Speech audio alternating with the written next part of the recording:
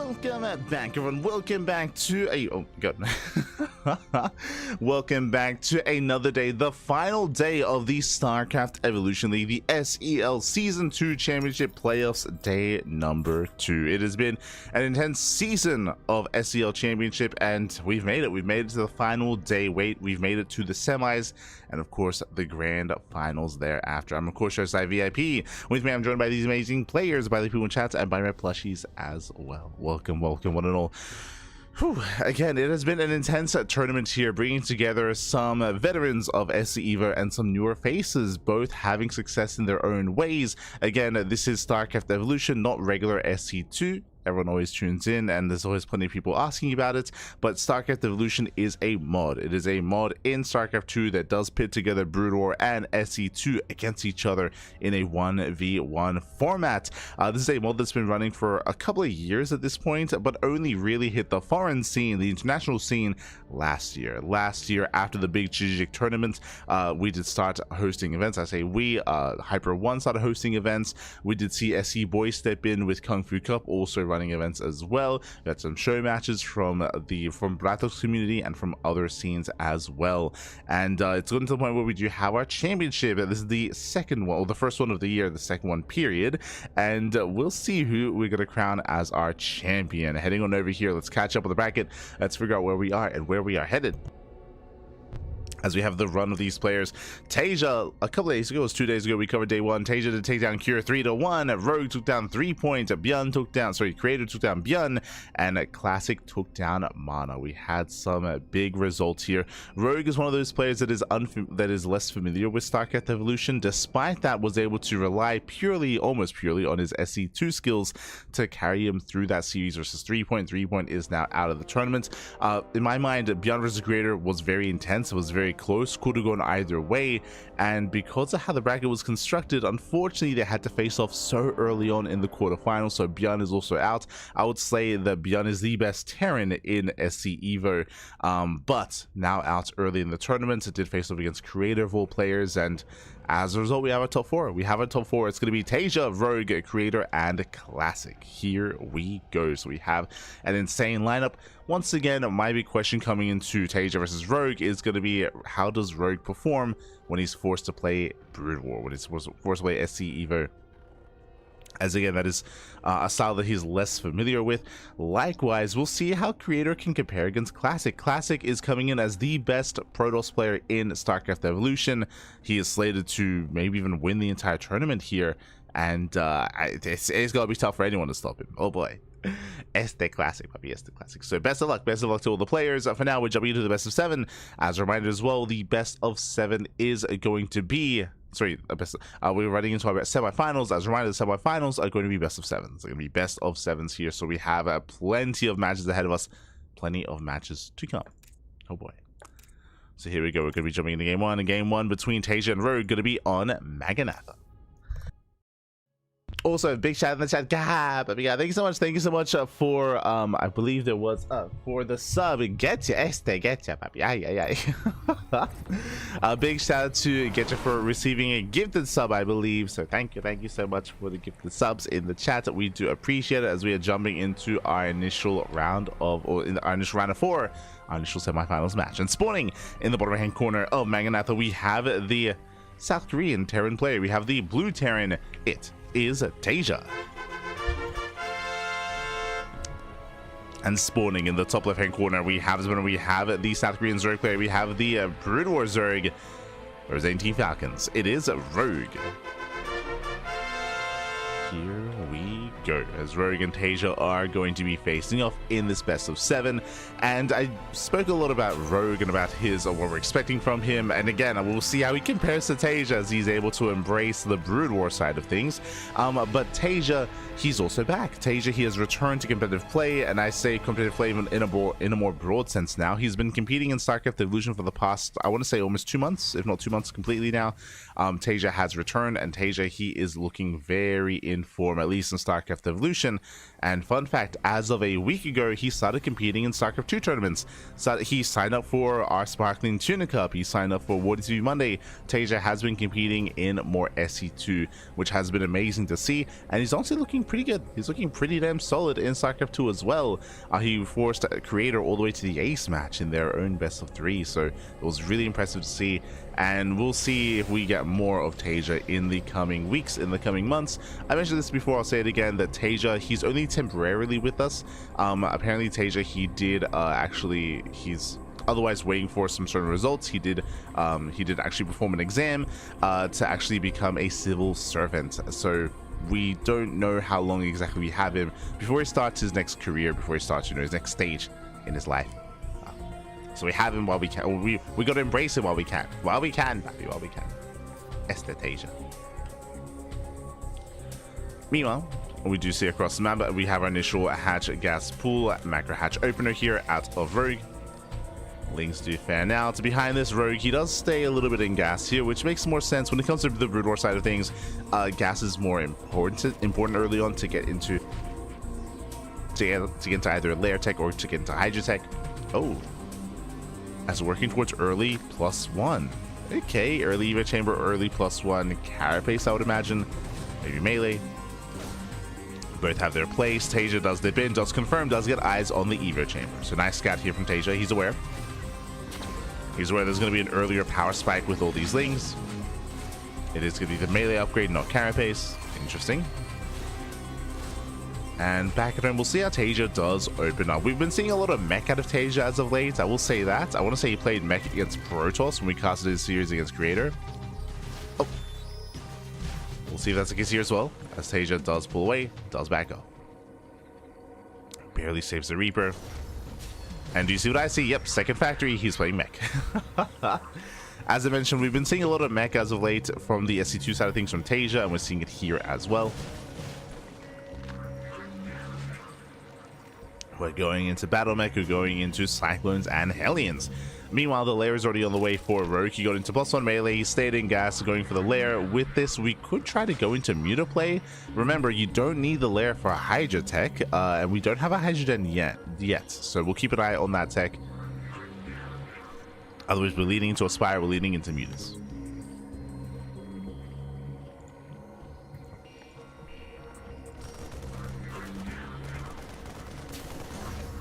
Oh, there it is. There's that Hydra. In the case we're taking into Hydras. From here, we can go into Lurkers.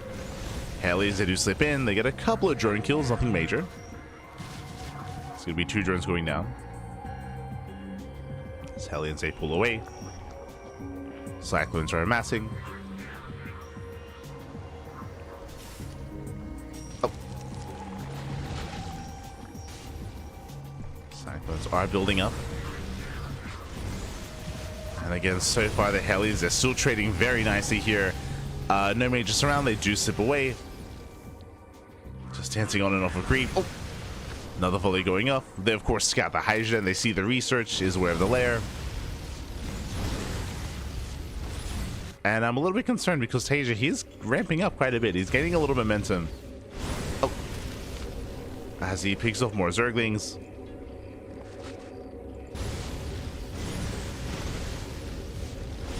On the way. Hydra production is going to be great and all, but again, once we hit with the Cyclones, Lings, they might even be able to catch him. Never mind. Lings, they do sit by. They attempt to cause a distraction. Hellies, they find one of the Hydras. He wants it. Ooh, straight. Lose one of his Hellions, but the Hydra does go down. He gets one. He's going to get another as well. Lings, they're racing back home. But there's only the one Cyclone. So TaeJa, he has to back off. He has to respect the Hydras. Do I look at the efficiency? Do I 20 Zerglings, 3 drones, and 3 Hydras for 3 Hellions. Oh, a solid trade here from TaeJa. Just bullying back Rogue. Again, the lack of queens early on means that there's less to really stand up to and zone away the Hellions. So that's why we've been seeing so many link kills. This is also, I would say, showing how inexperienced Rogue is. Typically, so how do you stop all the Hellion aggression that we saw early on? How do we stop these 23 links from going down? Well, typically, because there are no queens, sunken colonies. We had a sunken colony a little bit further back here, but again, it couldn't really protect the main entrance, couldn't really protect the production line either, the hatchery. So it is very common, especially from Brood War Zerg, to get a sunken colony here outside of their own natural, and here at their third base as well, to stop and to deflect and deter these Hellions. But that's something that Rogue hasn't done, and he's been paying the price for it. He's been losing a lot of lings, and now Hydras as well. I'll say the side defense is a lot more crucial for Brood War Zerg because of the lack of queens. I think that's kind of how you make up for that. As Overlord goes down, supply blocks Rogue for a moment. As Rogue, he commits across the map instead. He does slip out. TaeJa is racing back home. He does race back. Slanko and Zay do pull away. Oh, and every single Hydra's going to go down. Blue Flame kicks in as well. I got. Not like this, Pappy. Not like this. As that was half of Rogue's side just falling, and now here comes the other half, and now there's no stopping TaeJa. TaeJa, he can move, Pappy. We can just send it across the map. He's just gained too much efficiency over time. He's killed far too many Hydras. 25 Hydras going down. 0 Cyclones have fallen. Only 7 Hellions. Insane trades. And TaeJa, he's done it. He's done it. He will overwhelm. Takes care of all the Hydras. Takes care of all the Zerglings. The Cyclones, baby. GG gets called, and TaeJa takes game number 1. GG.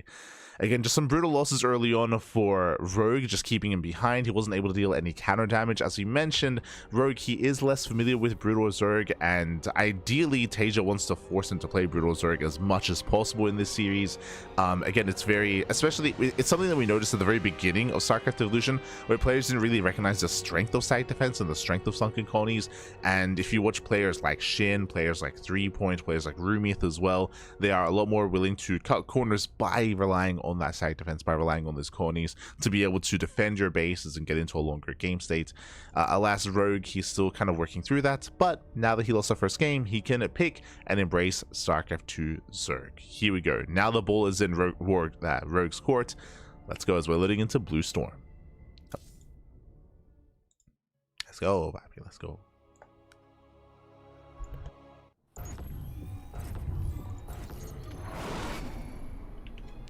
And spawning in the top right-hand corner of Blue Storm, we have the South Korean Terran player. We have the Brood War Terran leading the series 1-0. It is TaeJa. And spawning in the bottom left-hand corner, we have the red Zerg player, the South Korean Zerg, representing Team Falcons. It is Rogue. And finally, Rogue, he can get more comfortable. He is rocking the SE2 side of things, so StarCraft 2 Zerg out of Rogue. But welcome to Blue Storm. Blue Storm is a very unique map, very, very unique. Has a very short rush distance by ground, but we do see TaeJa skirt around the edge of the map instead. There is a very narrow entrance into the natural. You can see here, one hex, one pylon wide to go in and out of the natural. eBay block does come in. Cheeky move here out of TaeJa, and he will look to delay the hatchery of Rogue. Let's go. Does go for the eBay block. There's also a ramp coming down into the natural as well. This natural base is more exposed than normal bases here, and we could see TaeJa make use of that. We'll see. As TaeJa is throwing down extra Raxes, looks like he's going for a 3 Rax follow-up. Jesus. Setting up back at home.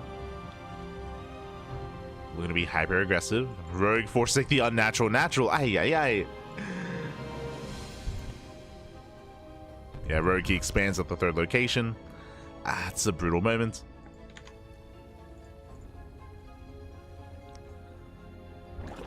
And that's going to mean the aggression here from TaeJa is going to hit that much harder.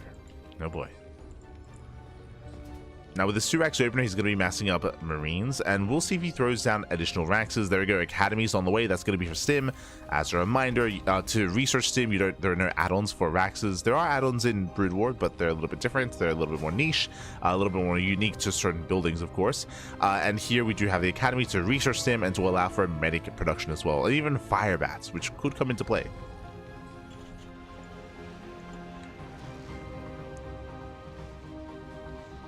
Fire bats, they hit different. Two hit different. That's where he does dip out. TaeJa passing up those Marines.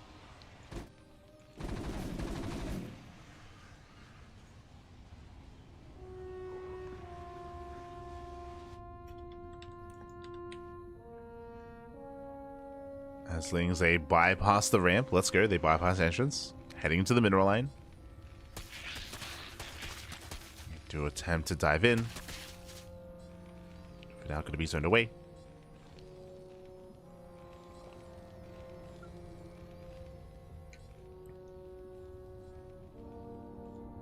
As TaeJa does zone away those Lings, we'll eventually catch them. And Rogue is actually investing quite heavily into this. We have 10 more Lings on the way. He does pull out of gas. Pulls out of gas. His droning is still very lackluster. And we have TaeJa going for a 2-rack stim move out. Okay, a couple of fire bats are on the way as well. And with the additional fire bats, I'll be honest, it's going to be a tough hold here for Rogue. We'll see how he can handle himself.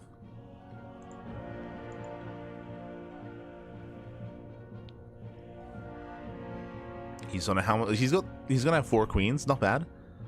But the queens are so far apart. Queens are rotated over towards the natural. So thankfully most of them will be there. Not all, as there's still 1 queen in the main.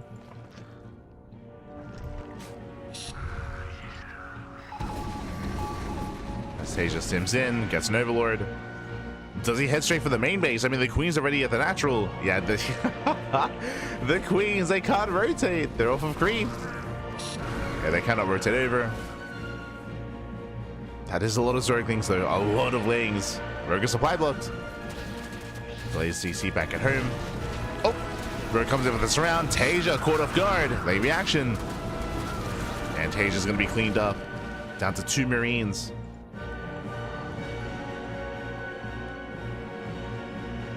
Only 2.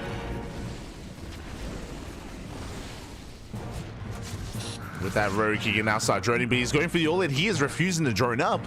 Yeah, no drones whatsoever. He's going for the Link Flood. Link Flood into fire bats, though. Does run into a wall. Oh, gonna get surrounded, but the fire. Jesus, the fire bats, they annihilate those Zerglings. Oh my god. The fire bats were crazy. They were literally one-shotting everything. Fire bats to shut down the Lings, and this all-in has failed. The all-in has failed. Rogue, he is far behind economically. Remember, he chose not to drone. He was going all-in, and now he realizes, oh, the fire bat's a pretty good unit. The Ling Flood is not going to work. Not like this. Rogue, he still has another wave of Lings on the way. He's droning up behind this. He is trying to macro out of this as well. But Rogue is far behind. Rogue, he's far behind at this point.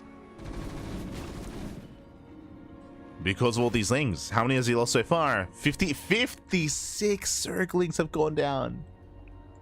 Oh, God. That's a lot of things, Pappy. Now we get the Baneliness. Now we're going for the attempted Bane Bust, I would imagine. But by then, TaeJa, he could just move out across the map. And he pulls the boys. Let's go. He does pull the boys. This is going to be ideal. Pulling the boys can be really brutal against Ling Bane, but there's no Banelings. It's only Ling Queen. So the boys did a great job here, just buffering for the army, tanking for the Marines. So TaeJa, he knows he's ahead, and he's just going for the kill. He's just going for the throat.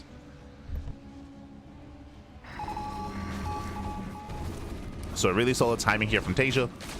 Breaks through all the tumors, gets on top of the hatchery. And the base will go down. The best that Rogue can know for is, yes, the base trade. Runs into more fire bats.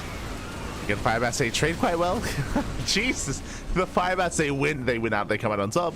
They win the fight. Banelings are morphing in. And can we split? Oh. Banelings, they shut down the SCVs. But there's not enough Banelings. Yeah, there's not enough Banelings here. SCVs go down, but the Marines, they survive. Nice target firing. There's 1 Baneling left. And 0 Banelings remaining. Fire bats, they get into the mineral line. We're diving on the queens, and TaeJa, he will overwhelm. GG gets called, and TaeJa, he will take a 2-0 lead. GG. GG, well played, TaeJa. He is up at 2-0. Very strong start here from TaeJa. And so far, both games showing once again some of the inexperience here from Rogue. I'm hoping he can tighten things up here going into game 3 and start somewhat of a comeback here. It's still a best of 7, so we still have more games ahead of us. But the pressure is on Rogue. Oh boy. As we're getting into our next game, Rogue, no surprises here. He is deciding to stick with StarCraft 2. So once again, he's sticking with StarCraft 2 Zerg. That should be Rogue's go-to to try to recover in this series. And I'm hoping that he does take a more macro approach this time. And I feel like we're slowly learning things here. So Rogue, he's like, okay, Link Flood's not going to work against Bio. Firebats just completely shut that down. We're going to be stopping any kind of Link Flood aggression early on. And we'll see how he adapts. We'll see if he even plays Roaches. True, I can see that working. We'll see. Spawning in the top left-hand corner of Pylon, we have the South Korean Zerg player. Terran player. We have the Brood War Terran leading the series 2-0. It is TaeJa. And spawning in the bottom right-hand corner, we have the StarCraft 2 Zerg player. We have the Red Zerg for Team Falcons. It is Rogue. So just TaeJa speedrunning. I mean, that's also, remember, Rogue, he went for a Ling all-in, like he went for a Ling Flood. It's also on Rogue here when it comes to his aggression failing and his attempted all-in failing. Then TaeJa reacted with his own counter all-in, of course. But yeah, Rogue getting punished. He's been getting punished here. We do see once again TaeJa opening up 2 racks. We saw something similar last game. So 2 racks open out of TaeJa. No eBay block this time, thankfully. We'll see how TaeJa brings this all together. With this, we're leading towards another sim timing out of our Terran. Rogue going hatch gas pool, standard opener out of Rogue, and finally able to take his natural base on location.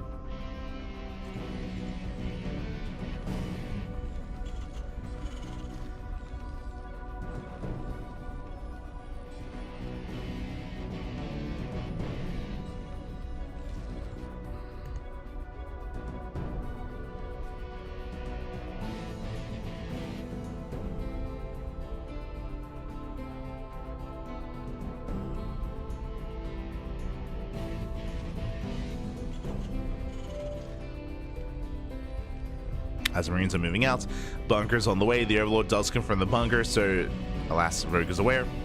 Does pull the boys. Boys are being pulled to deter this. Queens are still on the way, so TaeJa, oh no, it barely saves the SCV. Does save it, but the SCV is so low. Yeah, TaeJa, he has to back off. Does retreat, it does back off, and Rogue defense. Rogue, he has defended. Behind this, there's the Academy, so once again working towards Stim. Once again working towards that follow-up. We can build up the Marines, we can get into Firebats, get into Medics once again. Rogue, we have seen so specifically against this build, we have seen a lot of Roach play be quite successful against this, getting into early Roaches, or safety Roach production with Queen support to be able to get into a longer game state. I do recommend checking out either Shin or 3-Point in terms of how to react to this sort of play. And there we go, we do have a very early Roach Warren out of Rogue. So he's going for a Roach defense. It is going to be a bit of an earlier Roach Warren, bearing in mind that it's so important and crucial that we drone up, that we get a third base, so we have the production, the economy to sustain this Roach production. We get there.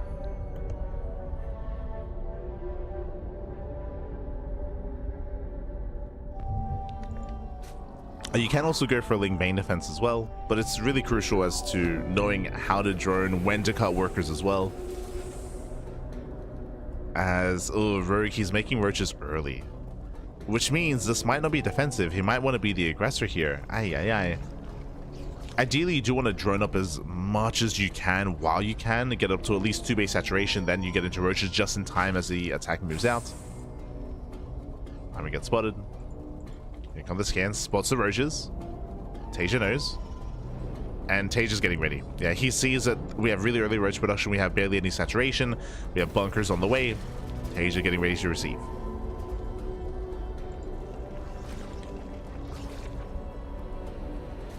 So coming into this, TaeJa is in a better position. Rogue is now trying to redrone. Trying to catch back up.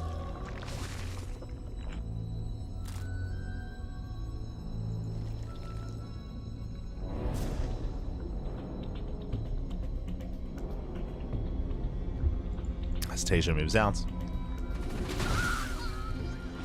Roach Ravager's in position. Gets a medic. Gets a marine. Zones back TaeJa.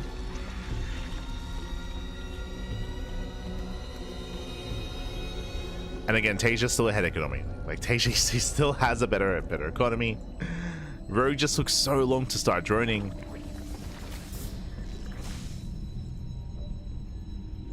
So he's still trying to drone up. Thankfully, TaeJa can't really threaten Rogue. Like, TaeJa's posturing for sure.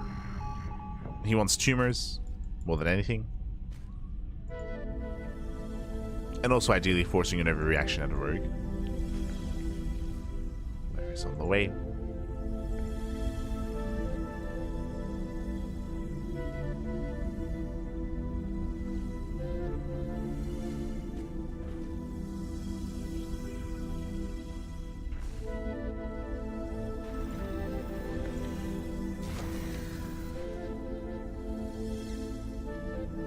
Getting to his lair, getting to delayed +1. I say delayed just because the Eva Chamber was really early for Rogue.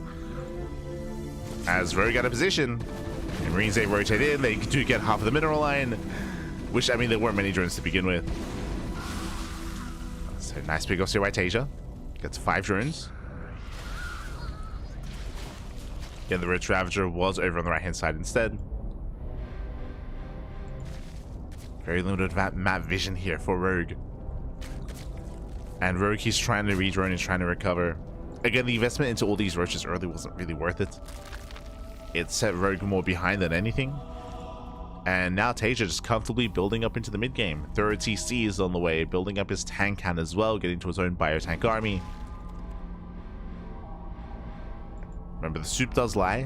Rogue's army supply is inflated due to the fact that it's roaches. It's very roach heavy, very supply inefficient. But what I can see working here is that Rogue, he could cut saturation and get a 4th base just for larva, work on 1-1, maybe hit, I think the upgrades are a little bit lopsided to go for a 2-2 timing, but maybe just go for 1-1 and just max out and just go for a Roach Ravager all in. Like, there are opportunities for this. So Rogue, he can pull that off. But now he's still joining up his 3rd. Yeah, he's still got a ways to go.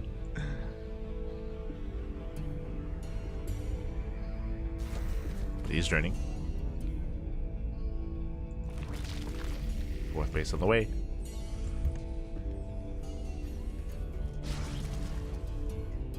The other unfortunate thing here, as opposed to, say, when Shin plays Roach, is that there's no setup for Hive. Shin, he's often using Roaches as a stepping stone to get to Hive Tech, whether it's Hive Tech into Lurkers or Hive Tech into Ultras.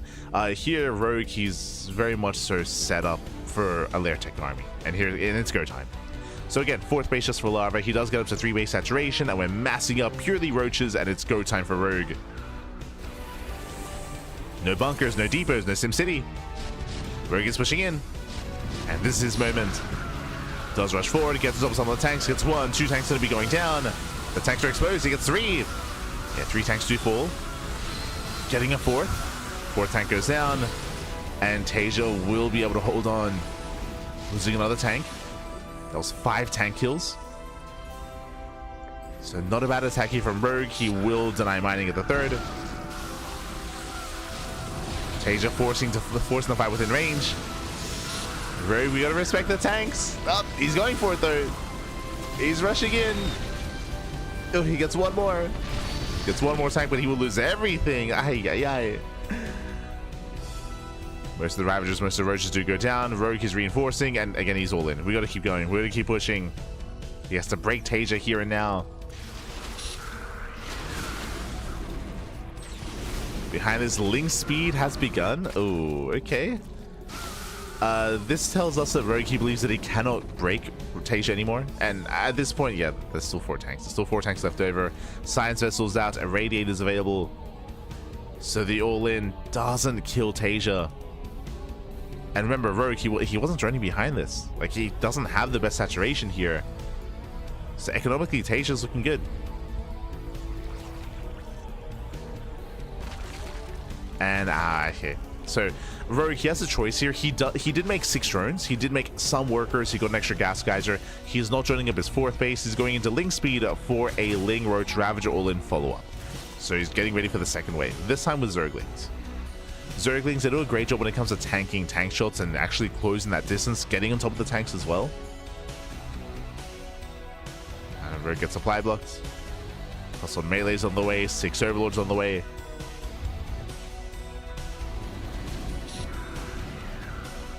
Rogue desperately trying to just break TaeJa.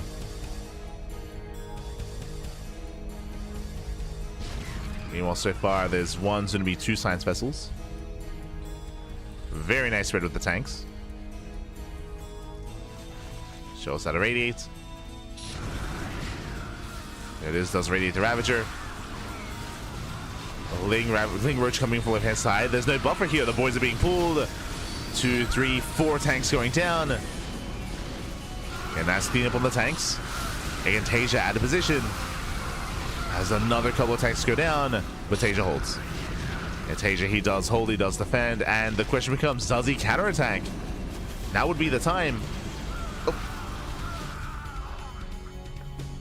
Not enough Marines. Once again, not enough tanks. But he does hold. He does hold. He does hold here. Did cost him a lot of tanks though. Again, TaeJa, he had no defensive setup here for his tanks.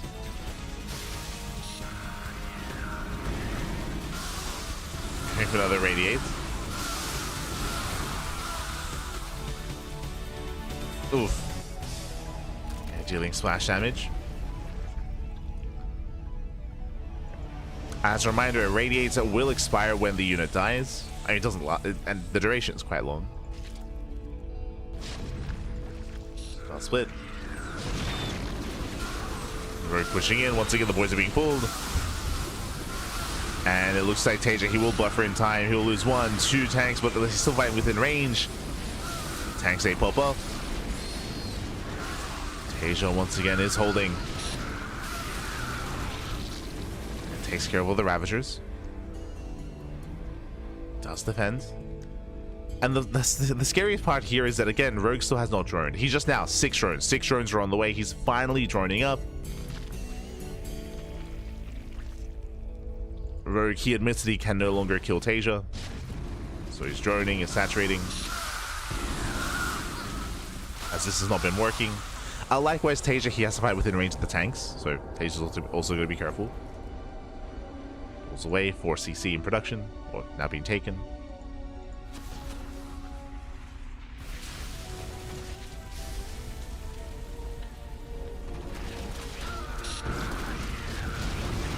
Oh, as a Rogue, he's once again trying to get on top of those tanks. He gets 2. I believe at least, yeah, there we go. He does get 2. But again, it's a costly trade here as he's still pushing into tank range. This is not it, Pappy. This is not it. Doesn't get the 3rd tank. Throws away the army. Respect the tanks, Pappy. Respect them. As Rogue just keeps aping into the tank line. And earlier on, you know, he was having some trades at least, you know, getting 5 tanks, for example. But not anymore.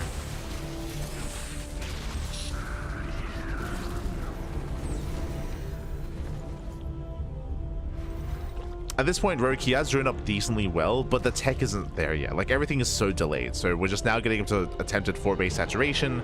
Now we're taking up into a Baneliness, into an Infestation Pit. Rogue needs time. TaeJa kites back. Kites back, he bleeds out a lot of Marines. Nice defense matrix. Oof. Tank still goes down. Still does fall. Going for another matrix. Trying to buy some time. As Rogue, he gets 10 SCV kills, he denies mining. But once again, he's pushing further into the tank line, and he's gonna lose the army.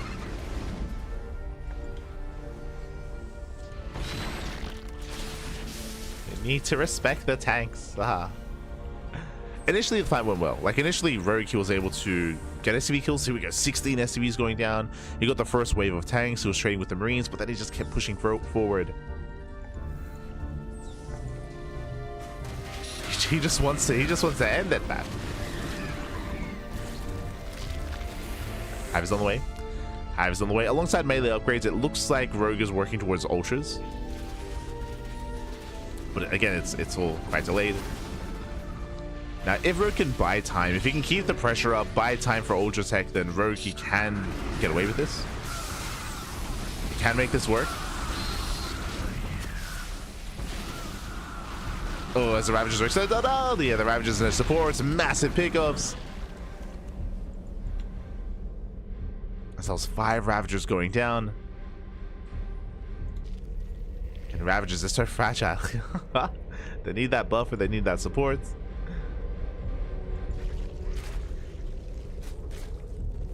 Hive is done. Show us what you got.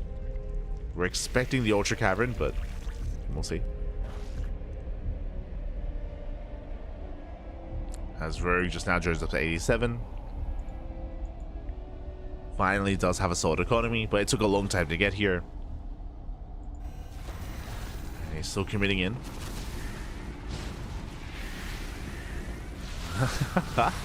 Nice, it radiates. It radiates a blanket of Jesus. Oh my god! They blanket the Ravagers. Ugh. And Rogue gets punished. He plummets in supply. We have a couple of Vipers on the way that will help somewhat. Remember, there's no anti-air here. There's no anti-air to deal with the science vessels outside of Ravager piles.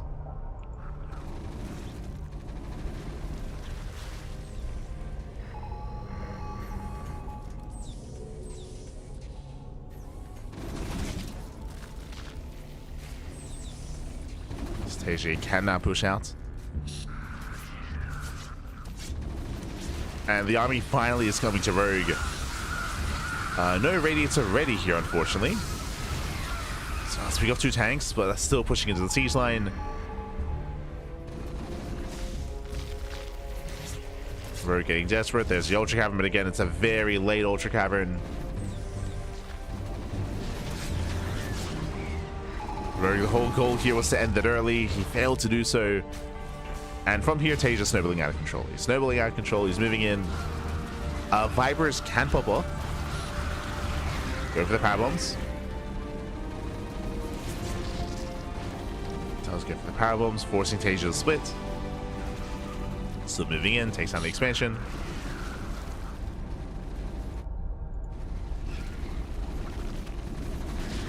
Oh.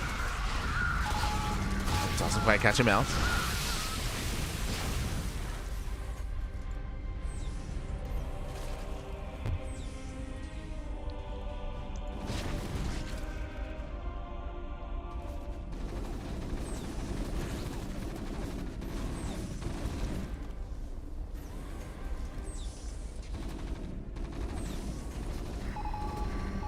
From here, TaeJa rotates. He just took down the 4th base, now rotating over towards the 3rd. At the same time, Rogue does go for the run by. Nicely done. I mean, this is getting damage done here. The defense matrix, let's go. Just tanks the vials. The vials, they do nothing. Ultras, they have arrived. They have no upgrades. They got +2 carapace. Lightning Clouds are doing well. But down go the Ultras. And TaeJa can just stim in. He can just stim in at this point. Lings are being dealt with reinforcements. Lings are going down. TaeJa breaks through, gets into the middle line. GG gets called, and TaeJa, he will take a 3-0 lead in the series. GG. Ooh, GG, well played. Once again, we're kind of seeing Rogue kind of figure out like what works and what doesn't in StarCraft Evolution. We were discussing the mass Ling Flood and Ling All-In that we saw in Game 2, which did fall on his face against Firebats. Here, likewise, going for this Roach All-In. Winding it back is, as a reminder, we did see the Roach one was thrown down too early. It did seem like Rogue was maybe expecting aggression out of TaeJa when that wasn't really the case. TaeJa was building up towards that sim timing. Rogue, he got the Roach Warren early, so he cut workers early. He fell behind early, so it was a really rocky start for Rogue. Then he turned that into an all-in, which I would say that initially his trades weren't too poor because he was able to pick off a lot of tanks when he was fighting. He was even able to catch TaeJa out of position a couple of times because TaeJa was too heavily involved on one side instead of the other. But he was being overly aggressive and overextending, pushing too far in. and losing far too much to the line of tanks, to the backup, to the second line of tanks, for example. He would just bleed out too many roaches, too many lings. Didn't feel like he was respecting the tanks enough, unfortunately, and he just fell behind because of his lack of drones. He was cutting workers early. He was staying on a low drone count for the majority of that game. He droned up towards the end, but by then it was too late. TaeJa gained too much momentum. GG. GG, well played. With that, we're getting into game number 4. And we'll see if Rogue can begin the comeback, because he's down 3-0. It's a best of 7, one more loss, and the series will be over. I'm hoping for a longer series, hoping for a back and forth. Let's go. Let us go. As spawning in the top right-hand corner of Holy World, we have the StarCraft 2 Zerg player. We have the purple Zerg representing Team Falcons. It is Rogue. Pressure is on, and spawning in the bottom hand corner, we have his opponent. We have the Brood War Terran player. We have the red Terran. It is TaeJa. Here we go. And so far, both games that we've seen from TaeJa, we have been going for these stim timings. We're going for, of course, the 2 racks openers into the academy. And looks like we're doing the same thing here with our 2 racks. The first one is on the way. We should be soon seeing the second. Now, welcome one to Holy World. Holy World is one of the larger maps of the map pool. I'm glad we finally get into some of these 4-player spawn maps, whether it's Holy World, whether it's Vermeer, whether it is Monty Hall. Sorry, not Monty Hall. The other one. Troy, that's it. But we are getting some of these larger maps, and with this, there's going to be a bit of a different factor coming in. First things first, 4-player spawn map. You can spawn in bottom left, bottom right, top right, or top left as well. TaeJa, he knows that Rogue is either top left or top right. Rogue knows that TaeJa is either top left or bottom left. So again, both players know that bottom right is empty, that there is no player spawning in. What I should emphasize quickly here is that in StarCraft Evolution, on 4-player spawn maps, one of the spawn locations is removed from the player's vision. As in, you can see here the ping, top left and top right. So one of the bases is that there is no ping, to let them know that there is no player in that location, to remove one of the possible spawn locations. It's a way to kind of remove a little bit of the RNG, to give you a better chance to scout. Meanwhile, Rogue going hatch, pull, hatch, opening up gasless. Interesting. Greedy opener out of Rogue. So a greedier start. With this should be for a roach base opener in towards Ultra Tech. Technically, this could be roaches into lurkers. True, both are viable, but we are playing gasless. This is a very common build on maps like this. When you have a very secure third base, you can get away with this greed, you can get away with cutting corners. When I say that, basically with this style, the goal should be for Rogue to wall up the natural, to throw down your Eva chamber, your Roach Warren, to wall up the natural base. And if you're able to do so, you have pocket bases, so you don't have to concern yourself with Hellion run-bys, with Hellion counterattacks, with aggression of that nature. Of course, there are no Hellions here, but like in the similar vein, no like Vulture run-bys or Vulture counterattacks or anything like that. There's only going to be one kind of road or one entrance into all your bases, so Rogue is being greedy. With this, link speed should be skipped, so we skip link speed and then we can spend gas straight into roaches. Meanwhile, we do see TaeJa going for his own quick committed build. We have +1 attack on the way, early academy. We have our 3-rack setup into early stim. There's that Roach Horn on the way, as we did mention. We can see that we're not really setting up any Sim City, but I should also emphasize that the Sim City is typically in regards to Hellion aggression, and that's a non-factor here. TaeJa does move out. Both players have scattered each other, of course. And TaeJa's moving in. Those accuracies are neutral disruption webs. The webs are neutral. Marines move in. There is a spine crawler ready, a couple of queens. And with that, Rogue defends. He does defend, and he is free to drone up even harder from here. He's making a couple of safety roaches, but this time it should just be safety roaches, and then we should just be hammering down that drone key.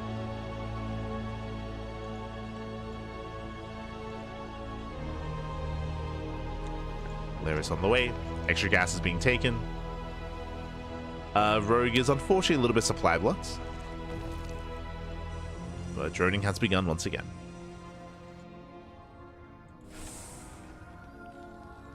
Back at home, TaeJa getting into his own bio tank. Oh, Trap, forgot about this, but there is a way in. The Overlord thankfully does scout, does confirm, but there is a way to slip into the bases. I believe that's only for the SCV initially. Yeah, just for the SCV. I hope that TaeJa was aware of that. That basically the gap here is only enough for a worker to slip by, not for a unit. So you can't go for like a Ling Flood, or you can't move in with Marines. Only for workers, and the SCV does get a full scout. Does confirm saturation.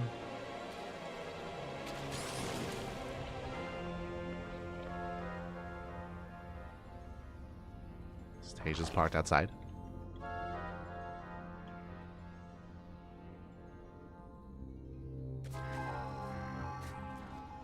Here's the scan. Revealing the tech. Rogue, he hasn't actually droned up that. There we go. I was gonna say he hasn't really droned up much, but now he's going back into droning. And the game is slowing down.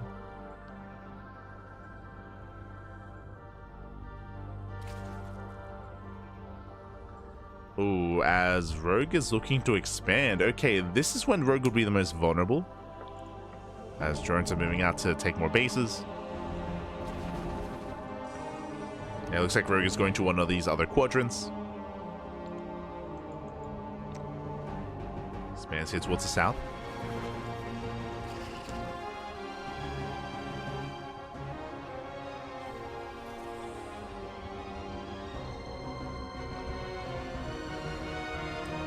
And from here we should soon be saying, oh, we're not going for the infestation, but we're going for the Nidus Swarm. Okay. Does scan, and TaeJa, does he spot? He does confirm the Nidus. He does see it. He's aware. That was an unfortunate scan for Rogue. But TaeJa, he should now be relying on vision, yet checking all of his fringe locations, checking his pocket bases. But Ravager, there's not that much of it. TaeJa can chase. He can and he will. He punishes the roaches. There's a lot of roaches going down. Nidus over the wall. TaeJa's ready. TaeJa in position.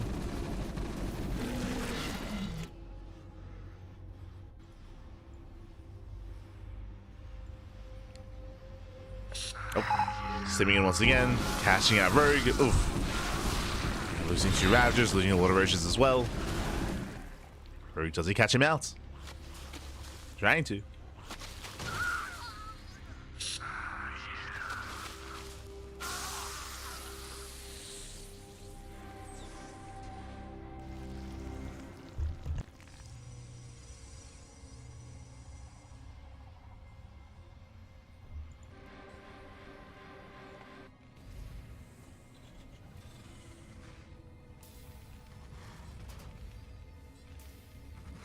From here we're backing off, pulling away. Rogue, he is just now saturating, and there's still no further signs of tech here. I assumed that it was just going to be Rogue opening up Roach and then going Roach in towards Ultras, in towards Hive Tech, but no, it's going to be Roach into Ling Bane Roach Ravager, which is a solid mid-game composition. But there it is. There's the infestation bit. Here comes the Hive. Rogue, he's getting there.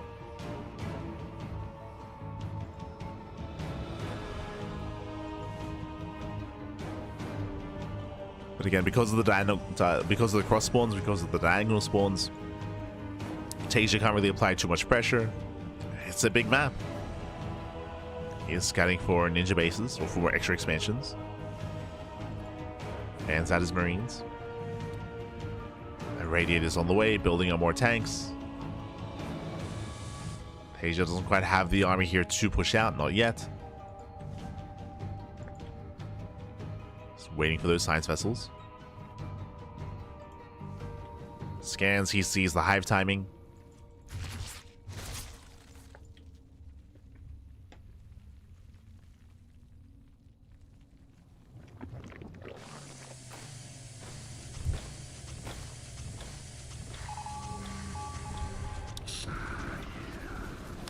Does sim in. Here comes the move out. How many vessels do we have? 0? Oh, okay. Bold move. TaeJa is moving out. He is wedging himself in between the 4th base and the natural.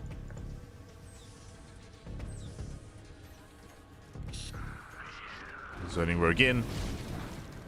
Ling's speed is not yet done. Yeah, still a couple of seconds away. TaeJa, he can take the fight. Ling's the collapse of the Marines. Tank Boy's going up first. Vessel has arrived. But not enough fire. Yeah, not enough fire here. Ling's, they're getting on top of the Marines. They're getting on top of the tanks. And Rogue, he will take this fight. Does take it. Again, TaeJa fighting without vessels, without his irradiates ready. TaeJa, he was premature. And Rogue, he takes a big fight. I'll say the best fight that he's could have hoped for this entire series. The best fight that we've seen. It's entire best of 7. Cleans up TaeJa. TaeJa, he loses a lot of momentum.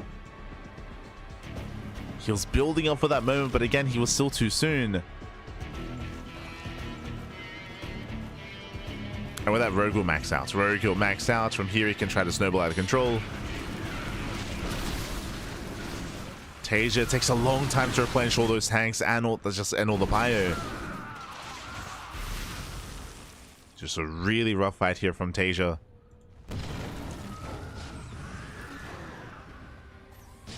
And now Rogue, now he can move out. Now the problem here is that TaeJa, because of the way the map works, TaeJa, he's on 4 bases, and it's very difficult to break into this 4-base setup. Very, very difficult with a ground-based army. So on the one hand, Rogue has momentum, Rogue is maxed out, but Rogue, there's only one entrance, essentially. There's only one entrance into these bases outside of Nidus play or drop play. That's why he's been attempting to do it for the Nidus Worms, but so far the Nidus Worms have not been successful. So again, because of the map, despite the massive lead that Rogue has, he can't really leverage it.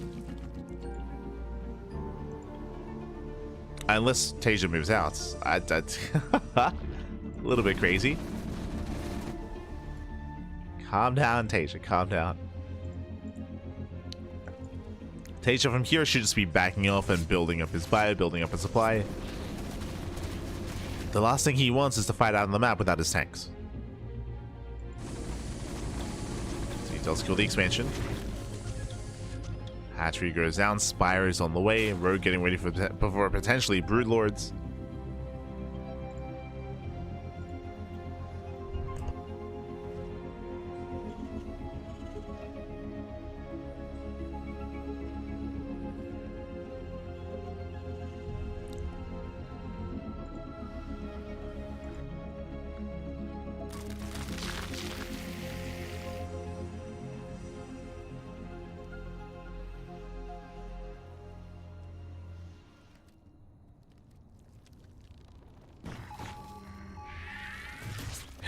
Science vessels, they're hunting down the key units. They kill 1 Viper.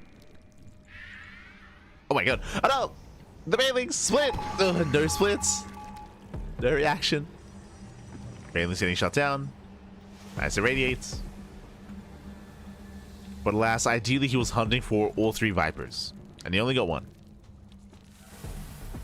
Only found 1. TaeJa once again being active on the map, playing with fire.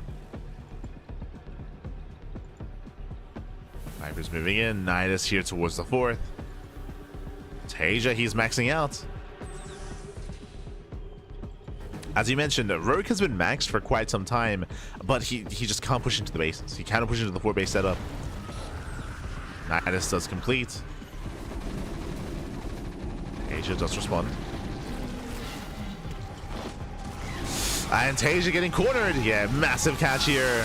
TaeJa completely out of position. He got baited. Massive connections. Basically, they break through the Marines. Tank count gets reset. And TaeJa, he plummets in supply once again.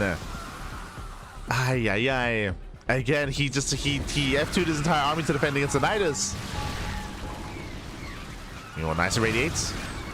Second half of the army moving in. We get a decent spread. TaeJa spreads well against the Banelings. Collapse on top of the Roaches.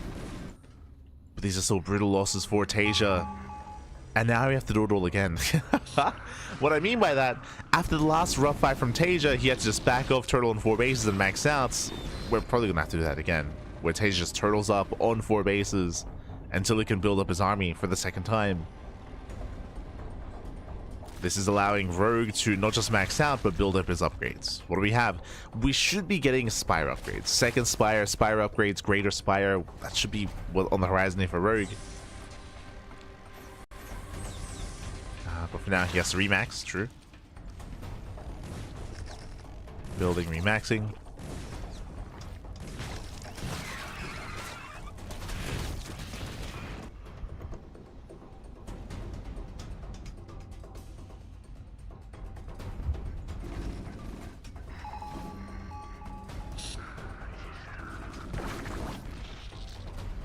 So he's had two very good fights so far this game, but has not been able to capitalize. He may be able to here though. I don't know if I'm too fond of TaeJa being this far out in the open. His tanks are looking very exposed. Very vulnerable to a surround just because of how open the center of the map is. Sure, there are some disruption webs, but that's still going to be less applicable to a melee-based army.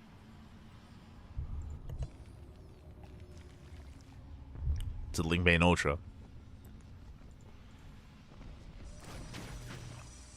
Oh, yeah, one vessel goes down. Corruptors have hit the field. TaeJa tended to expand, but Lings are here to deny the space. TaeJa cannot get a fifth. At least not here. Floating over to the other side. Will make it a little bit easier to defend. And yeah, we can see TaeJa, he is about to max out. He's incorporating a more mech-based composition. He's got Vulture supports. He has Spider Mines that will help against the Lingbane, against the Ultras as well.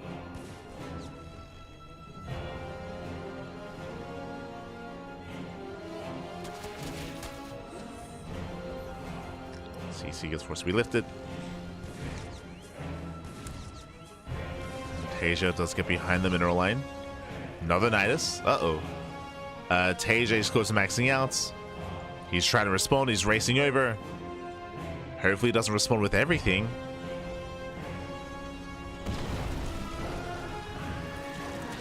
And Lings, they do trickle out.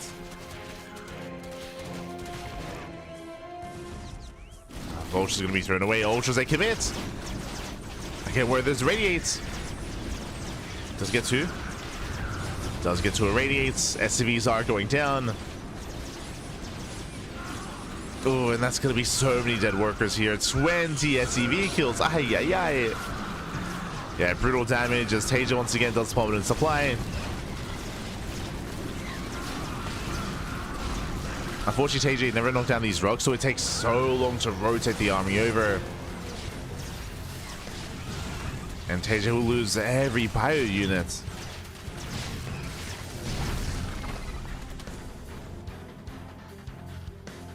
And TaeJa just being pulled apart, just being torn apart here. Bait. Alien's going for the CC. And now with Pure Ling, you can clean up these tanks. Oh, the bio army's still up and running. Okay, TaeJa gets here in time. Does get back in time, does defend. And meanwhile, the Nidus Swarms are still up and running. More CV kills. Ultra's pushing forward.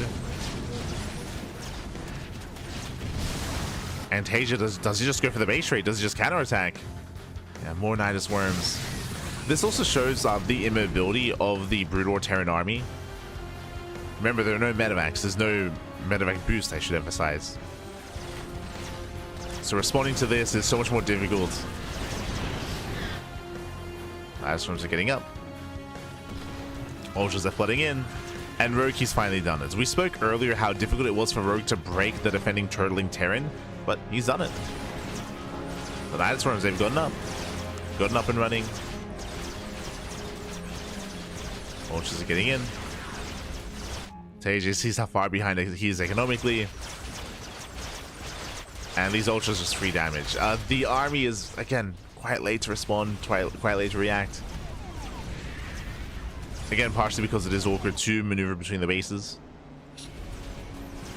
And TaeJa is just counterattacking. He has to do something. As it's 42 SCV kills. TaeJa, he will kill a base. Meanwhile, we have reinforcements coming in. Tanks are exposed, getting 1, 2 tanks.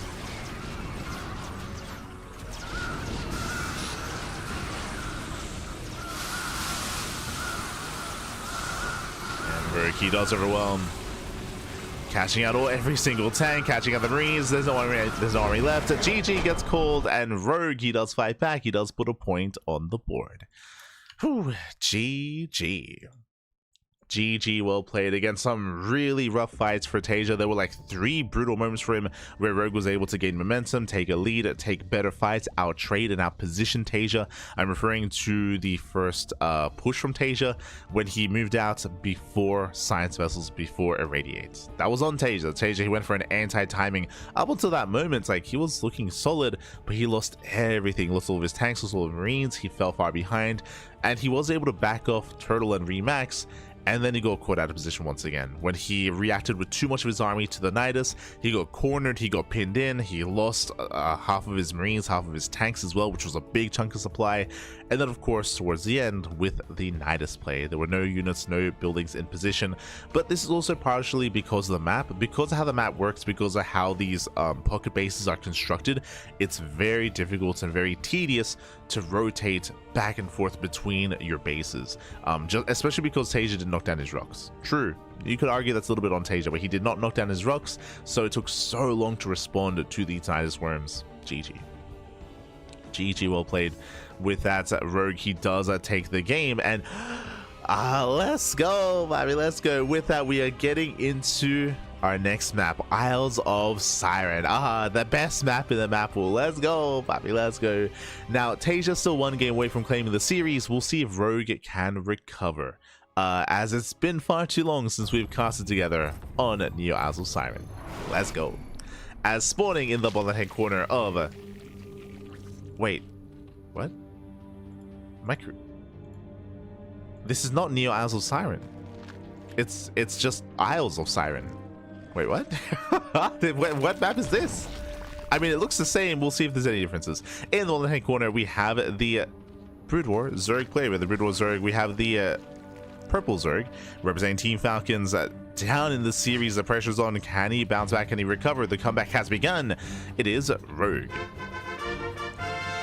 And spawning in the top left-hand corner, we have the red Terran player. We have the SE2 Terran. Lead the series 3-1. It is TaeJa. Oh, it's the old Isles of Siren. True, true.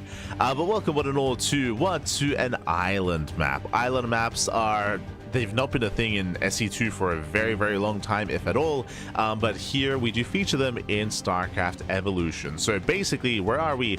We have our main base, we have the natural expansion, we have the 3rd base, we have the 4th base.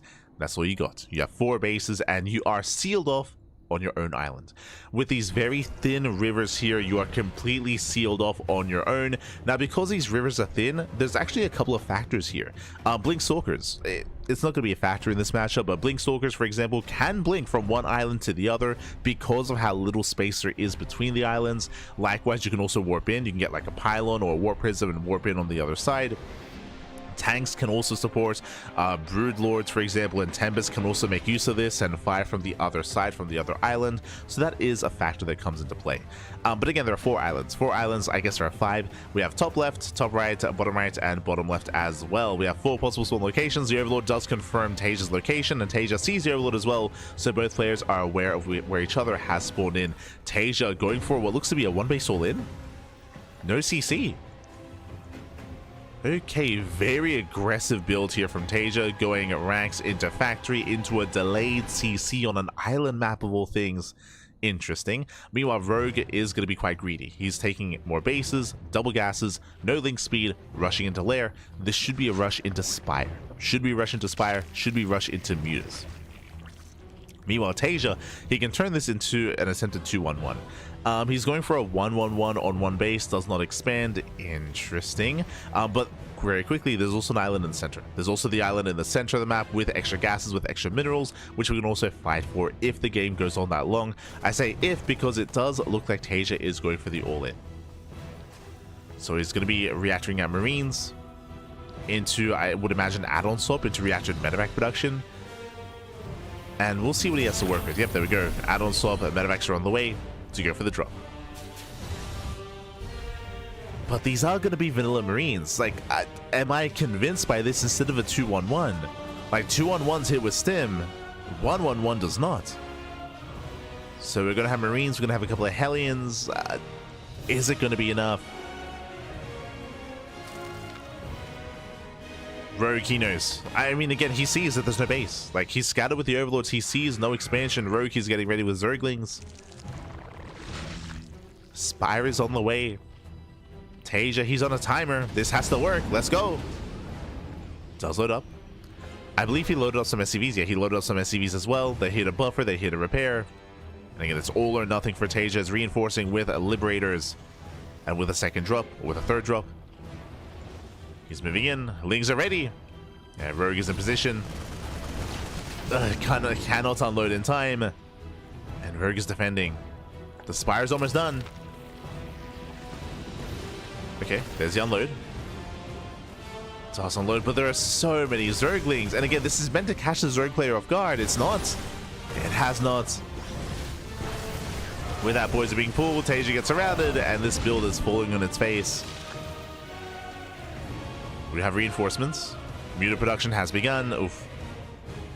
Mutas are on the way. Rogue, he should be able to shut this down, and he is. Again, Rogue, because of the scout, he responds, he reacts. Now there's a Liberator. How many Marines are there? 8. Jesus. 8 Marines against 8 Mutas. The Mutas, they can just fight head on. And there is medevac support, which may help. Are the medevacs going to be enough? Nah, they're not. Every Marine's going to go down. With that, Rogue, he will be able to continue his comeback here. He cleans up the entire army. GG gets called. The one base all in fails. And Rogue does put a point on the board. GG. GG, well played. Rogue, the comeback continues to momentum still in favor of our Zerg player. Again, winding it back, this build that TaeJa went for is heavily reliant on your opponent not scouting you. Unfortunately for TaeJa, Rogue, his Overlord went straight for his natural, went straight for his island, and Rogue, he saw there was no base. He saw there was no expansion, so Rogue knew to make purely Zerglings. He knew to just respond with very early link production to make sure he didn't die. Otherwise, if he didn't scout, if he didn't know what was going on, then he would have been droning. He would have been droning, the drop would have arrived, the one base all in would have hit, and there would have been nothing to defend except for drones. So I can see this build working, but not if it gets scouted. And alas, Rogue did scout. With that, we're getting into our next game. We're getting into game number 6, and we'll see if TaeJa can recover here as we're getting into our next game. Ooh, we're going to be loading into Sylphid. Okay. We're going to be loading into a 3-player spawn map. Let's go. As spawning in the bottom right-hand corner of Sylphid, we have the South Korean Terran player. We have the Blue Terran leading the series 3-2. Still one game away from claiming the series. It is TaeJa. And spawning in the top side, we have his opponent. We have the Brood War Zerg player. We have the Red Zerg for Team Falcons. It is Rogue. Go.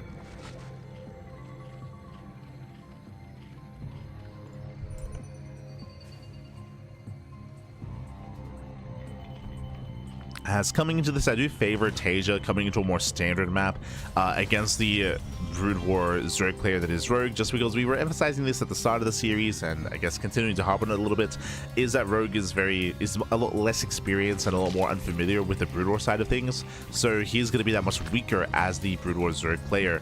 But we'll see how TaeJa's approach this. I would hope that he doesn't go for an all-in. I mean, aggression can work quite well, but at the same time, like, TaeJa also have some confidence getting into the mid game, getting into a more back and forth here against Rogue. We'll see if he does. We shall see.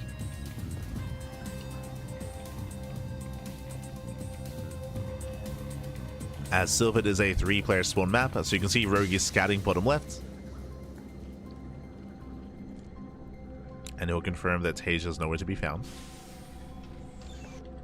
TaeJa is going for a Rax Expand, a standard opener out of our Terran. As he goes to the SCV Scouts. Once again, looking for Rogue.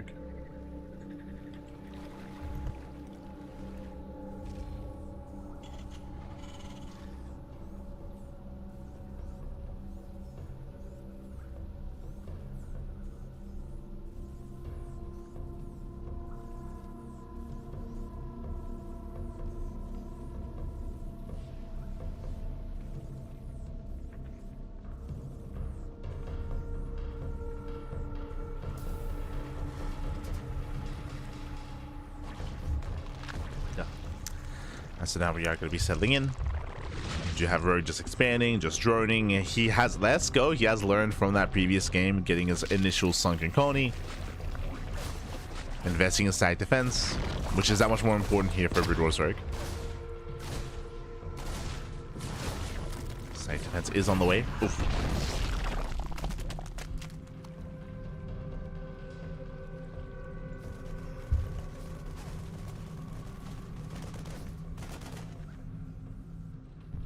As Rogue keeps rushing into the lair.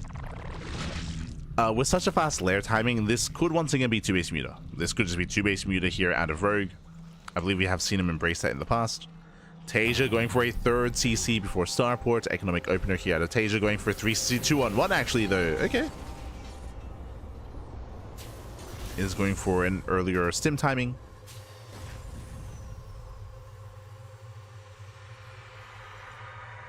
Should be massing up those Marines.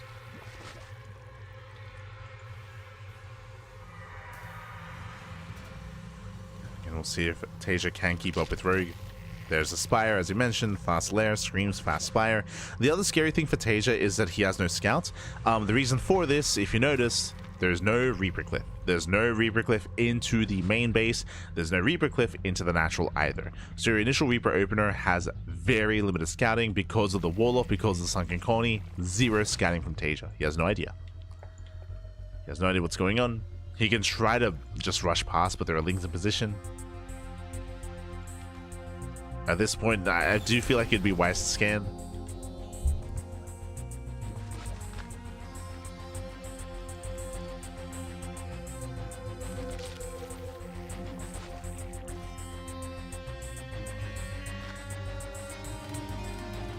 And there it is. Does scan. Does scan the main. Does get eyes on the Spire. Now he knows. Whew. Thankfully he does scan. So with that, TaeJa can throw down some turrets. He can get his side defense ready. eBay has begun. And now he's aware that mutas are coming. He's aware. 6 mutas on the way. eBay just not finishing. We need those turrets.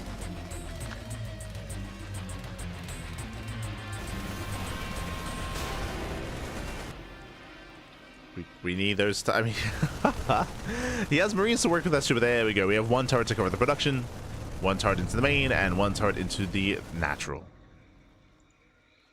These mutas are moving out. We have we have a Ling distraction as well. Lings, they poke in, they distract the Marines, and mutas, they hit the main. Hit the main base, getting an SEV.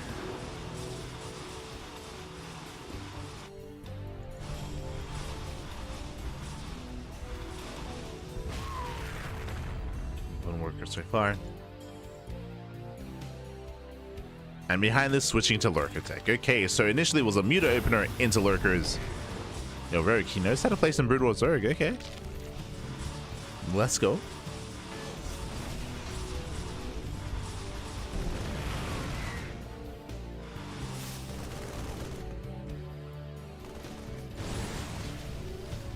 He is aware. Heli Ramai gets 4 drone kills, not bad. So Hellion does fine damage. At the same time, these mutas, they haven't really done much, but they have contained TaeJa, right? TaeJa, he's contained, he's stuck on 2 bases, trying to keep up, trying to defend. TaeJa, despite opening up 3rd CC, he has no 3rd base. He hasn't landed it, I should say.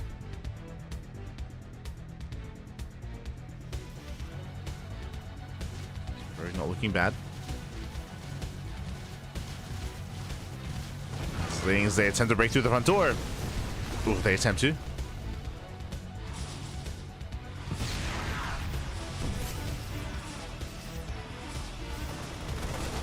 TaeJa trying to keep up. And on the one hand, TaeJa, he will have a bit of a power spike when he pushes, but alas, he has no answer to the Lurkers. Lurkers are going to be a big problem here for TaeJa.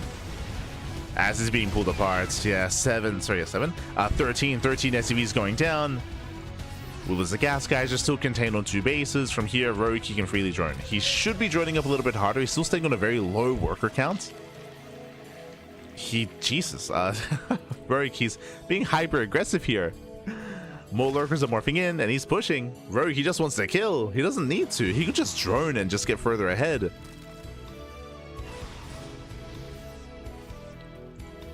Meanwhile, TaeJa moving out with his triple drop. And we're going for a pseudo base trade here, as TaeJa will kill one of the bases, but at the same time, Rogue, I don't think he cares. He's moving in. Oh, he does care. Yeah, he does care. He turns everything back around. Rogue, he's racing back home. He doesn't commit. So I'll leave behind the lurkers.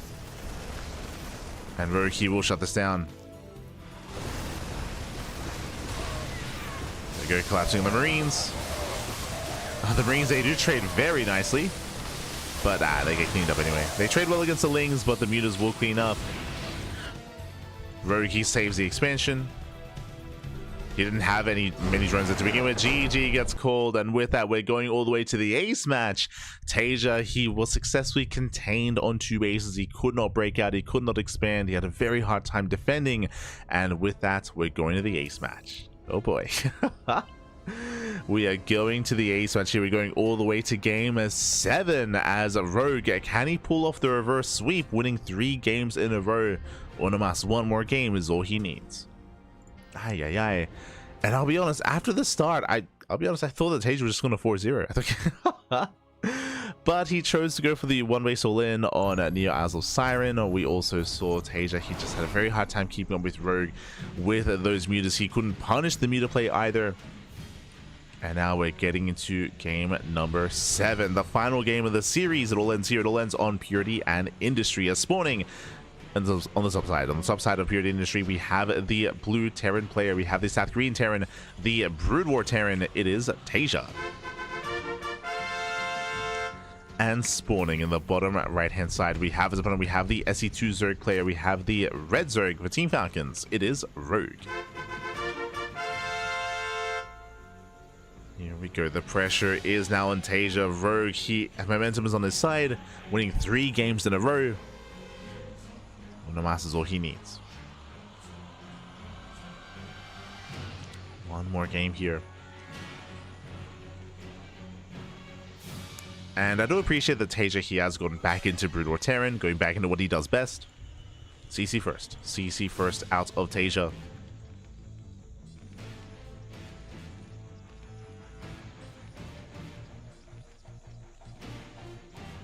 Again, when it comes to the power spikes for Rogue, like they take a lot longer to get into. I'm referring to Lurker Tech, for example.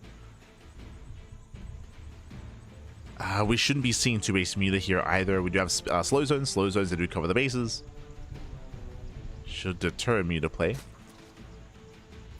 But we'll see. As we have a standard opener.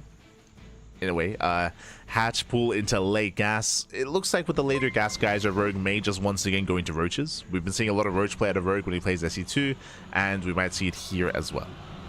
Meanwhile, a big shout out to Holy Lime 23. Papi God. Thank you so much. Thank you so much for the Twitch Prime. Thank you so much for subscribing for 31 months. That's a lot of months, Papi. That's a lot of months. Thank you so much for the support. We appreciate it. Always, Papi. Always. We do appreciate it. As TaeJa is going for his 3 racks. We have 2 racks on the way, eBay for +1 into the Academy, into a 3rd racks, into a strong stim timing. Meanwhile, Rogue once again is getting into roach play. Fun fact, I do actually think that Rogue, he's a little bit weaker in this kind of game state just because he's trying to react to his opponent instead of being the one being the one who has momentum, who is the aggressor. Isn't really applicable here to Rogue. Applicable even.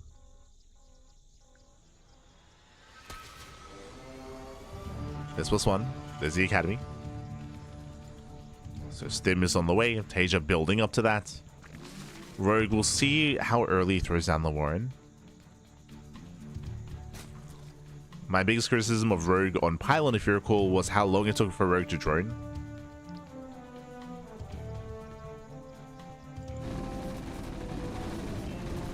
It took him a long time to drone up, so he fell behind.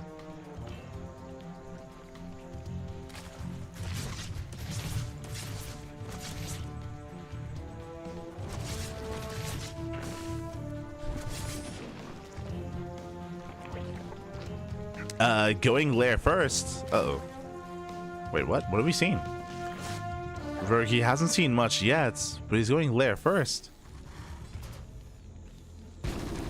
Then goes down. Now going into roaches. He's joining up a little bit better than last time, thankfully. Yeah, it's a later roach warren, lair first. So from here we drone. We drone up as much as we can on 2 bases. We get our 3rd base up. And roaches should be coming out in time.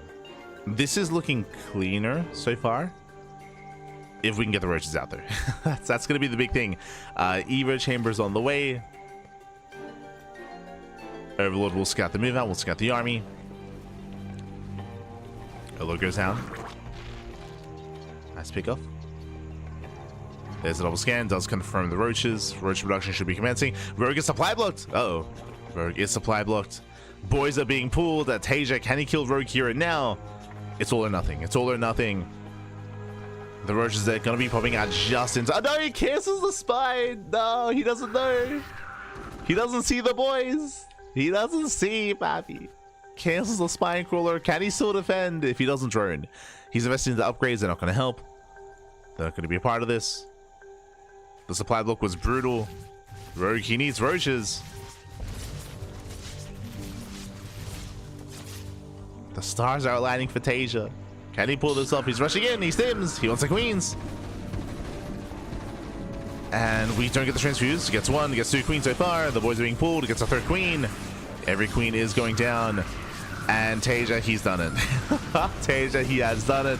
He breaks through. I say that we have a couple of roaches trickling in to try to defend. But TaeJa has controlled the natural. And again, Rogue, he didn't see it coming. He didn't confirm the all-in. I say that, TaeJa, he's running out of Marines. TaeJa, is he running out of steam? Rogue, up. It's so close. Rogue, he's holding on. Yeah, TaeJa's going for worker kills. Going for economic damage. And with that, Rogue holds. Rogue, he holds, he survives. +1 carapace is cancelled. Oh, so +1 was cancelled, but Roach speed will complete. And now Rogue is going for the counterattack. Back at home, what does TaeJa have? Remember, no tanks, no factory, no tanks, no tank production. He's massing up his bio. We'll need a bunker to defend. Now, Rogue, he's down to 17 drones. His economy is non-existent. His economy was crippled, but he has a massive army. TaeJa, can he hold? Nice target firing. Does focus down as many roaches as he can. He pulls back to the bunker. That was 5 roaches going down. And TaeJa, he is holding on. And behind this, he has the far superior economy. Rogue, he's all in. He has to break through, but he can't. Yeah, he cannot break through. They're losing so many roaches. Ay. Down to 1 roach. 1 roach left. That was 12 roaches going down versus 12 Marines. A 1-to-1 trade. And with that, Rogue, the counterattack fails. And Rogue falls behind. Remember, he cancelled +1 carapace to defend to survive earlier. He lost so many workers. And TaeJa's doing it. Yeah, siege mode. Siege mode is done. 3rd CC is on the way. TaeJa getting further ahead.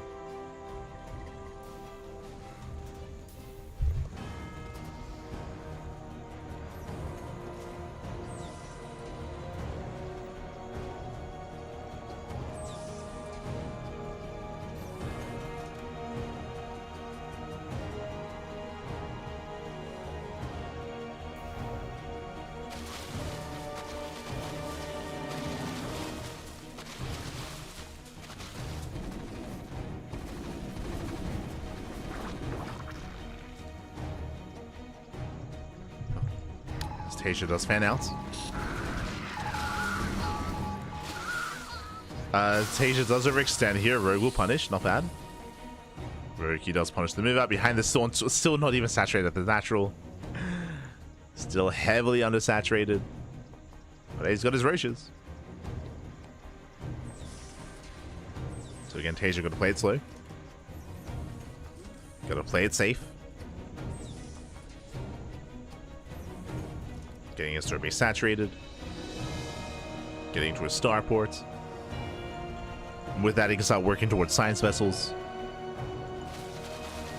And there's no rush. Right now, there's just no rush for TaeJa. We just calm things down, build up. Scanner reveals late third. Scanner reveals undersaturated natural. Again, TaeJa confirms that he just has to calm down. Calm down, calm down. No need to take risks. No need to be overly aggressive.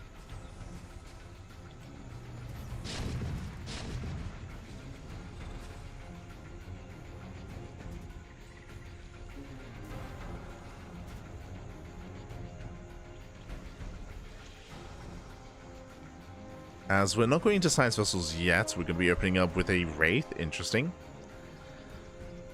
Science facility is done.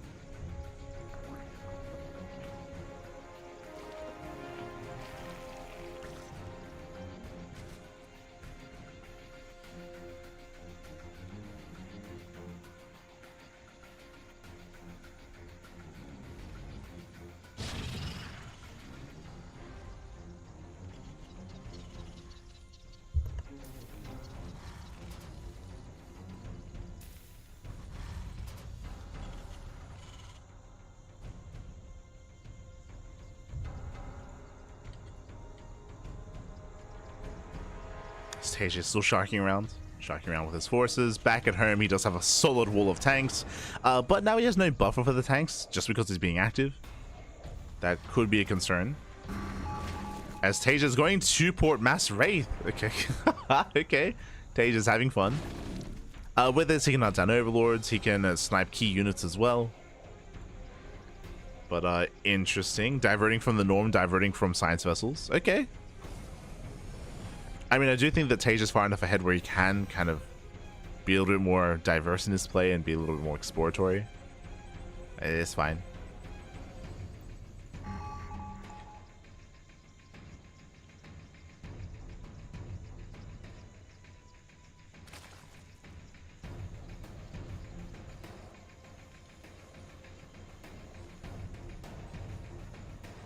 Does TaeJa play StarCraft 1 competitively or just these fun games? He plays SE Evo competitively. Doesn't compete in StarCraft 1. TaeJa competes in StarCraft Evolution, not in Brood War.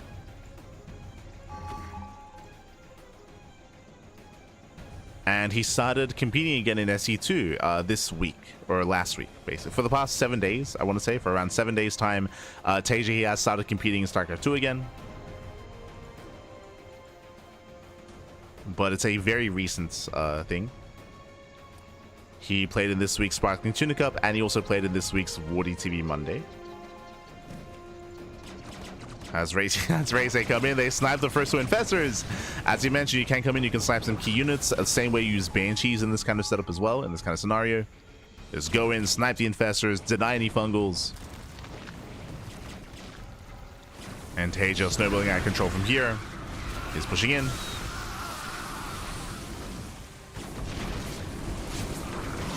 Does move in once again, just targeting down those Ravagers, and TaeJa, he will not be stopped. GG gets caught, and TaeJa, he will take this series 4-3, advancing on to the grand finals. GG. Whew. GG, well played. Congratulations, TaeJa. He does claim the series. A very impressive result here. Things are looking even better for TaeJa earlier. Again, I was expecting a 4-0, but there were a couple of key moments where TaeJa did slip up and maybe got overconfident. I'm referring to Holy World. Holy World was the beginning of the comeback from Rogue, where he was able to recover. TaeJa, he had a unique one-base all-in on the island map on Neo Eyes of Siren, but again, he got scattered immediately, he got shut down, and we saw TaeJa struggle and Sylphid against the two-base Muta. It was a late scout of the two-base Muta, but TaeJa just struggled to expand, to build out. He was stuck on two bases, but then he was able to get into what he does best. Brood War Terran here in the ace match. Here we did see that unfortunately Rogue, he didn't scout. He didn't see that Nolan was coming. If you remember, he was getting a spine crawler and he canceled the spine crawler when he believed he didn't need it, when he did. Remember, he was taking up getting into an Eva chamber into +1 carapace. He was not ready for the all-in, and it was still quite close. He still survived, but it cost him all those workers. He lost like 27 drones. His economy was crippled, and alas, he just had no follow-up from there. GG well played. Unfortunately, Rogue, he was unable to see out. Despite that, really impressive performance here by Rogue in the sense that Rogue, he's very unfamiliar with StarCraft Evolution. He was freestyling quite a bit, not gonna lie, especially in the group stage, and even a little bit here as well against TaeJa early on in the first couple of games. Like it did seem like Rogue was kind of stumbling in the dark a little bit as to what would and what would not work, especially game 1 and game 2 and game 3 as well. So yeah, Rogue, he was still trying to figure out StarCraft Evolution, and still is. As we mentioned before, there are certain players that are less familiar, there are others that are very experienced. TaeJa is one of those that is very experienced in SE Evo, so we expect him to go far. Meanwhile, who's going to be his opponents? Oh boy, it's going to be a wild one here. Up next, we have a PvP between Classic and Creator. You can see TaeJa does advance onto the finals. Up next is going to be Classic versus Creator in a best of 7. Coming into this, Classic is the favored player to win the entire tournament. Classic, he is the best Protoss player in all of StarCraft Evolution. Who's the best Terran? Who's the best Zerg? I would have said Bjorn and Shin, to be honest. But Shin got knocked out early. He got knocked out early on in the group stage. Bjorn got taken out by Creator. So now everything's kind of in the air, and I still don't know how to place Creator. Creator, he's one of those players that only recently started competing in StarCraft Evolution, but he's been playing quite a lot. He's been playing a lot of SE Evo. He's been playing a lot of show matches in the weeklies, of course, in the league itself, and Creator has been looking very impressive. For Creator to defeat Bjorn, that was a big win. That was a big win for Creator. So can Creator go further? Can he be the one to stop Classic? Can anyone stop Classic? Let's find out. Let us find out. Oh boy. As we're going to be getting into the first game of the series, we're getting into our fresh best of 7. Game 1 is going to be on Troy. Let's go, Lappy, let's go. Getting into a 4-player spawn map.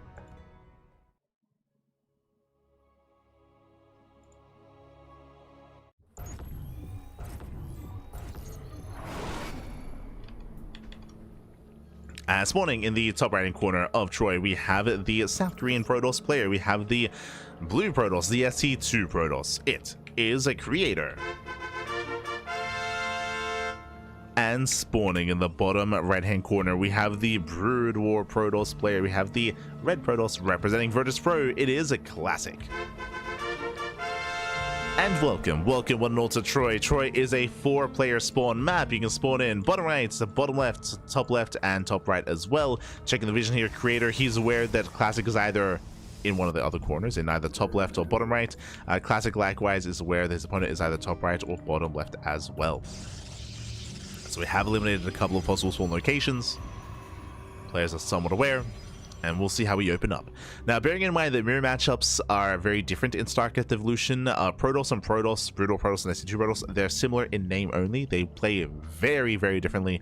Remember, there is no warp-in mechanic for Brutal Protoss. There's no recall either. There's no energy overcharge. In general, the mobility for Brutal Protoss has been lessened, but the main units, the main army, is stronger to compensate for that. Referring to Dragoon, Dragoon Reaver is a very solid composition. Likewise, we could end up getting into Stargate play as well. For now, Gate Expand at a Classic. Meanwhile, we do have a Gate Expand at a Creator as well, as we are searching for each other. When it comes to the map itself, it isn't just a full player map. We also have, in a way, kind of like island bases. Here, pseudo island base. This base only accessible here. I mean, there is a Reaper Cliff, quote unquote, that you can go down into, but really with Nidus play, with a Warp Prism, or with a shuttle, with a dropship, that's the only way to access this base here. It is a very safe expansion, so you can take this as a 3rd or as a 4th base. Meanwhile, we have these other assimilators. If you're familiar with Brood War, you might be familiar with this mechanic, but these are empty Vespene gas geysers. They are empty, and they can be destroyed. They are neutral, they can be destroyed. If you destroy them, they get replaced with permanent rocks. Now, in Brood War, it's a little bit different. In Brood War, they get replaced by gas geysers, by empty gas geysers. And the way that it works in Brood War is that the model for the gas geyser is actually larger than the model for the assimilator. So the assimilator kind of shrinks the gas geyser. So when you destroy the assimilator, the gas geyser expands, and it walls this area off. In SE2, it isn't really possible. The gas geyser model is the same size as the assimilator, more or less, so it doesn't work that way. So to make it work here, basically when these are destroyed, permanent rocks appear instead. So this is slightly different compared to the brutal version of the map.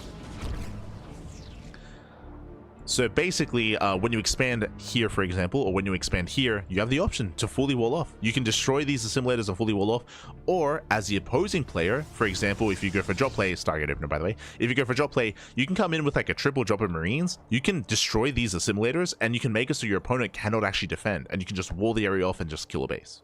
It is applicable to the main as well. For now, though, it is going to be a Stargate opener here out of Creator. Creator, he has found the location of Classic. Classic has also found Creator. And Classic behind this opening up with a Reaver drop. Okay, so Robo opener into a bay, into Reaver drop. So Reaver drop is going to be on the horizon. Meanwhile, Creator, can he shut this down by opening up Oracle and into potentially Phoenix production as well? Now, once again, Classic is very experienced in SE Evo, and he's coming in as the best Protoss in StarCraft Evolution.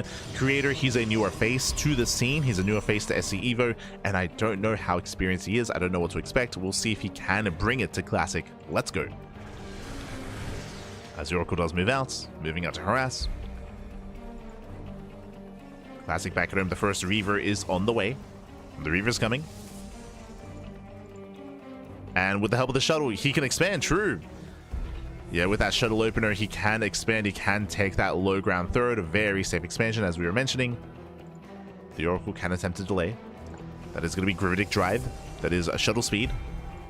Shuttle speed is being researched. Oracle in towards the main. Oh. And we'll get one. We'll get, oh, almost two. Just the one. Dragoons, they defend in time. Nice reaction, nice positioning here from Classic. Classic does defend. The Observer does get a full scout. Classic, he sees everything. He sees the Stargate. He also sees that there are no Phoenixes on the way either. There's no additional Stargate units. Not even another Oracle. As the Reaver drop is coming in to defend, Storm's in position. Oh, sorry, there was one Phoenix, and the Phoenix will deter and will shut down the shuttle. So now this all makes sense. Again, Reaver drop openers are very common, very normal, very standard. So it opened up Stargate to shut down the shuttle makes sense. So the Reaver drop is denied. Reaver drop is denied. The Phoenix is on patrol. And again, this also shows like clear understanding of the matchup from Creator. As you mentioned, like he has been devoting a little more time to learning SE Evo.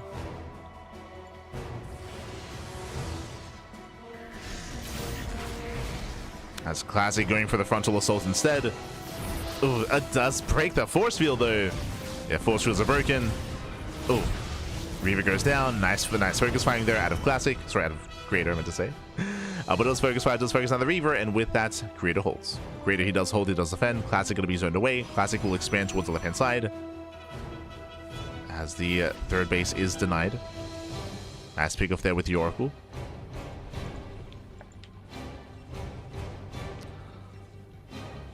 Oracle does deny the island base. From here, we do see Creator taking up into Charge and Archons. So Charge or Archon as the follow-up, taking his own third. So it's Classic. And again, the initial build of Classic did fall on its face. Has to rebuild that Reaver, getting into the Scarab upgrade.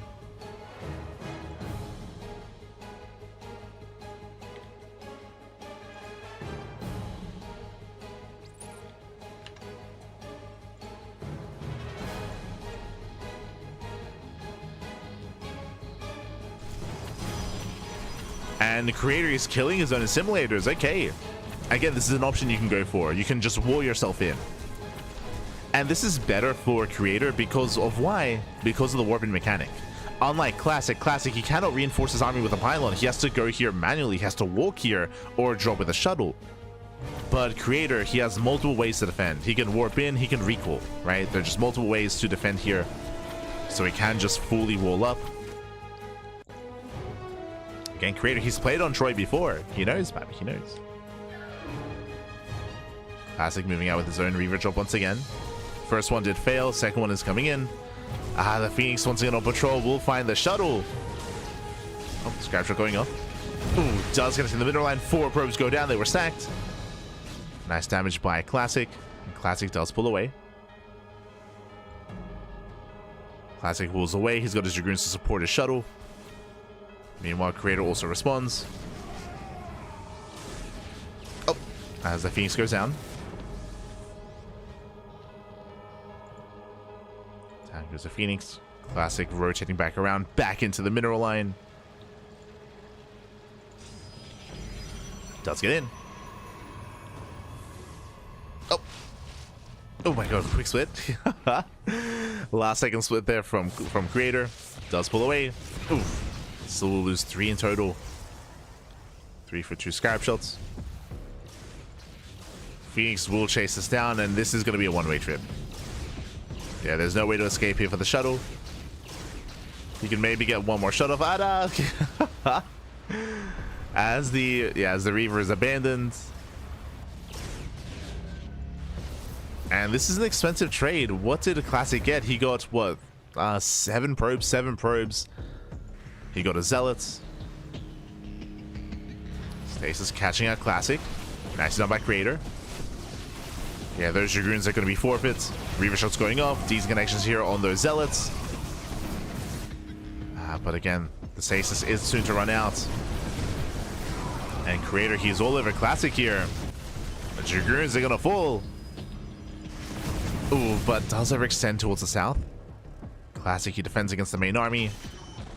Will cost him all these Dragoons, so we have a bit of a back and forth trade. I believe Creator, he lost an Immortal. Yeah, he lost 1 Immortal and an Archon. Some expensive losses there for Creator.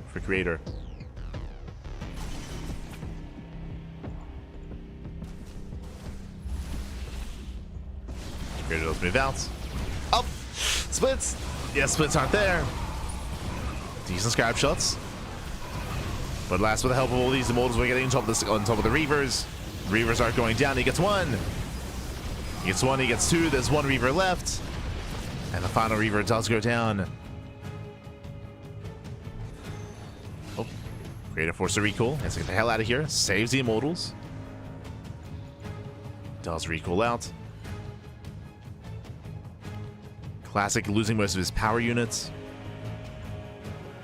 But is taking more bases. Taking more expansions. Once again, his Reaver count was reset. He has to rebuild those Reavers. And Creator, he has preserved his Immortal count. That's what's important here. So I do give the edge to Creator as he's slowly building up more Immortals.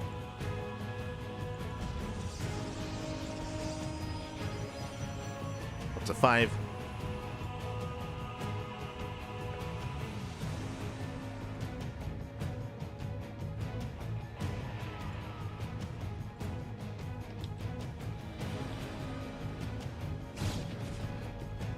Both armies are licking their wounds. Building up. We have Creator going for the Bay. Should be for Disruptors, I would imagine. I mean, against this heavy Zealot army, you can get away with Colossus as well. They have their place.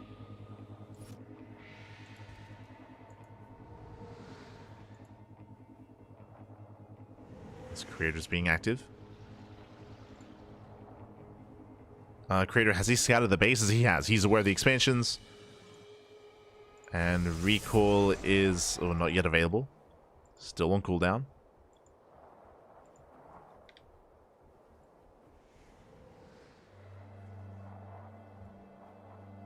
Creator, he has the Concave. Scarab shots on the Archons. Lands 1 shot. Does land 1. Creator setting up the Concave. He's collapsing in. He's going for it. Yeah, it does dive in. Reaver's going to be going down. He gets 1. 1 Reaver left. And Creator, he should overwhelm. Again, he's got 5 Immortals. He should just burn through this. Too many Archons as well.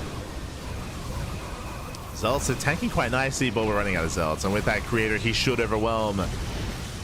Again, he shut down the initial opener with the Phoenix opener. With his Phoenix from the Stargate.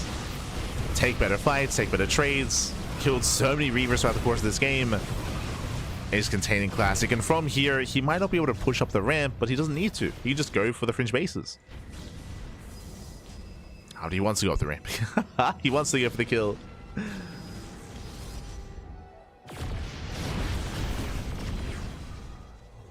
So in chat, Dragoon versus Stalker, who wins? The Dragoon. The Dragoon does win, but that's also why we have a more Zealot Immortal Archon heavy composition. We have some Stalkers to reinforce, but there's a reason why like there hasn't really been a big investment into Stalkers this game from Creator. I mean, Creator doesn't even have Blink, right? Like Blink isn't even a factor here.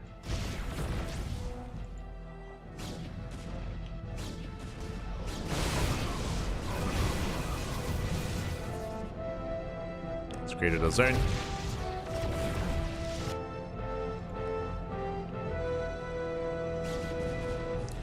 But yeah, Dragoon versus Stalker doesn't matter because you shouldn't be seeing Dragoon versus Stalker. Like it doesn't.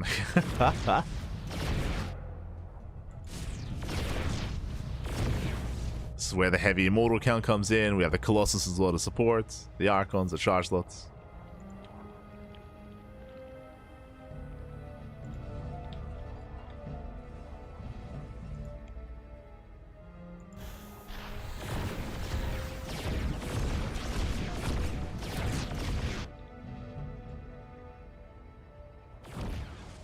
Again, Classic, he's just split off from his own bases, trying to respond. And we'll see Creator just forcing a fight out in the open, collapsing on top of the Reaver. And GG gets called. Creator, he takes the lead in the series. He takes game number 1. Whew, GG.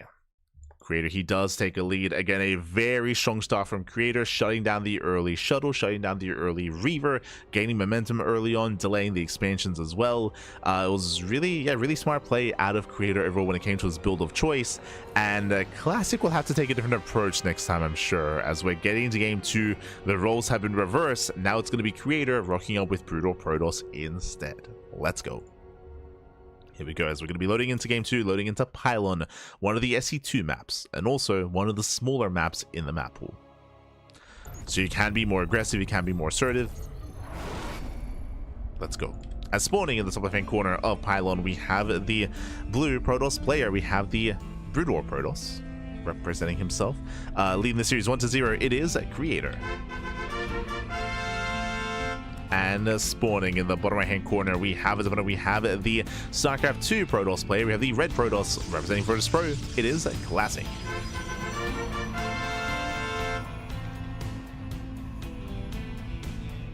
We go.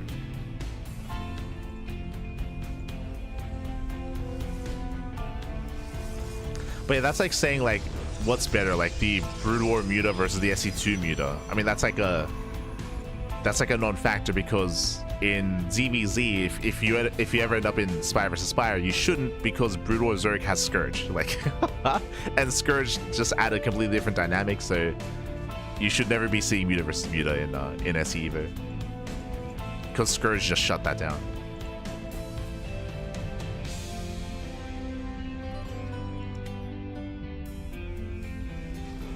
Which is why, like, I try to emphasize that mirror matchups in StarCraft Evolution they're not really mirror matchups. Like, the races, they work very differently from each other.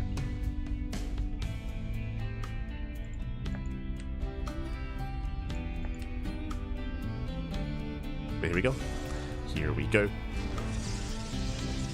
So now we do have our initial 2-gate opener out of Classic, 2-gate opener into Cybercore, into a later Nexus. Hello. And is Classic willing to proxy Robo in this matchup? My eyes are on you, Classic. Let's go. The Pylon has been thrown down. Waiting for the Cybercore. And do we commit to the Robo? Do we commit to the one base all-in? Now, Classic, if you watch him in SE2 in PvP, you will know he is very, very fond of proxy Robo, of one base all-ins. And if you saw him in the earlier rounds in the group stage Classic, he also did go for a lot of proxy Robo. And there it is, proxy Robo out of Classic. I would imagine this is not going to be the first or last time that we see proxy Robo. Sorry, this is not going to be the last time we see proxy Robo out of Classic this series. He's very fond of this build when he plays SE2 Protoss. Let's go. Creator, is he aware? Now, he does scout. He does know the Pylon is missing, and he's setting up his own proxy. He's setting up his own proxy. Meanwhile, double Robo here by Classic. He finds him. Yeah, Creator does find him, does scout, does confirm. A very nice scout here from Creator. He's aware. Dragoons to make a beeline over towards those pylons. Can he focus on the pylons in time? We can see Classic, he does rally over to save the pylons as well. Adepts are shading cross. Probe is coming in, so we can throw down a backup pylon. I mean, there's already two pylons. The first pylon should fall, but there's a backup pylon anyway. Adepts have arrived. Gets a probe, gets a third pylon just to make sure. And with that, the Immortal will pop out. These are still nice pickoffs here from Creator. Catches one of the Adepts. The Immortal is out. And Creator, we have to get the hell out of here. Oh, it does overextend. We'll lose one Dragoon. Every unit counts here. When we have one base, every unit matters that much more. So nice pickup by Classic. And the Prism is on the way. It was a bit of a shaky setup here just because of the extra pylon. Oh. We do see Creator getting caught out. Yeah, massive pickoff here, losing another Dragoon. That's 2 Dragoons falling. Creator, he's struggling at the same time going for the proxy, but this may hurt him more than anything. Remember, there's no recall, there's no warp-in mechanic. These buildings work the same way as Rax's, for example, which means half of the production is not at home to defend. It means that these Dragoons, they're not going to help in the defense. They're going to be harassing across the map instead. Can Creator afford to pull this off? Now, I do like this. He's setting up for the surround. He's on the low ground. He's setting up to come in from behind to catch the Warp Prism, ideally. But Classic is not going for the ramp. He's going for the main. Does go for the main base. So I like the trap here that Creator is setting, but Classic going in from another angle. Yeah, he has to respond.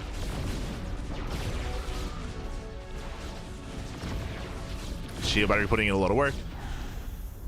And so far, Creator, he's holding. Trying to intercept. Oh! Can he get the Prism?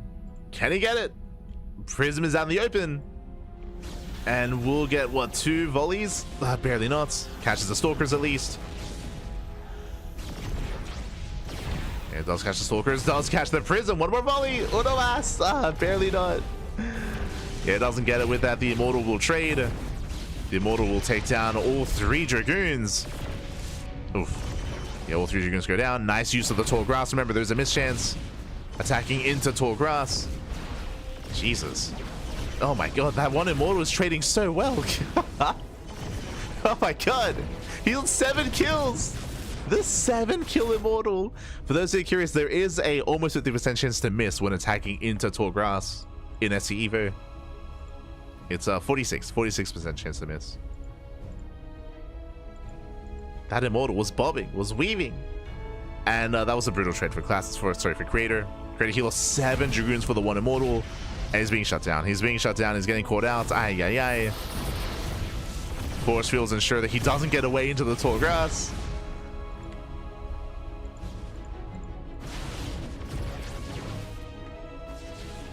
And Creator, he's falling apart. He's down to 3 Dragoons.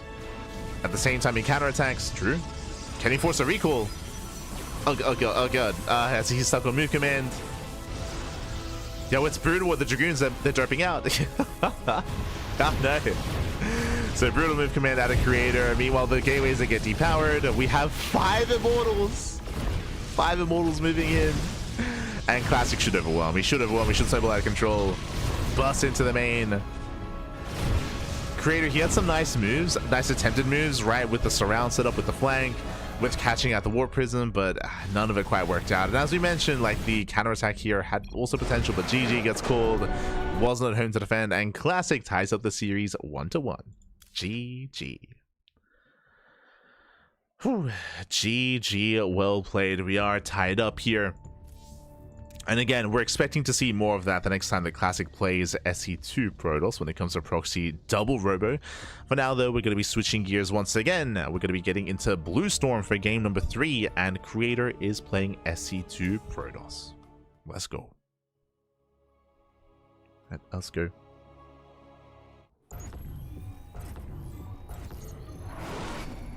As spawning in the top right-hand corner of Blue Storm, we have the South Korean Protoss player. We have, again, the SE2 Protoss being forced into a tied series. Can he take a lead? Can he gain back that momentum? It is Creator. And spawning in the bottom left-hand corner, we have the Brood War Protoss player. We have the Red Protoss representing Protoss Pro. It is Classic. Tying up the series 1-1. And welcome one and all to Blue Storm. Blue Storm is one of the ported Brood War maps. Does have some unique features. There is a very narrow entrance coming into the natural, of course, here at the natural. Likewise, we have the high ground outside of the third. And we also have this alleyway as well to come into the third base, so to bypass and go straight for the natural as well. There are some definitely some unique features when it comes to the layout, when it comes to the map itself. But what I'm most curious by is, does Classic open up Reaver Drop? Remember, he went for a standard meta Reaver Drop opener in game 1, and he got punished. He got shut down. Hello. He got shut down by the Stargate opener of Creator. This time, what do you have for us? As the probe is looking very suspicious. Hello, Classic. As the probe moves out, and it looks like we're scouting. Okay. It looks like he's not setting up a proxy. It looks like he's just scouting across the map, checking some of the more common proxy locations. A little bit paranoid that Creator would cheese him out. Here, 2-gate opener to Cybercore. Oh, speaking of cheesing him out, though, Creator, he's going for it. After the probe scout, the probe was just here, and now here comes the proxy pylon. Here comes the proxy robo. Oh, hello, Classic. Yo, we actually have a role reversal. Remember, last game, Creator, he went proxy 2-gate against proxy robo, and I think we're going to see the same thing, but the roles are reversed. Cybercore is almost done. Show us the robos. Plural. There's one, and we're waiting for the other. We're waiting for a second robo. Meanwhile, Classic also going proxy robo as well. Let's go, buddy, let's go. Who do we favor? Who hits first? Creator. There's a second robo. Creator, he does hit first. Remember, what are we proxying with this robo? A Reaver, right? Shuttle, Reaver. Reavers are quite slow, waiting for extra units to move in. Like, this is going to be more delayed here for Classic. And Creator, he should be able to hit first. Second pylon. Again, it's just the same build. The same build that Classic went for. This has been very popular in the meta of PvP. Classic, he's looking for the proxy. He finds it! Yeah, he does find the proxy. Nicely done. And can Creator save the proxy? Adepts are on the way. I would say that Classic is a faster scout, and as a result, he will kill that first pylon even faster than previously. First pylon goes down. Kills the probe. Adepts are hit by time. The Immortal will pop out. But that's still going to be 4 Dragoons. Yeah, 4 Dragoons here. That might just be too much. Takes down both Adepts. Now diving on the Immortal. Immortal does hold its own. Does zone back the Dragoons. Okay, Creator, he does hold.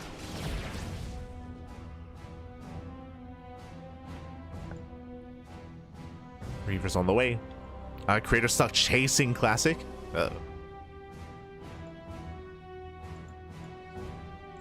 Classic does threaten the counterattack. And back at him, Classic is defending on one base.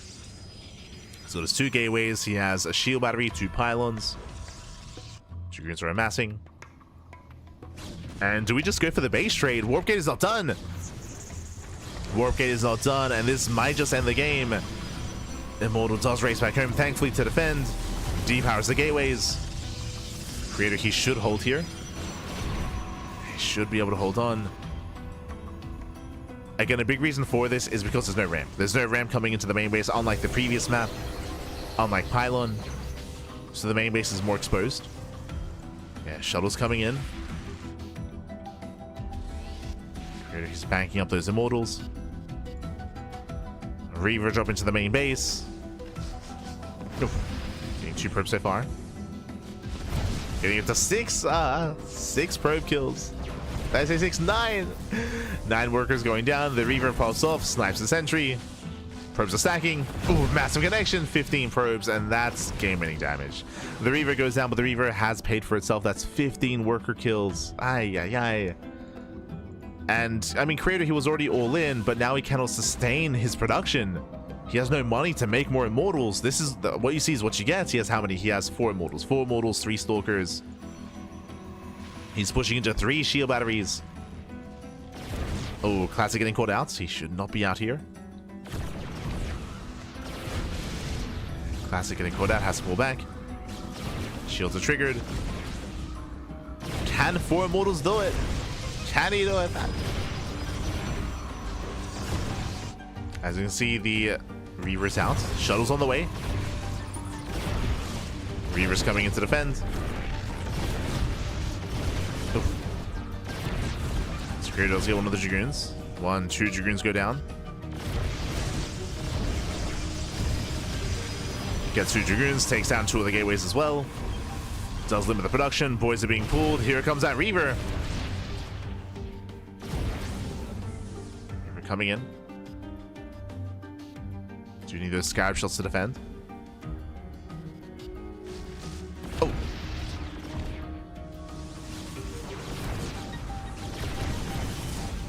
And so far it's connecting. Boys are being pulled. So far decent kiting here from Creator. Hasn't lost an immortal yet. Oh.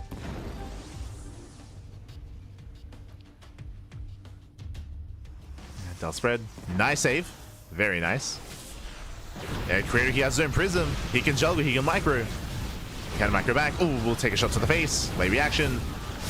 Ah, the immortal's getting low. The immortal's getting low. Shots are going off. And alas, Creator, he's running out of steam. He's running out of steam, running out of momentum. Oof. As the immortals are barely hanging on. And again, there are no reinforcements. There's like 1 Stalker, 2 Zealots. Barely a supportive army. And with that, the immortals are going down. The immortals are going down. GG gets caught, and Classic, he defends, he survives. He takes a lead in the series. GG. Whew. GG, well played. Classic does take a lead. Again, this was similar to the previous game, but we saw that Classic went proxy robo, not proxy gateways, which means he could actually race back home. I mean, he had a more mobile setup to harass and to defend. He crippled the economy of Creator with said Reaver drop, and with that, GG. GG, well played. Classic does survive, does claim it, and the pressure is on Creator. Can he bounce back? As we're loading into a 4-player small map. Up next, we're loading into Vermeer. Let's go. Let us go.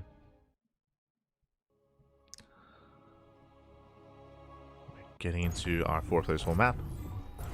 And here we go. Spawning in the top left hand corner, we have the SE2 Protoss player. The StarCraft 2 Protoss down in the series. We'll see if we can bounce back and get back that momentum. It is Creator. And spawning in the bottom right hand corner, we have the red Protoss player. We have the Brutal Protoss once again, representing Virtus Pro, leading the series 2-1. It is a Classic. Setting up for another proxy. The pylon has in place next to the Ursidon.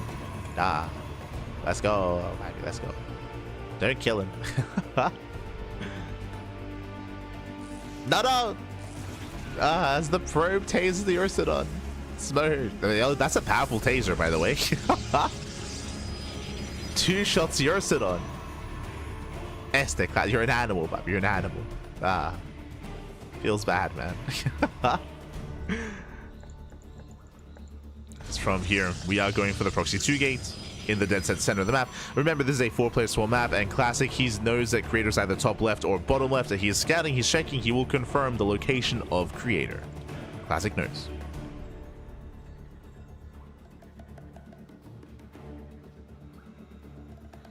Probe moves in. Alas, because of the map, it's going to be more difficult for Creator to scout. Creator, he is going for the horizontal scout, which means he won't come across this. Yeah, unfortunate pathing here from Creator. So he doesn't scout the proxy. He's late to confirm what Classic is up to. And Classic has already found Creator. So Classic, he can pop off. Gateways are up. Creator still looking for his opponent.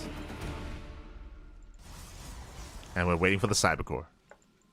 So it's not the most lined up build here. Once Cybercore is done, we can make those Dragoons.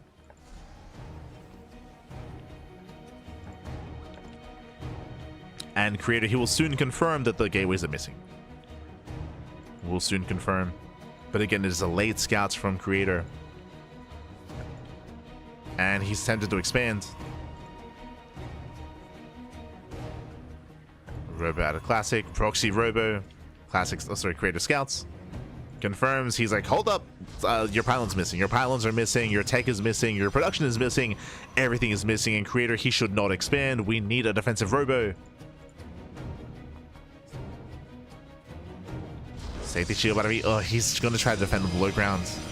Ah, it's a tough call. I mean, he already has the pylon, so he has to make use of it. That's going to be difficult. It's going to be difficult here. Robo's on the way. Basically, Creator was getting ready for the expansion. That's why he had the pylon on the low ground. Now that he realizes that there's an all-in coming, he has to try to make a stand here on the low ground as well. This is going to make it easier for Classic.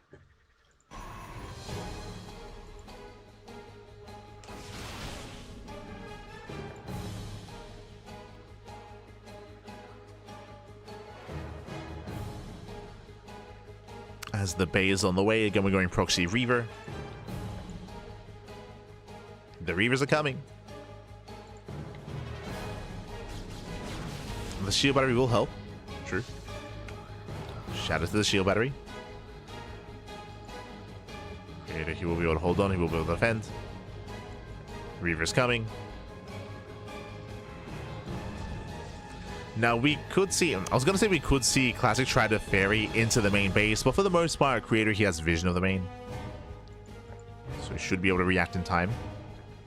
Once again, you can see Classic is left idle in the tall grass, in the shrubbery. To make sure he has that advantage if Creator pushes out.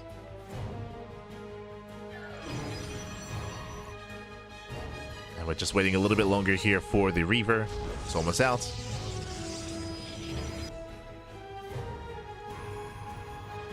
Yeah, he's there. Reaver has arrived. We'll see how strong the shots will be.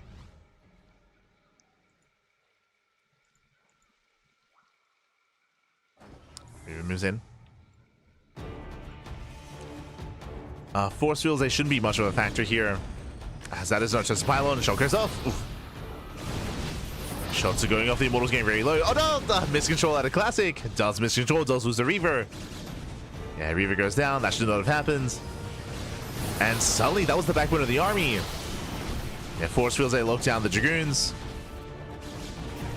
And Creator, he holds. Wow, Creator, he holds, he shuts us down. Again, Classic, he lost the first Reaver. And Creator, he is getting away with the expansion. The Natural's getting up and running, he's getting saturated, getting further ahead. This is looking more dire here for Classic. But he's going back in. He's got a backup Reaver. Classic is not done, he wants that Immortal. Oh my god. Wants the Immortal. Does barely save that Reaver. And Reaver pulls away. Nice auto stepping here by Creator. And does catch a Dragoon. Dragoon goes down. Oof. Oh god, as he pushes up into the high ground. Yeah, Classic takes the fight, shuts down one of the Immortals. Yeah, that high ground was brutal. And Creator did overextend, losing every single Immortal. Ay, ay, ay. Creator, he was looking so good. He had a lead, Pappy. He had a lead, but he lost it. Now Classic moving in. Classic is moving in, going for the kill. So it's back all the Stalkers, no Immortals left. As one Immortal does come down. Oh! Oh, takes out the Reaver. Does snipe the Reaver. Creator, he's surviving.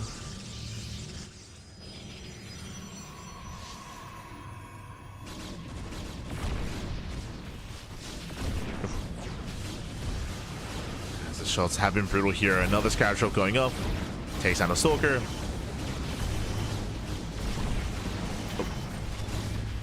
Does barely get the Immortal as well. Immortal goes down.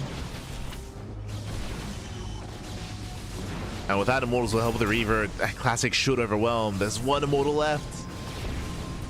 Just the one Immortal. Oh my god.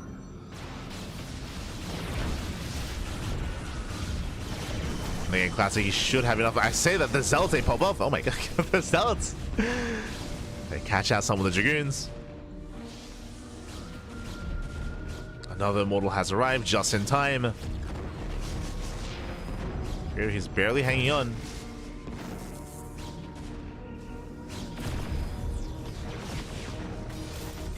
Barely hanging on here. War Prism's on the way. Oh, takes out the Reaver. Nice snipe. Nice snipe once again from Creator. Prism is on the way. Boys are being pulled. Creator getting a little bit desperate. Has to respect that Reaver. Let's go. Creator, he can micro. He has the Prism. Oh. Yeah, Prism gets started down. Oh, the Prism does fall. Brutal loss at the same time. The shuttle will also go down. Takes down the shuttle, takes down the Reaver. We're trading back and forth. A very messy fight. Very messy. As once again, Creator is being dragged out into the open. Classic still has more reinforcements.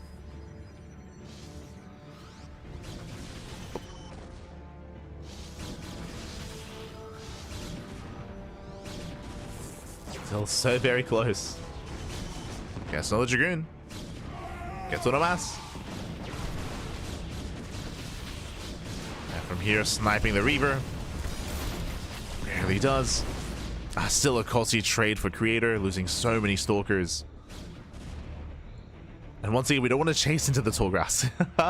If you recall, the one big moment for Classic was when he lured Creator, where Classic would use the high ground here towards the south side. Oh. Classic gets forced back. Gets forced back behind this. Classic did expand. Dragoons, they coming for the surround.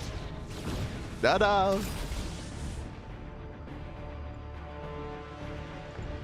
The Classic did expand behind this, now taking out. We do have Greek Drive on the way.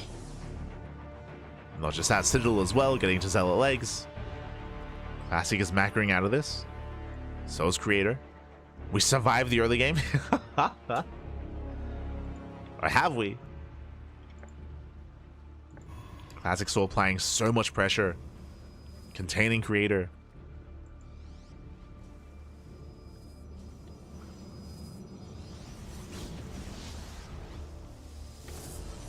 Oh. So far getting 2 workers. So Creator does hold position micro. Creator, he defends.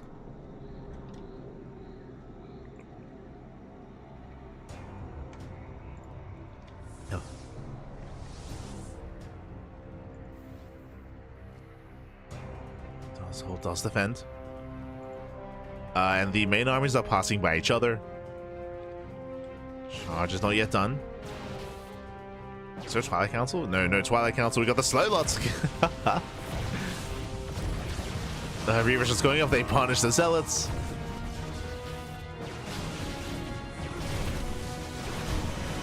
Yeah, Zealots being shut down. Oof. Most of them do fall. Same time the Immortals are moving in. Going up against 3 Reavers. Oof. And the army is somewhat clumping. Oh, diving in the shuttle. And with that, 1 Reaver goes down. He's going to get 1. He's going to get 2. Should get all 3. And Creator, he will barely win this fight. But Zealot legs are done. The charge lots. Let's go. The speed lots even. Again, some messy fights, but overall, Creator, Classic, he does have the lead. He's getting a 3rd base. He's now taken up into Zealot legs, and he can now overwhelm. He's got his speed lots. Again, the little Mason job tanking for the rest of the army.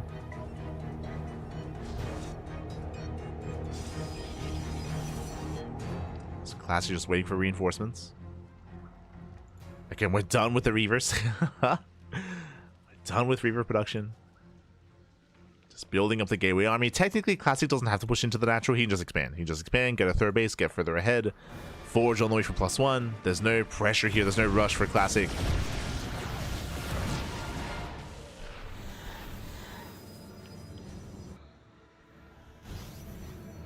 And from here at Creator, we either go to expand or turn this into a 2-base all-in.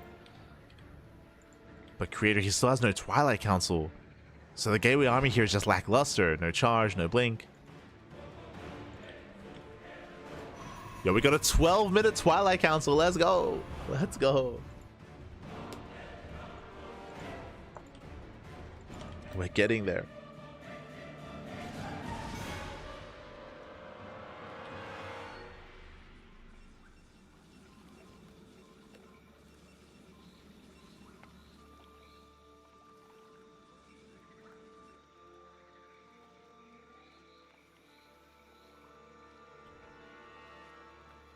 So I'm here, Creator pulls back.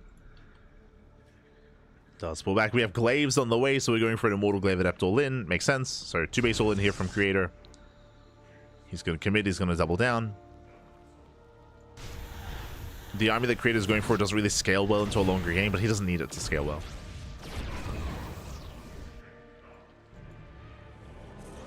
Doesn't need it to.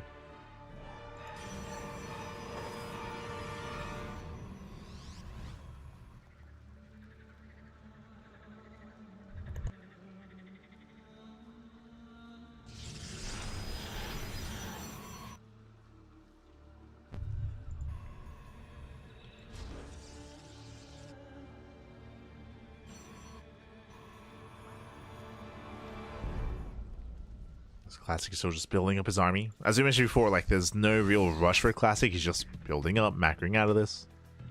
Getting more Archons. Archons on the way. Which would be ideal against the Adepts. Classic, he confirms that there is a third. Oh my god. Does spot all the Adepts. Is now aware. And Classic, he needs those Archons. Reaver has arrived. Reaver Shock goes off. Oh, brutal connection. Yeah, and with that, Classic can just take the fight. He collapses in. And GG gets called. Classic, he will extend his lead in the series. A 3-1. GG. Whew, a very, very intense game here when it came to the all-in. Creator, he had an impressive defense, but we saw him overextend despite defending. He chased the army out onto the map. He got caught with the high ground, with the low ground disadvantage, and with that, he'd lost a brutal fight. He lost a little momentum, and even though Classic wasn't able to kill Creator then and there, he was able to slowly expand, get a better economy, get further ahead from there. GG. GG well played. Creator, he was on the back foot, and even though he was surviving, he wasn't really living. He wasn't really able to get any momentum there. GG. And with that, we're getting into game 5. We're getting into game 5. Classic, he is one game away from claiming the series. Creator, he has to fight back here and now to have a chance to extend the series, have a chance to make it into the grand finals. Let's go.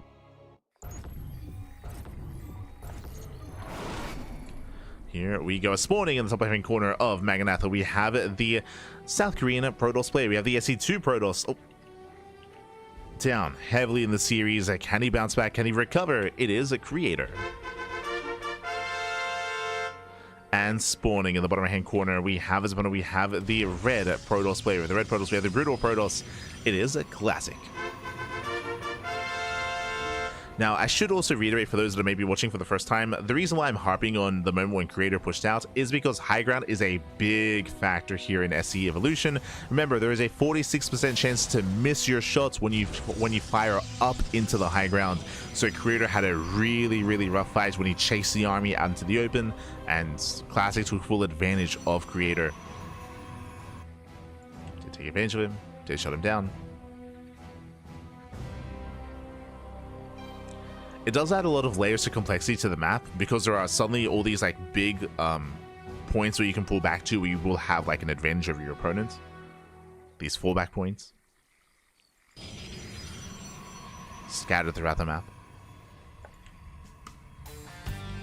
For now though, we do have our 2-gate opener, 2-gate opener out of Classic, likewise 2-gate opener out of Creator. Going for the probe scouts. And we're looking for the pylon. A Classic going for the fake proxy pylon. Okay. Classic does go for the fake outs. We'll see if Creator takes the bait.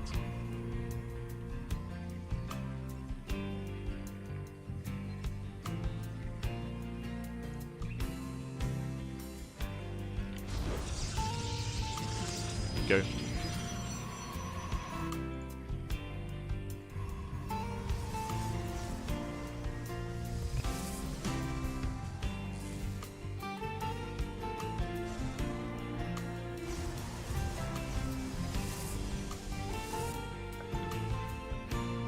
We go.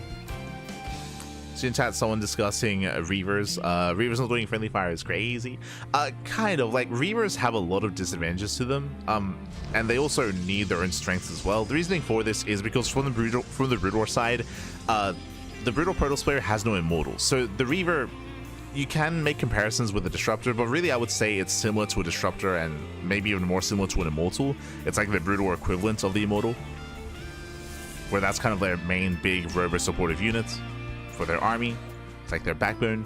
On top of that, it's also very immobile. I don't know if you noticed, but a lot of Reavers were killed in the last game. A lot of them were killed. It's very mobile. Not just the Reaver itself being immobile, but the shuttle is also less mobile than the War Prism. The shuttle pickup range is shorter. I don't know if that was apparent when you were watching, but the shuttle does have a much shorter pickup range, so you have to be on top of the Reaver essentially to pick it up. On top of that, also less mobile. So there's also a lot of like weaker points to like the Reaver shuttle combo than the SE2 equivalent. Oh, as one sentry goes down, Creator attempting to expand, and meanwhile Classic back at home going for a one base Reaver drop. Let's go.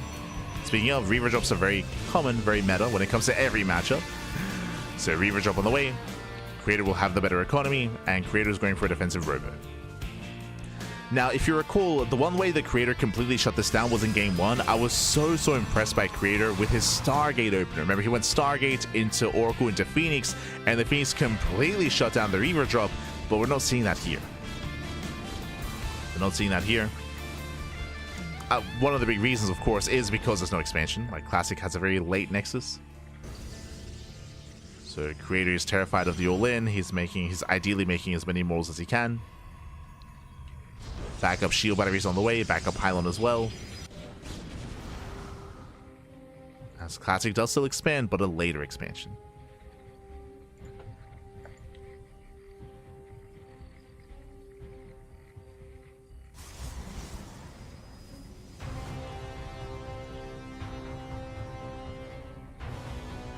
As Classic does move out. Here comes the initial Reaver drop.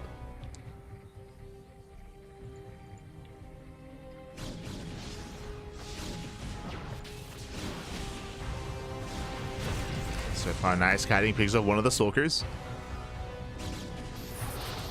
One Stalker does go down. Force fields. Oh, they do miss. They don't lock down any of the Dragoons. Ay. Yeah, brutal force fields. Ideally, Creator is hoping to try to lock the army in half. Classic dropping into the main. There are some units in position. Only some. Mortal's almost out. Scout shot going up. Shuttle takes a lot of hits, but last no anti-air. The shuttle does pick up, does pull away. So better tracer from Classic, gets 2 Stalkers. Force fields, they do lock down 2 Dragoons. Just one. One Dragoon goes down. Nice save there with the shuttle. Shuttle does save. Classic pulls away. Does pull away. From here, we're expanding. We're saturating. Classic building up into charge lots. We have the Citadel in production. That will be for Zealot legs. Speed lots, I should say. They don't have charge. Oh.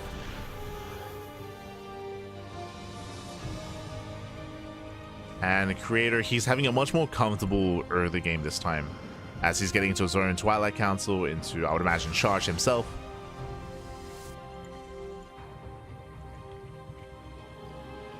Classic looking for damage. Reavers, they lead. Let's go. They're crawling in.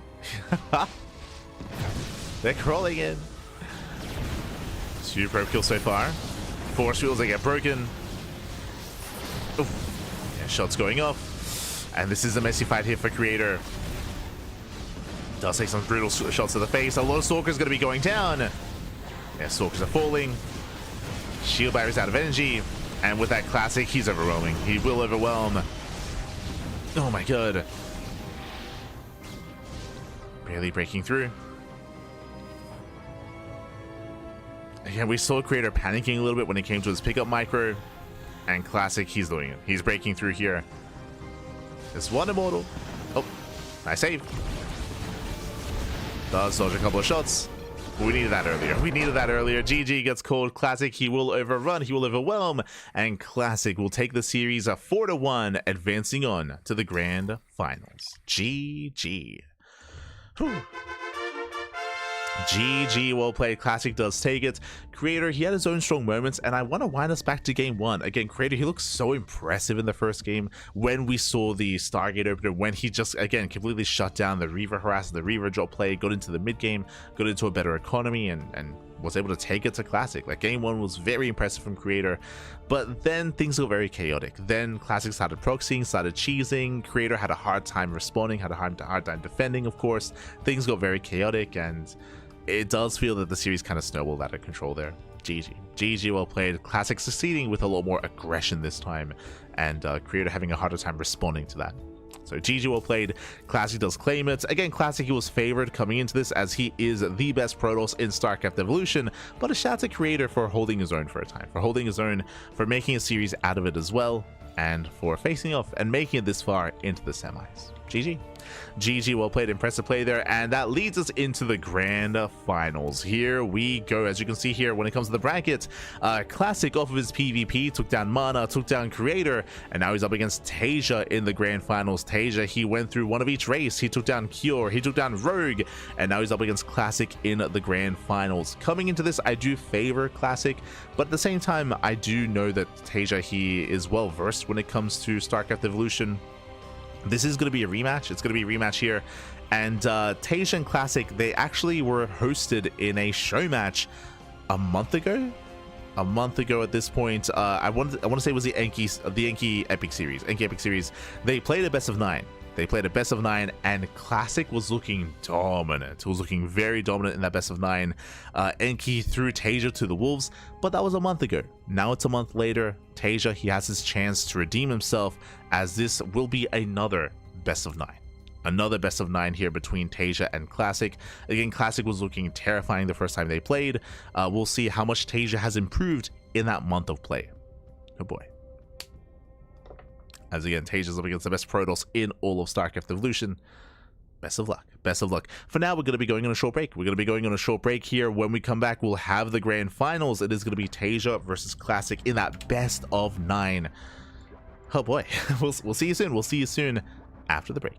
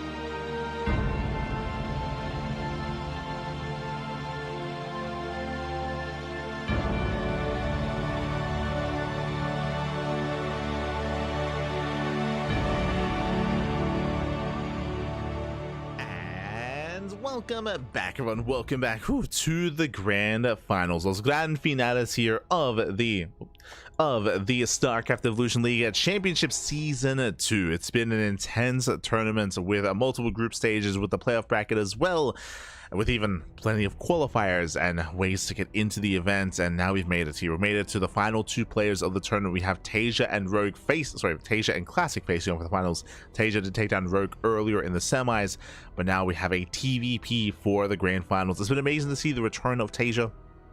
And TaeJa has been devoting a lot of time to StarCraft Evolution, and this is a rematch. Again, these two players, they faced off around a month ago in a best of 9 show match. They played a big show match, the Yankee Epic series, and Classic did look very dominant in that series.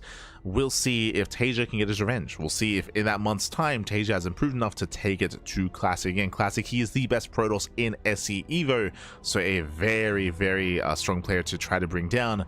We'll see if he can be stopped. See if he can be stopped. Creator, he did pose somewhat of a threat. TaeJa, he now steps up to the ring. Let's go. Game 1 is going to be on Maganatha. We're jumping into our fresh best of 9. Let's go. Aye.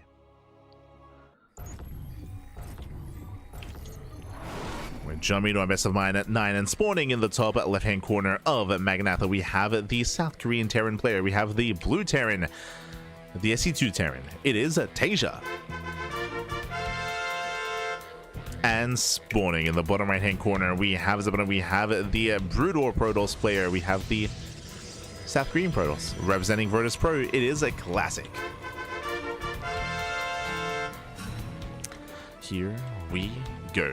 We have our series, we have our best of 9, and we'll see how TaeJa will approach this matchup as well. Something that we have seen a lot from TaeJa when he plays SE2 Terran is mech. We have seen quite a lot of mech against Protoss, going into battle mech, going into Hellion Cyclone, which is in line with how we have been seeing the SE2 meta shape up against Protoss as well in TVP. We'll see that continue to be the trend, especially coming to Maganatha. Maganatha is the largest map in the map pool. Going for something like mech, I can definitely see working. I can definitely see being viable on this map as well. Meanwhile, from the side of Classic, we're expecting Reaver openers and Reaver drop play. Not saying that's all he can do in this matchup, but it's very meta, it's very standard, it's very common to open up with said Reaver drop. There are some other builds you can go for. We can go for a very gateway heavy composition, going into a more Dragoon heavy composition early on, or even into faster Zealot legs. We'll get into it, so we do embrace our series and embrace our finals. Let's go. And again, TaeJa, he hasn't even been back for that long, which makes it that much more impressive for him to make it to the finals in the way that he has. As despite not being back for long, he has been grinding quite a bit. Been on that grind.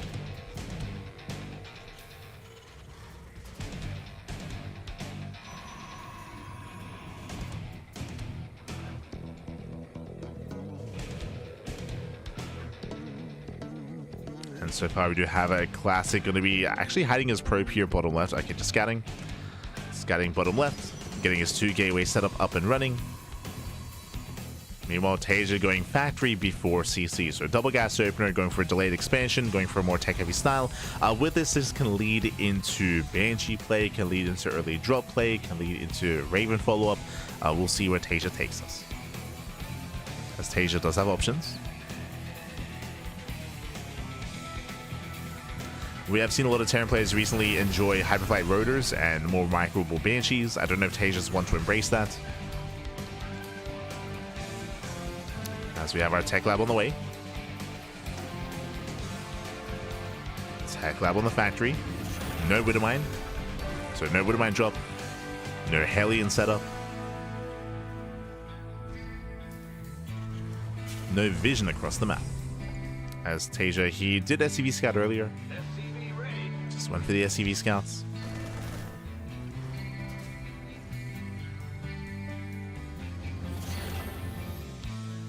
And we have confirmation it is going to be the add-on swap into, I'm leaning more towards Cloak Banshee, but technically can open up Raven. There we go, Banshees are on the way. We have our opener. Oh. As the bunker will finish. Investing into Cloak, not Hyperflight Rotors. Tech Lab also on the factory. And we're waiting to see if we throw down a third CC or another set of factories. Oh boy.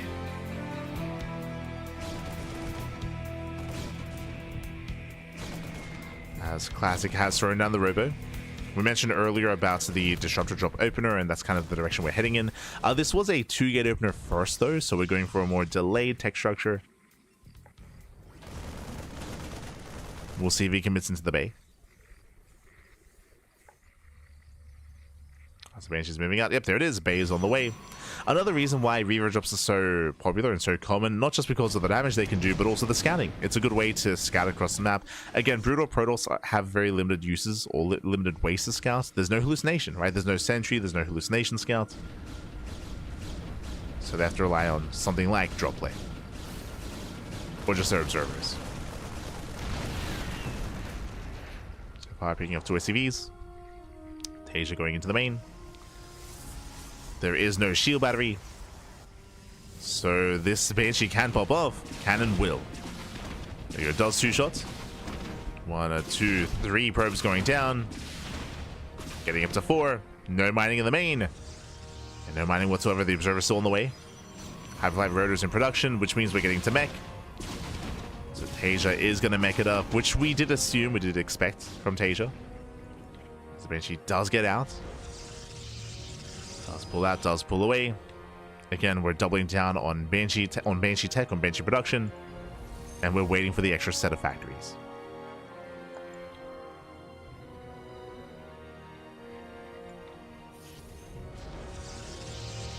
That second Banshee does poke in. Gets another probe. Banshees, they pull back home. More Banshees on the way. Oh, going into a second starport before the second factory. Okay. Going mass Banshee. Alright, going mass Banshee. Tanks getting in position. They are setting up.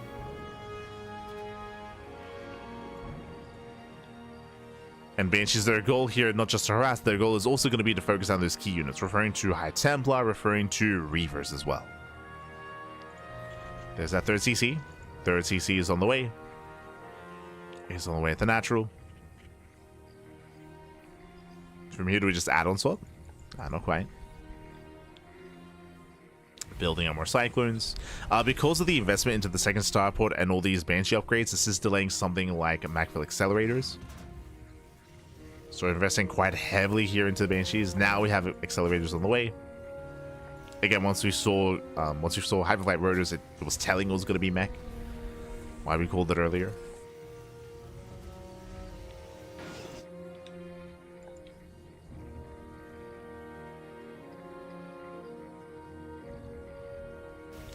Banshees are being active. Being active, moving out. Yo, shout out to Caprulu Cat in the chat. Gah, papi, gah. Bienvenidos, papi, bienvenidos. You're just in time for the finals. Los finales, man. Oh. As Cyclones, they do catch out the... Oh! They do try to catch out the shuttle. Getting a lot of hits in. Cyclone goes down. Shuttles escape. Ooh. Takes out the Marines, but the Reavers will fall. Oh my, never mind. They barely get away. Barely picks up, barely gets away. Look at how low the Reaver and the shuttle are. Ay, ay, ay. He's playing with fire right now. He wants the Marine. He wants him. He gets him. Marine goes down, and Classic has to get the hell out of there. Same time, Banshees, they do hit the third. Ooh, one Banshee goes down. Banshee does fall. Here come the rest of the factories. Let's go.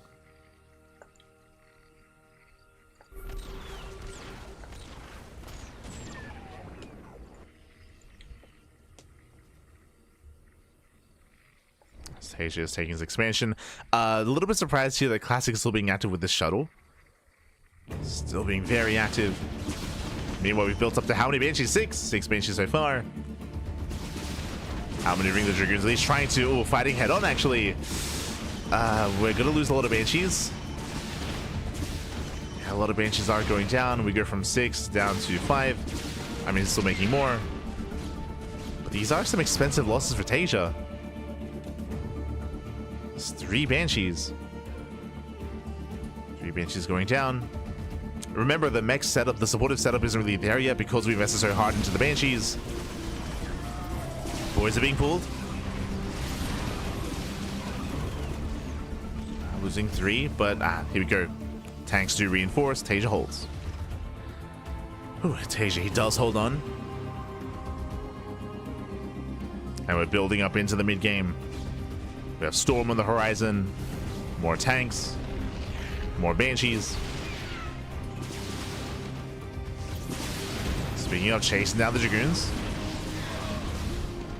Dragoons are being chased. Zealots, they do push in. That's a kill, not a cancel on the CC.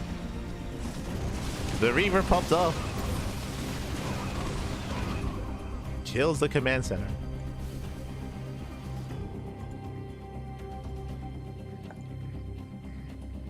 So nice pickles here out of Classic. As Reaver's out there. The Reaver gets found. Banshees flying over the Dragoons though. Yeah, once again losing another 3 Banshees. A little bit careless there from TaeJa. Please add a lot. As back at home, he's just turtling up and building up his tank counts. Building up more tanks, more Hellions, and more Banshees, of course. Oh, the Banshees.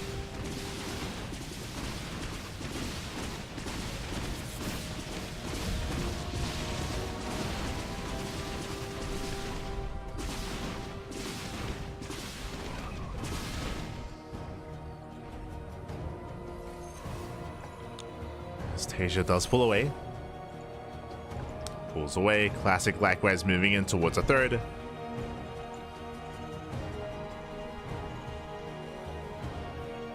Moving in towards the 3rd race, going for the storm drop. Up! First storm does land. Hellions, they do send in the storms. That's going to be 5 SCV kills so far. 5 SCVs. Another storm into the natural. TaeJa does pull away in time, losing 2 more workers.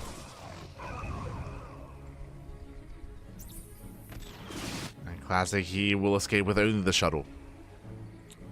So that was some expensive trades there.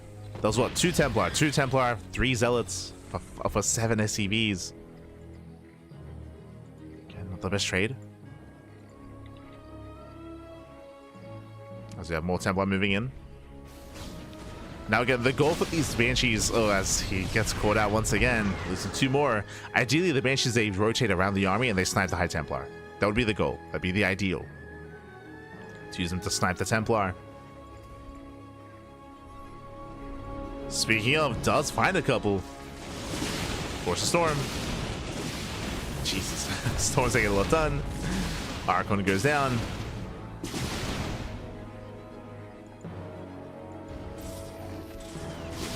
Classic does drop in.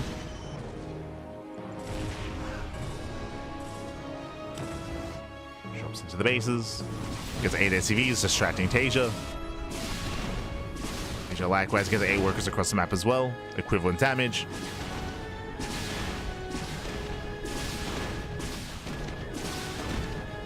TaeJa has to pull away.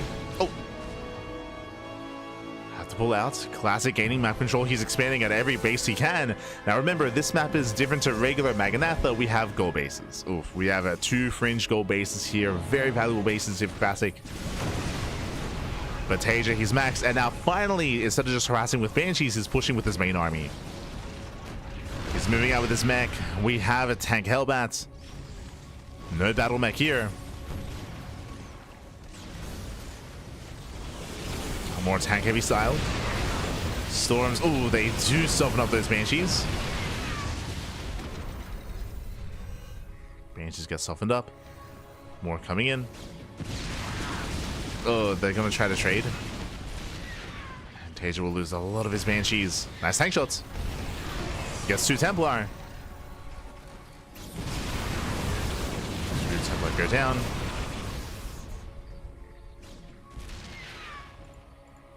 TaeJa wedging himself into the bases. Does move in. And I'm not sure Classic can stop him. Yeah, brutal tank. No, the move came in. Brutal tank shots. Tanks, they punish this. High Templar going down. Does land a couple of storms, but it's a classic. He will lose far too much here. He plummets in supply, losing all the Dragoons, the Head Templar as well. And TaeJa is going for the kill. He's going for the throats. There's one Templar remaining, no storm. 0 storms left for classic. 0 storms, no reavers, no splash damage. Purely gateway composition. He's going for the base trade. The only chance he has is to go for the base trade to avoid the main army. He's sending it across the map. And we commit to the base trade. TaeJa, he commits. Now, classic does have these gold bases, but there's no saturation. No saturation. CC goes down. Zelse breaking into the main base. TaeJa likewise doing the same. Pushing into the main bases. We have 7 High Templar being produced, but again, they don't actually come out with energy. But not enough for a storm.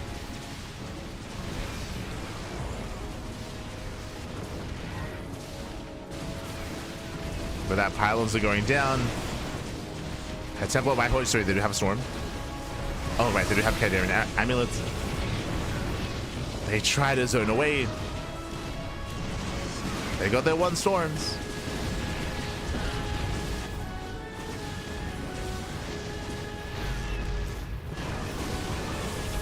And storms are connecting. And we got some nice storms at a classic, but again, he's just running out of steam. He's running out of army. He's down to what? 4 Dragoons left. He's pushing into tanks, pushing into banshees. TaeJa, he defends back at home. He defends and he attacks. Oh god. Storms, they break part of the army, but there's still so many more tanks remaining. And TaeJa, he has done it. At this point, he has done it. He has broken classic. He scans, he sees the gold base, at least one of them. But GG. Yeah, GG gets called. The writing is on the wall, and TaeJa, he will take game number 1. Whew, GG. TaeJa takes the lead in the series again, and going for this recently popular style of going into mass Banshee mech. Again, as you mentioned, as we saw, the Banshees, their goal there is just to, not just to harass, but also to try to snipe those key units, the Reavers, the High Templar as well. You could argue that TaeJa definitely was being a little bit wasteful at times when it came to the Banshees, but overall he was able to buy enough time for his mech army to amass, for the tanks and for the Hellbats, and eventually he went for one big move out. The one time he pushed with his main army, he ended the game. GG, well played, just massing off that mech army. And with that, we're getting into game number 2. Going to be loading into Pylon, a much smaller map in the map pool. A much smaller map. Let's go. What is a Dragoon? A Dragoon is technically, is it a, like the spirit of like a dead Protoss unit, right? Inside a mechanical machine. I think Stalkers is similar, actually. I think, right? Question mark? Here we go. Here we go. Spawning in the bottom right-hand corner of Pylon, we have the red Terran player. We have the red Terran. We have the Brood War Terran leading the series 1-0. It is TaeJa. And spawning in the top left-hand corner, we have the blue Protoss player. We have the SE2 Protoss. For Virtus Pro, it is classic.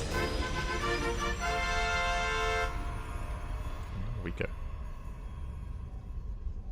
But there you go. That's Cat is saying. But if you it sounds, Cyberjohn, it sounds like you haven't played the Brood War campaign, because that's like a big part of the Brood War campaign.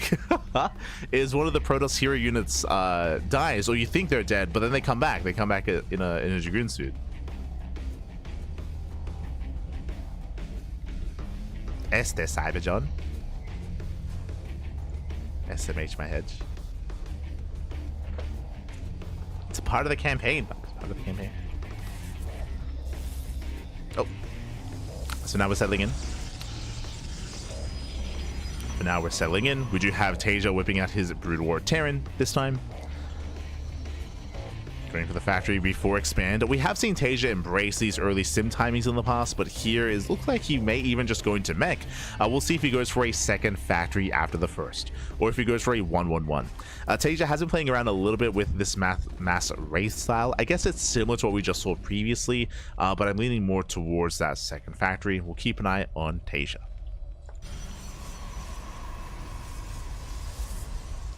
That's why this is that blue group inside the lagoon. They're like a fish tank. Oh no.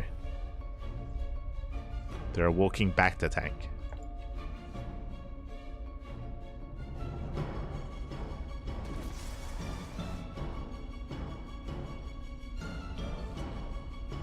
As we have our CC on the way. Early vulture production out of our Terran.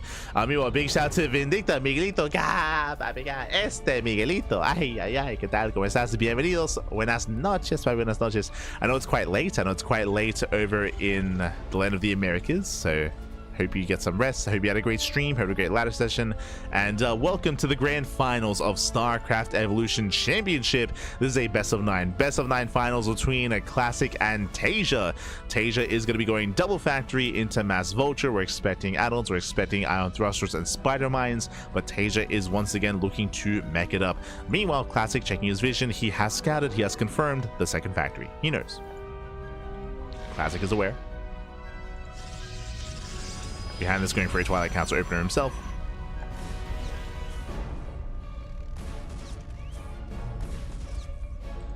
TaeJa, yes, if you haven't been watching StarCraft over the past 2 months, TaeJa, he has been competing again.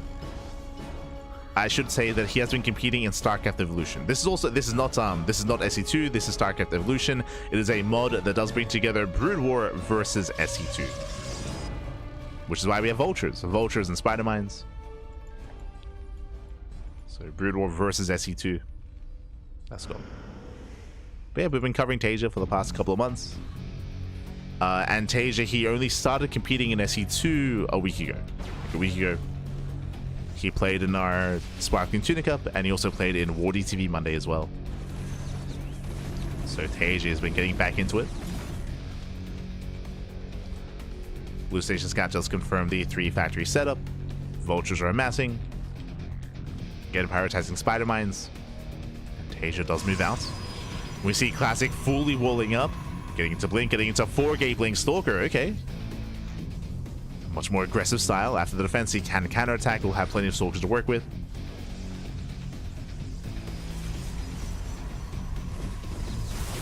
Oh. As he moves in. Does move in. Spider Mines, they can try to bully back their Stalkers. No! Does trigger. One mine goes off. Blink is not ready. Blink is not done. TaeJa trying to force his way in.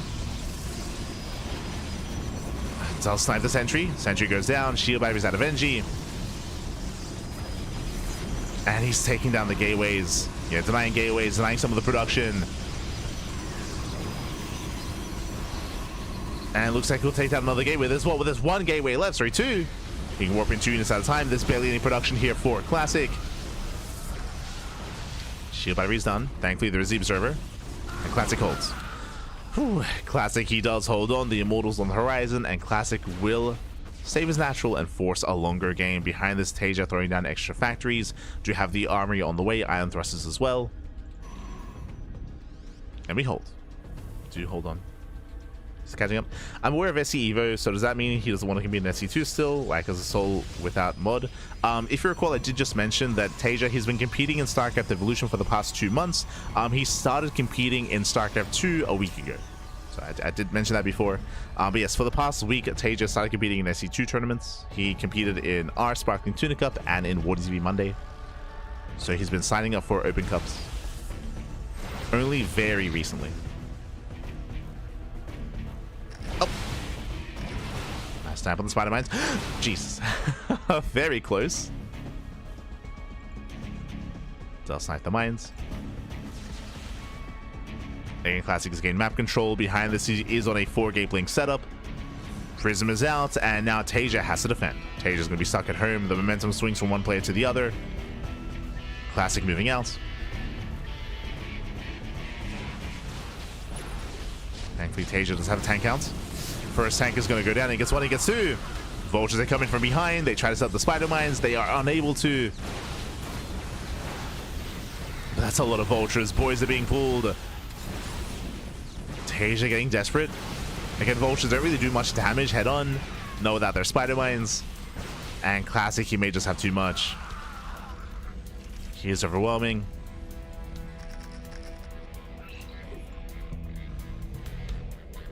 Classic, he does spot the spider mines as well. Has the observer. So we shouldn't just blindly blink in. Yeah, slowly working through that minefield.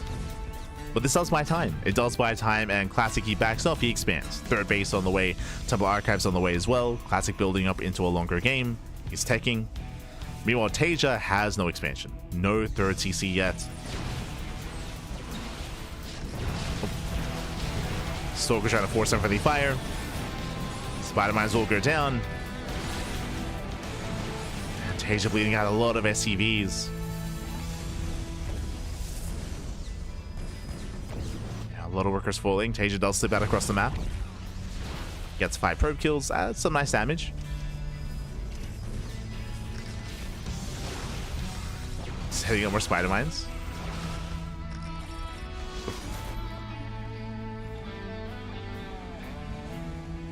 In the army. TaeJa now taking up in towards Goliaths. So we have Goliath range on the way. And again, TaeJa is still contained on 2 bases. He's trying to expand. There's that third CC, but again, a bit of a later expansion. Oh. Classic going for the immortal drop.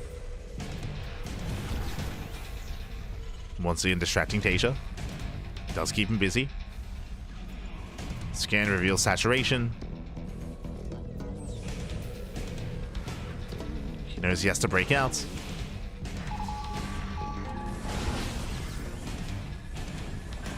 And he will. Does break out of his main. A couple of boys are being pulled. Oh, okay, they're going back. And Classic goes to the backstab. We're going for the base trade. Classic, he does hit the natural, and it's all or nothing for TaeJa. He has to send it. Trying to push into the bases. SV is going to be going down. Tanks are still lagging behind, and there's the recall. Classic, he recalls back home. Tanks, they will siege. Oh, Goliath is here, going for the prism. Forcing a bit of friendly fire. A lot of tanks are falling. Down to 4 tanks. There's 4 tanks left. Oh. Is it going to be enough, though? So there's no mortal. We're getting on top of the robo. Yeah, the production's under fire here. You can see he is focused down the robo. Will be targeted. And that means no more immortals. Okay. No more immortals. TaeJa is close to breaking through. Classic, he needs more time. He needs more warp ins. There's the scan. Backing up a couple of stalkers. Charge is done. Let's go charge as well. Oh. Let's take a mine to the face. TaeJa still waiting for those reinforcements. That's a lot of tanks on the way. TaeJa, he's close to breaking through. He's so close. A little bit more, Pappy. And again, these mines do a great job of just buying time. We don't see any major mine connections, but they're just buying time. They're forcing Classic to slowly push in. It means they can't blink forward, as opposed to in StarCraft 2 with Stalkers, they very often just dive on top of tanks. So the mines do zone, they do buy time. They allow the tanks to secure themselves. Vultures are being thrown away. Yeah, a little bit careless there from TaeJa. Blinks in. Oh no, he blinks in. He gets shut down, and TaeJa will take a 2-0 lead. GG. Whew. GG, well played. Very intense, very back and forth. Initially, TaeJa, he was forcing the issue. He was pushing into the natural with double factory, sorry, triple factory mass vulture. In the end, at Classic, he defended. He survived with 4-gate blink stalker. He contained TaeJa on 2 bases, and he forced the all-in. TaeJa was forced into a 2-base all-in. Things were looking dire for TaeJa. He did commit, and with it, he barely made it across the map. He was able to wedge his tanks in between the bases, siege up on top of the robo. That's maybe the most important part. The robo was the first thing to be targeted down. Without that robo, no more tanks. No tanks, no easy way to push into the no immortals, I should say. No easy way to push into the tank line. GG. GG, well played. Whew. With that, TaeJa does extend his lead, and now we're getting into game number 3. A strong start for TaeJa. So far, a strong start, but remember, this is a best of 9. More games ahead of us, Pappy. More games to come. Let's go.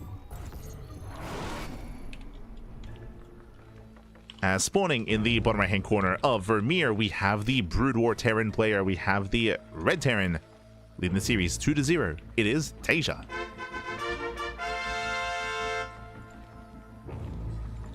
And spawning in the bottom right-hand corner, we have his opponents. We have the SE2 Protoss player. We have the South Korean Protoss player. The South Korean Protoss representing Virtus Pro, down heavily in the series. Can he bounce back? Can he start to recover? It is Classic. Here we go. Momentum is on TaeJa's side. I still do favor Classic coming into this, but TaeJa I still favor Classic coming into this, but TaeJa, he has been popping off, has been able to catch Classic with his pants down a couple of times so far.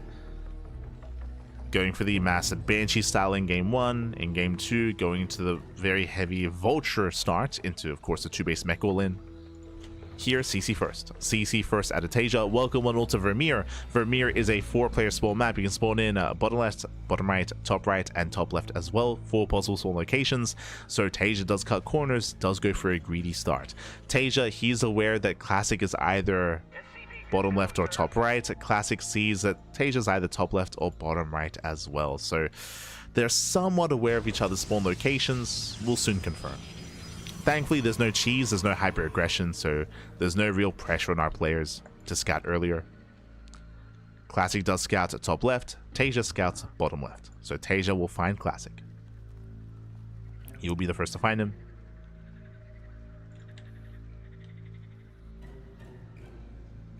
Here we go. It would be fun to see TaeJa's SE2 Terran versus Classic's Brutal Protoss. We already saw that in game 1. That already happened in game 1. Has already occurred. Do you recommend the VODs? Do you recommend the VODs?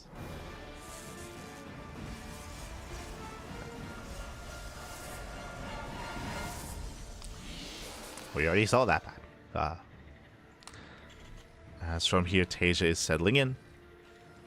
Based on the opener, it looks like TaeJa once again is going to go into mech. We're expecting another factory, but we'll see if he goes for a starport into, say, Wraith production. Which we have seen, but now there it is, a double factory going into Mass Vulture.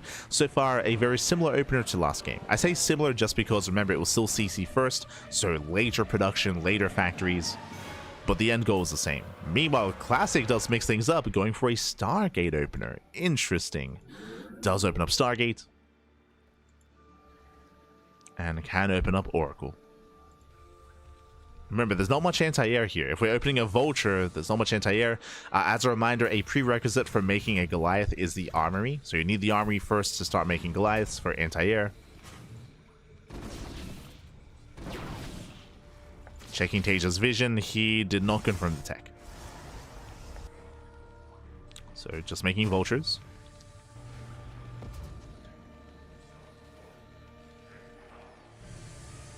Just making Vultures, getting to Spider Mines.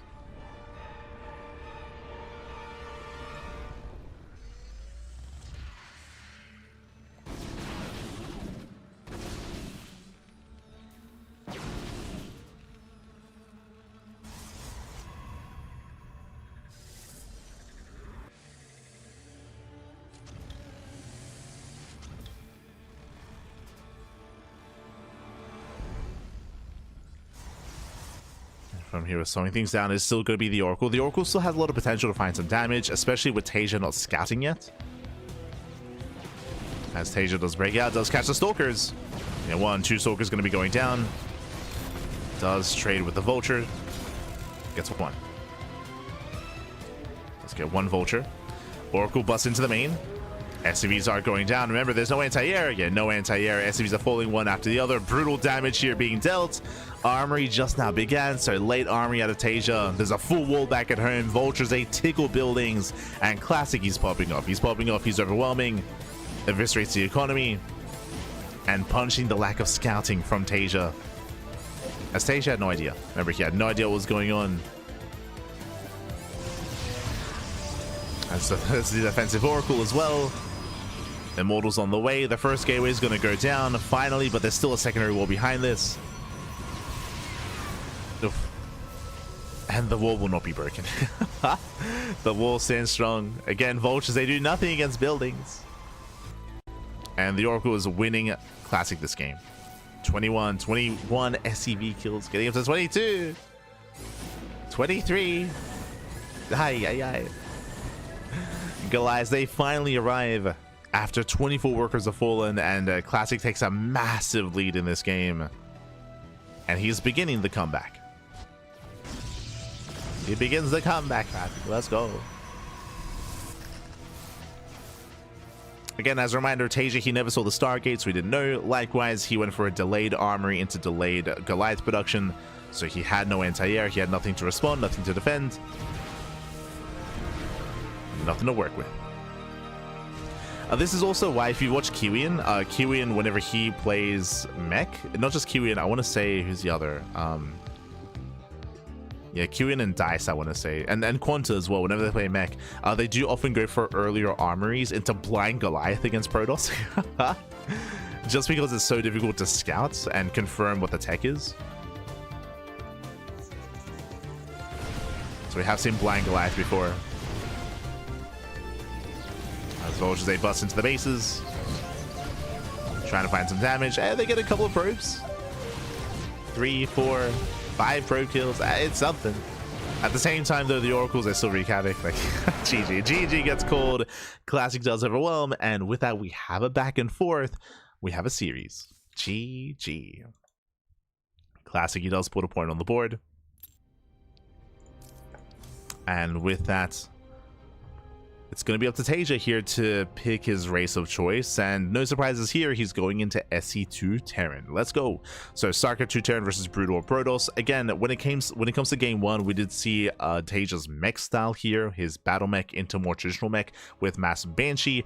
Are we leaning towards that here as well? I would say not. That was exclusive to Magnatha. Magnatha is a very large map of the map pool, so you can get away with that. Here we're loading into Sylphid. We'll see what our Terran player goes for this time. As spawning in the bottom hand corner of Sylphid, we have the SE2 Terran. We have the South Korean Terran. It is TaeJa. And spawning in the bottom right hand corner, we have as opponent, we have the red Protoss player, the Brutal Protoss. It is a Classic. We go. Again, the one MVP Oracle. As the Oracles, they did straight up just win a Classic the game. Again, TaeJa, to get into anti-air with mech as Brutal Terran, you do have to jump through some hoops, and you have to have that setup already prepared. Otherwise, as you saw, the game can just end.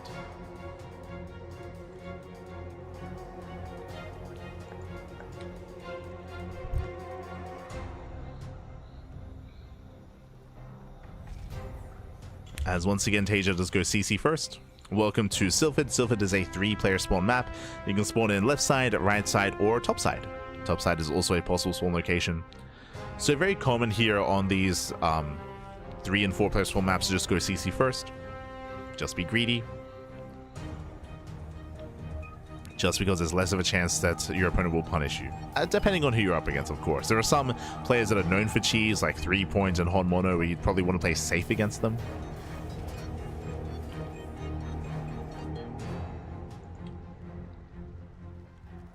As we are settling in, we'll see if TaeJa once again goes for his 1-1-1 into Cloak Banshee. Otherwise, we could see a 3cc 3 factory setup. True. Classic scouts upside. He confirms TaeJa nowhere to be found, and TaeJa does find Classic immediately. Does find him.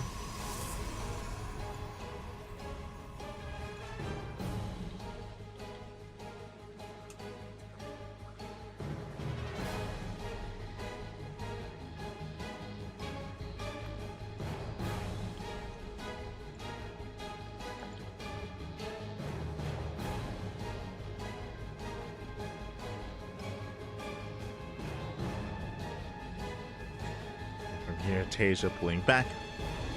Just getting to his initial opener. No crazy tech yet.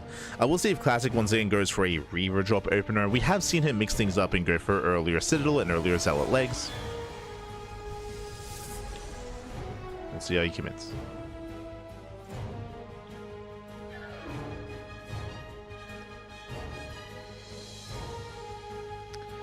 As Dragoons are waddling out, they'll be able to apply some pressure. The bunker will be done in time. Bunker does finish. And TaeJa defends.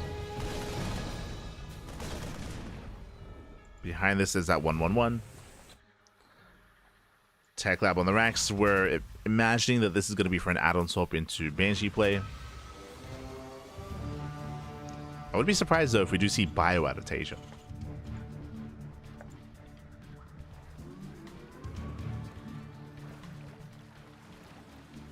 Would be interesting.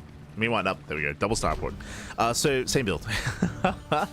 Same build here as game one. We're going double starport, mass Banshee into cloak, into hyperflight rotors. So mass Banshee, then into mech, out of TaeJa.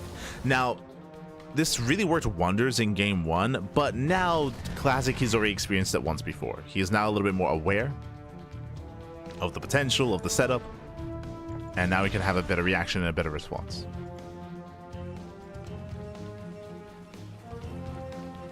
We'll see if he goes for, say, a Stargate response to go into Corsairs to take over the skies, to then get into Disruption Web. I wouldn't be opposed to that, to be honest, like going into Mass Corsair. But first things first, Classic has to scout, has to confirm. He has seen nothing in the main base yet. He doesn't know. He's unaware.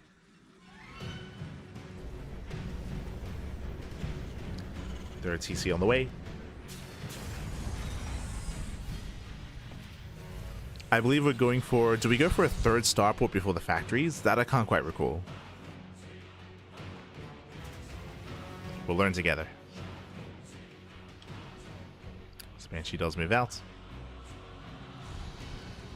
Dragoons are ready. Observer as well.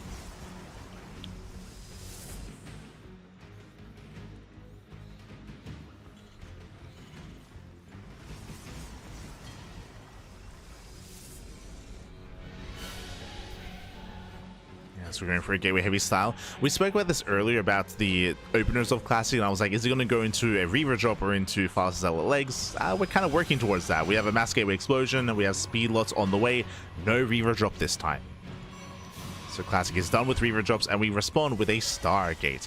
I do like this. He saw, yeah, he scouted the mass Banshee play, and we were kind of flirting with the idea of responding to this with mass Corsair. Stargate, I do like the idea of coin Corsair, especially against mech.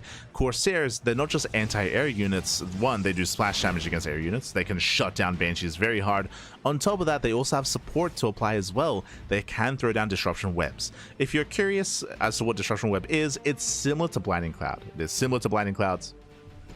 So again, it's a good way to support your ground army, your gateway army, especially against mech, especially against a tank heavy style. So this is a good reaction here from Classic. And as we mentioned, he's kind of learning and adapting over the course of the series.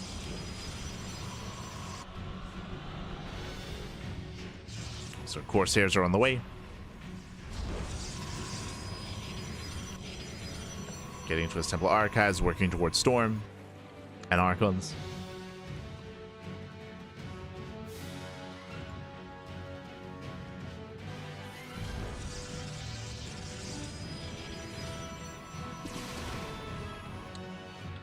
Banshees are moving in. They move in. Corsairs are ready. Just need that detection. And yeah, this is going to be shut down. TaeJa is going to be chased down. He needs Hyperlight Rotors. He does split up though. Does try to split. Rotors does kick in. And the Banshees should escape. Oh god, the stutter stepping. Stutter stepping at a Classic. Get some extra damage. TaeJa backs up. And we're getting into a second Stargate, into a Fleet Beacon. Getting ready for that Sky Toss. Getting ready for the Mass Corsair, I should say. We'll see if he is going. If he was going mass Corsair, he'd be making more. So far, it's still just one Corsair. So one Corsair, he might be planning to go into into Skytoss, into Carrier. Okay. I mean, it would also be a good response here just because of the limited anti-air, right? We have, what, 2 Cyclones? The anti-air is lacking for TaeJa. Gets one of the Banshees. And here we go, the carriers are on the horizon. Carriers are amassing, Banshees, they do hit the mineral line. Catching transporting workers. For 5 probes going down.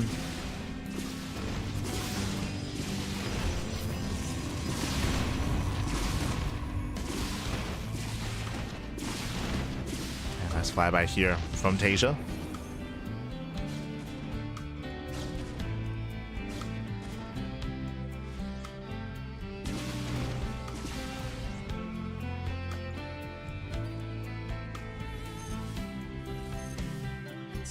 To work. Gets 8 workers.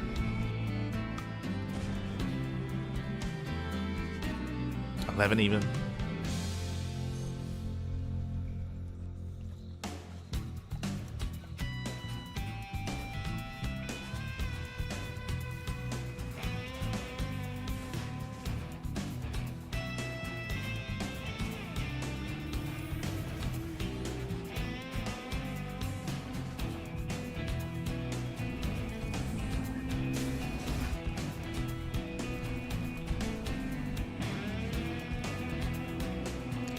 And TaeJa, I don't think he's yet. Oh, no, he's confirmed. Yeah, he has confirmed the Skytoss. He's aware of the mass carrier. Doesn't even find them. That out. And his response is to go into mass Viking, making use of all these starports, of course, and switching into Thor production. Okay. So Thors are amassing, Vikings as well, producing as much anti-air as he can. Meanwhile, Classic getting into the carrier capacity upgrade.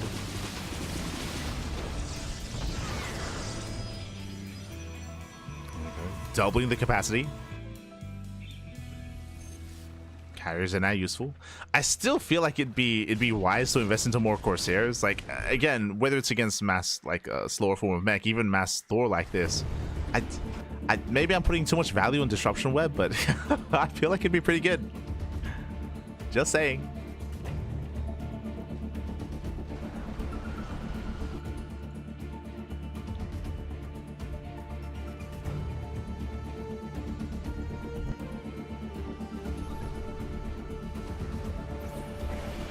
Yama's a posturing.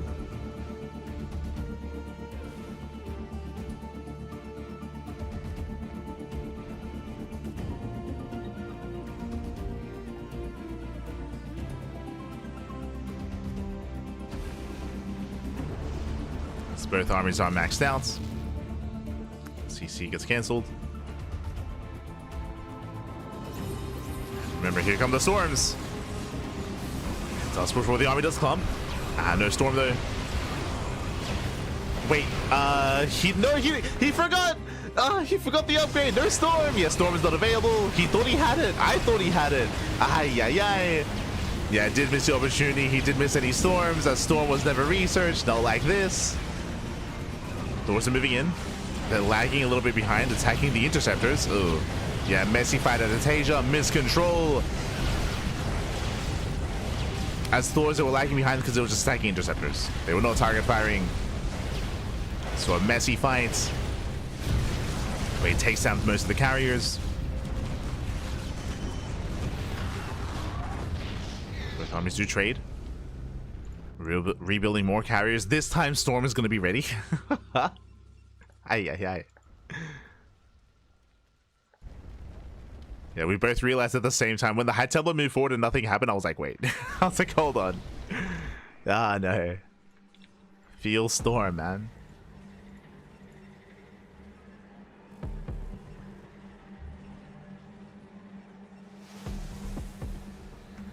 As that fight could have gone so much better there for Classic. So both armies are remaxing. Classic mass expanding, taking more bases.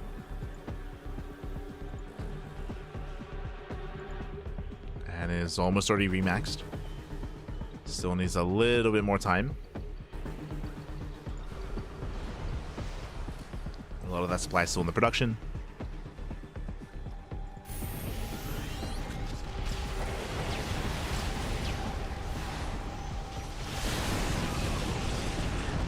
Storms do zone.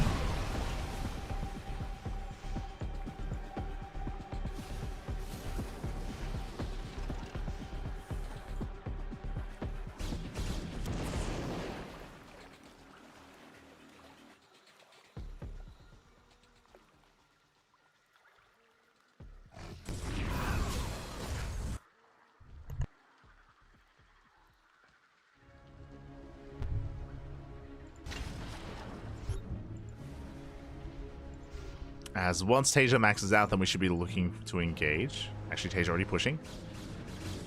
Trying to come in from behind. A classic pushing up the ramp. Yeah, we'll have that high ground advantage. Does storm the tanks. Yeah, storms a problem. They shut down most of the mech army. Vikings are on their own, and Thors are lagging behind. Once again, they do lag behind. Despite that, they're still working their way through. Thors are coming. The Thors are moving in. At the same time, though, 18 SCV kills also popping up from the mineral line. TaeJa, his supply plummets, his economy plummets. Planetary does hold. But again, that's going to be 18 SCV kills. And more Zealots into the natural.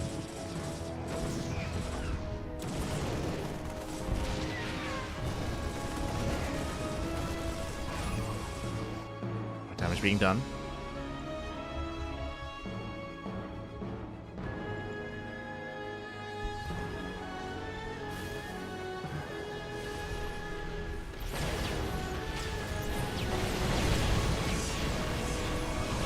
The carriers are being focused down. These Thors, I mean, they can still pack a massive punch. We need more storms. There's only 2 Templar. Only 1 storm. He's just still pushing forward. Still has, again, that massive mech army.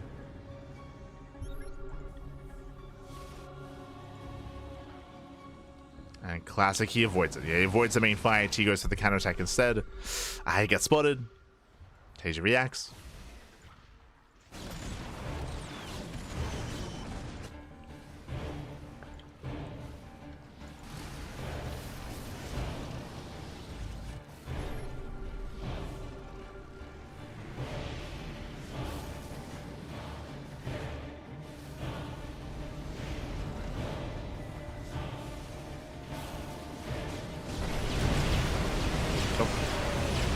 Classic does commit. No stasis fields.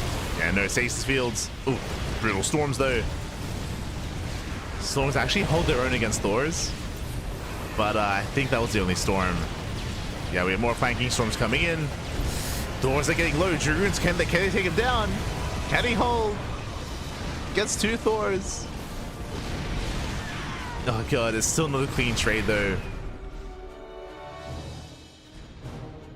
As classic as Skytos gets reset, he loses all the High Templar. Stuck with Master Dragoon. And fighting the Thors is one thing, but look at all these tanks. Like, the tank line is solid here. And TaeJa, he should only be fighting within range of those tanks. So he pushed out a little bit too far earlier. But again, his tank line is solid. Just fight together, Pat. Fight together. Oh. Speaking of, Classic catching out a couple of reinforcing tanks. Gets 2. 2 tanks go down. Classic collapsing in. The tanks are on their own. Yeah, no support for the tanks. They're left abandoned. And with that Classic, he will clean this up. He'll take down every single tank. Yeah, no support here. The Thor's out of position. The Hellbats as well. TaeJa, he abandoned his boys. And Classic is maxed. Classic is maxed out. Takes a massive fight. Now I can keep going.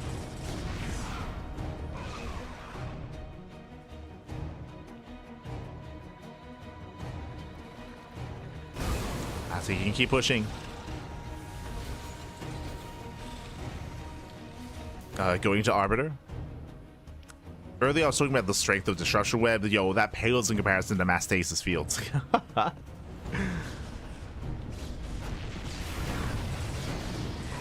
You want to say things in style? There we go. Stasis Field is being researched.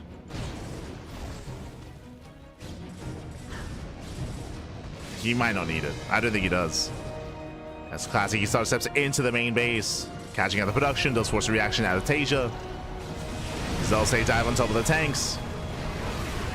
It's going to be 2 tanks going down, 3 tanks falling. Storm of the Vikings. GG gets called before the Arbiters arrive. And Classic, he will tie the series up 2-2. GG. Whew, GG, well played. Very, very intense mid-game there. We saw TaeJa. I want to say that he had the composition, he had the army, but when it came to the overall army control, that was lacking there for TaeJa. I'm referring to the first fight in the center where the Thors were lacking behind. They were on A move. So Thors, they were on A move attacking interceptors, whereas the rest of the army was engaging with the carriers, with the Storm, with the Dragoons as well, and we saw that TaeJa did not really take that fight too efficiently. Likewise, afterwards we saw him fighting out of range of all of his tanks. He had what, like 10 tanks in the center of the map. He was fighting out of range. He lost a bunch of his Thors, and of course he was distracted, pulled apart. The tanks were abandoned, and we saw Classic pull them apart. GG, well played. It did tear him apart, and with that we have a back and forth series. We're tied up 2-2, and we're loading into Purity and Industry. Let's go. We're loading in. As a reminder, this is a best of 9. Best of 9 between Classic and TaeJa. Let's go. Getting into game 5. So still plenty more games ahead of us. Plenty more. As spawning in the top side of Purity and Industry, we have the red Terran player. We have the South Korean Terran, the Brood War Terran. It is TaeJa. And spawning in the bottom side of Purity and Industry, we have the SE2 Protoss player. We have the blue Protoss representing Virtus Pro. It is a Classic. Just catching in the chat. What game mode is this? The game mode is, or the game mod is StarCraft Evolution. StarCraft Evolution is a mod that does pin together Brood War versus SE2 in a 1v1 format.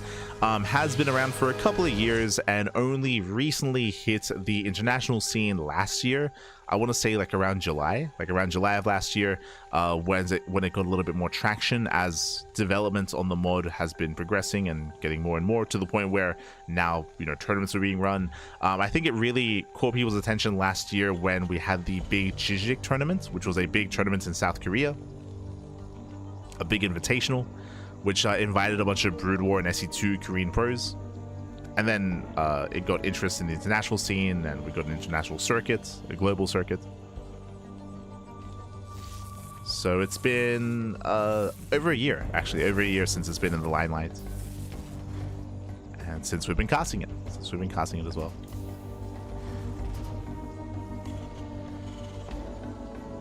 Of course, the mod is actively worked on, actively patched over time. Actively patched. When it comes to balancing, when it comes to addressing certain concerns. That's another kind of big benefit here of this championship. Again, this is like the big SE Evo tournament of the year. The championship is that it's also going to kind of determine and showcase like what the meta is looking like at the moment, where any issues are. I think a big example of that is PvP. We saw a lot of the PvPs devolve into proxy double robo, for example, and there was a lot of strength in that. I'm sure that's going to be addressed in some way when it comes to the upcoming patch after the event. But overall has been quite solid, at least TVP. As for the first time this series, we have a 3-rack stim timing. Okay, so we have 2 racks early on. We're going for the early academy into early stim. For those that are maybe watching for the first time, the reason why this hits quite hard is because in Brood War, my apologies, factory follow-up. Okay. Never mind. I was gonna go into a bit of a tirade or a bit of a rant about Brood War, about these stim timings, how they do hit different, and they do hit different just because you do not need to wait for your starport for medevac support, for your bio army. You can make medics from the racks, but we're not going for the academy, we're not going for a 3rd rack, so we're going for the factory instead. Okay, you have my attention. TaeJa, you have my attention.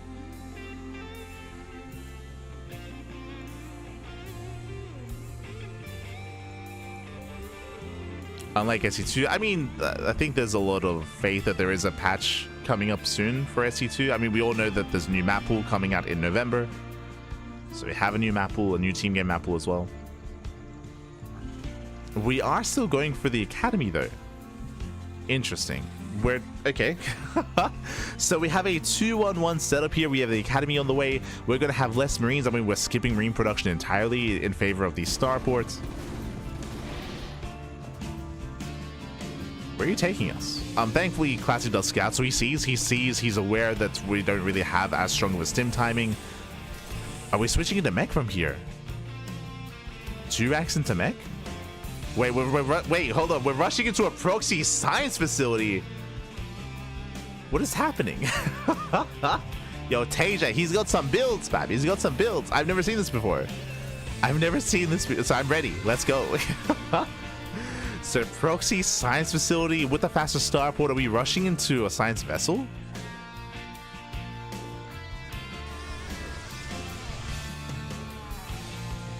Okay. Covert ops on the way. Proxy in the science vessel, proxy in the covert ops. The add-on. Meanwhile, back at home, Classic, he's just chilling. He's going 3-gate blink into a third base. Very safe opener out of Classic. Working towards Storm behind this. Going to be going Storm before charge. Interesting. And we are rushing into Ghost. Okay. It's all coming together. We're rushing into lockdown. Let's go. Okay, we're going for a ghost rush here on 2 bases. Now the racks make sense. So 2 racks opener because eventually we'll need them for the ghost production. Going into the 2-1-1, into the proxy, into ghost, into lockdown. Lockdown, for those who are unaware, is kind of similar to interference matrix on the Raven. So the Raven has interference matrix. Lockdown is similar, except it's on the ghost. Lockdown is similar, but even better because lockdown actually does stasis the unit in place. So the unit cannot run away, is locked down. Oh boy. TaeJa. Okay, we got into second factory. Interesting. So tanks are amassing, ghosts are building up. For the time being, Classic is unaware. He has not confirmed this yet. But we have sentries, we should be seeing a hallucination scout soon. You can see the Marines are positioned to deny the scout. And it is going to be initially ghost rush into mech. Okay, so it is going to be that mech transition. Initially, I thought it was 2 racks into mech, and it is, but in a different way. So we're going into mass vulture. Here comes a hallucination. Through the slow zones. Hallucination moves in, the Marines are in position. And can we deny the scout? It does rush past. Yeah, Marines not in time. And does he? Yeah, does scout, does confirm the mass ghost. Aye, aye, aye. Classic knows. Classic, he knows, he's aware. And now it's go time. TaeJa starting to move out. Behind this, we already have some High Templar ready here. Templar ready, going for the Stargates. Are we just going to slow the game down? Now, for a moment, I assumed that TaeJa was going to be hitting a timing, but no, TaeJa, he's fully walling up. He's fully walling off, getting a third, slowing things down, and embracing mass mech. So he's not actually pushing with the ghost. It's possible that maybe his plan here was to catch Classic being aggressive and punish him with the lockdown by locking down the army. But Classic, upon seeing this, yeah, we're rushing into a late game. Okay, let's go. So TaeJa, he's turtling up as hard as he can. Meanwhile, Classic is expanding and getting ready for a sky toss. Okay. So, interesting build, interesting setup. And again, I'm pretty sure the purpose of the ghost was to punish Classic being aggressive. But now it's time to turtle on up. We're gonna be here for a while, Bappy. Okay.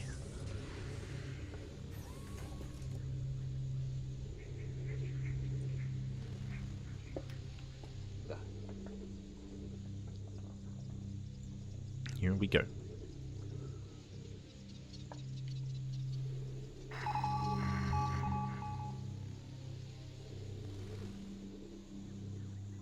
Bienvenidos. Good morning, good morning. Este Kipstier. Buenos dias. Fleet beacons on the way, so again, we're just working towards sky toss. Let's go. We are building up.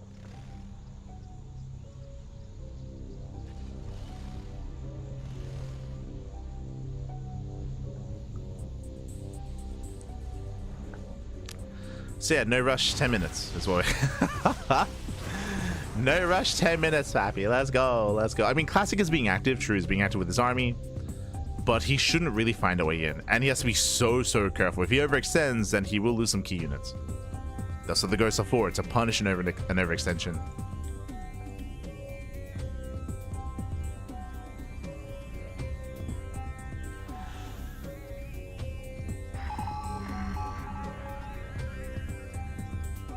Go.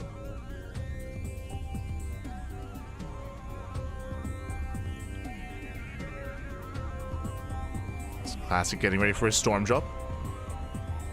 Storm drop towards top left. Again, we're still just turtling up very hard. we're turtling up as hard as we can. But yeah.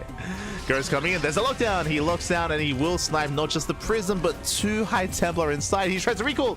He saves it. Wow, nice save. Clutch save there by Classic. He does recall in time. Whew. Does save the prism. Does save the High Templar. You can see that we're still stasis. We're still locked down as well. Still locked down in the corner of the map. But hey, does save it. So big save by Classic.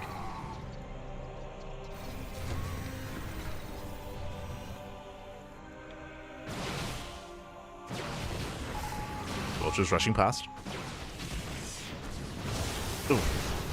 Storms are keeping up. Spider-Mines. Oh, dude, can I? Oh my god, the Stalker can gets reset. Stalkers go down. We take the Spider-Mines to the face. Classic, be careful. As Vultures, they rush behind the mineral line. Again, this is just a harassing force. Just a harass. We do intend to throw away these Vultures. These Vultures are thrown away. They get 7 probe kills. They pick off how many Stalkers? It was 4. 4 Stalkers went down. And 2 Zealots. Scan into the main, reveals the Sky Toss. And we're making 8 Goliaths at a time. So nice scan. TaeJa had no idea. He had no idea Sky Toss was coming. He has a very ground-based army. Anti-ground-based army. So here come the Goliaths. They're coming online. Oh. Storms are coming in. Into the mass tank. Jesus. The lockdown once again locks down the prism, but this time there are no High Templar inside. The prism does fall. Nice EMP. Very nice EMP on the Templar. Remember, in Brood War, Ghost don't EMP. Science Vessels do. Science Vessels, they have EMP instead. So did land 1 massive EMP. There's 1 Templar remaining with energy.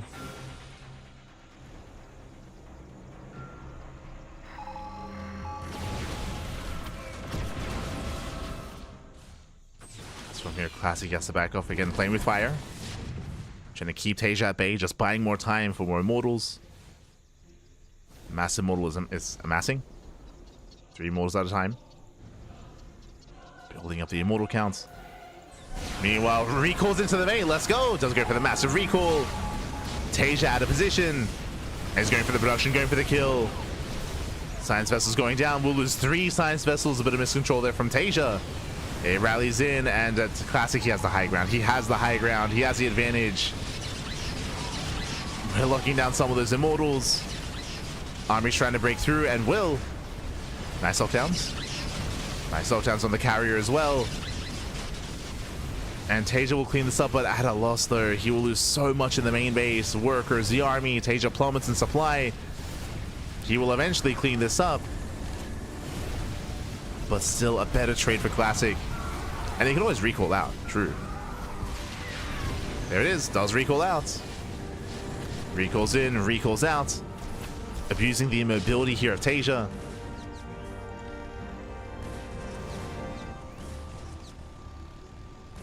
And Classic, he's almost remaxed. He's almost remaxed. Another mothership. He abandons the idea of Sky Toss. Going for the ground army instead. Here we go.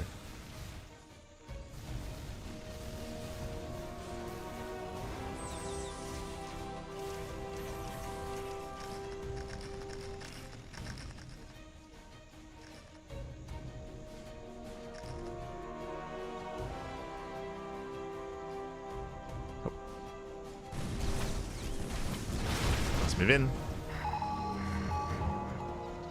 Waiting out some of the spider mines.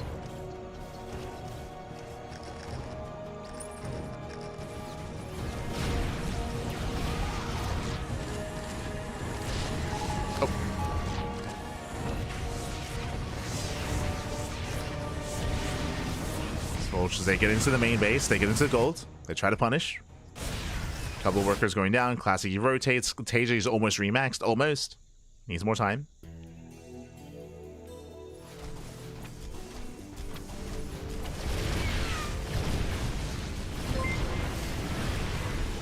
And TaeJa not quite in position. He was at the third base. Classic moving in, gets into the mineral line. And Classic just extending his lead. Even supply blocking TaeJa. Nah, TaeJa is supply blocked.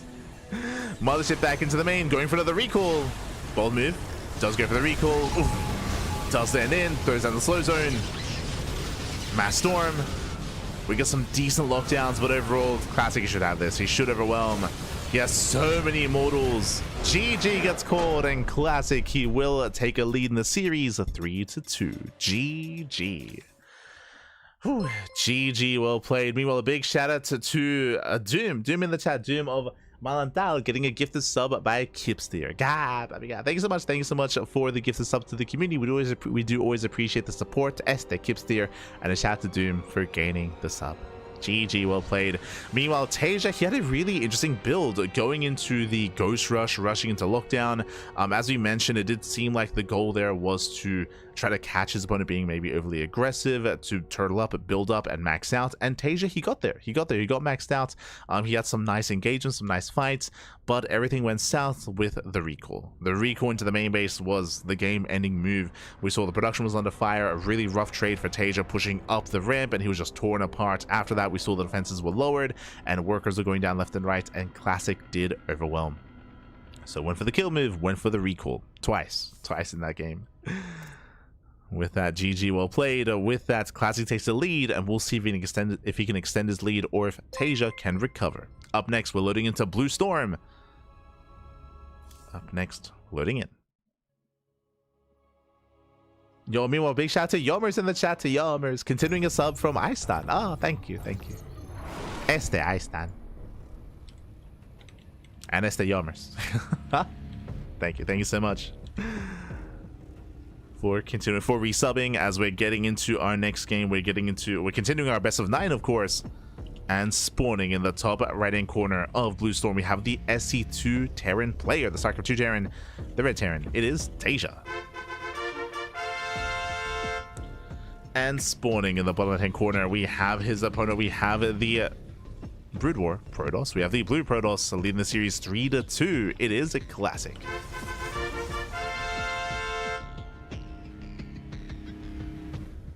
Hello, Mr. SCV. What's going on? As we do hide the SCV out in the center of the map, and it looks like we might be setting up for a proxy. Oh no, never mind. Waiting for the SCV, sorry, waiting for the probe scout. As the probe moves out, we're going for the eBay block. Okay. Yeah, nice timing there from TaeJa. He does slip in, he does slip by, and he sets up for the block at the natural.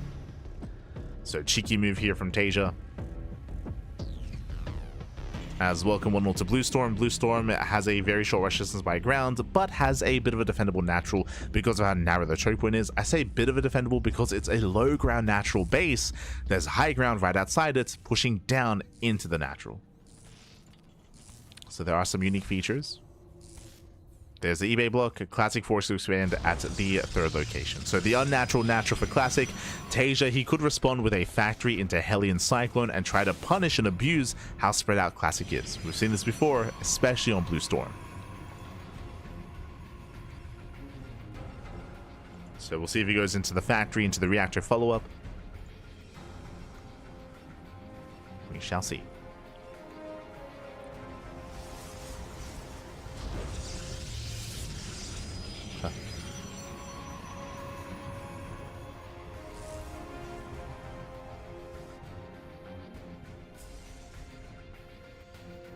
Yep, there's the factory on the way. We'll see if we go for the reactor. Oh, Tech Lab. That I was not expecting.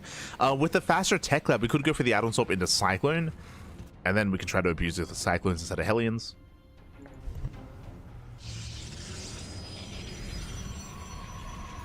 Bunker is on the way. Marines are moving out. TaeJa, he wants that natural. And no add-on swap, he's actually going into Concussive Shell Marauders, also rallying across the map. So hyper aggression out of TaeJa, goes into Concussive Shell Marauders, and goes to the Tech Lab in the factory, reinforcing with Cyclones. So TaeJa is doubling down, forcing a fight at the natural. At the third, Dragoon moves in. The shield battery is helping. We have a backup shield battery on the way. Getting additional shield batteries.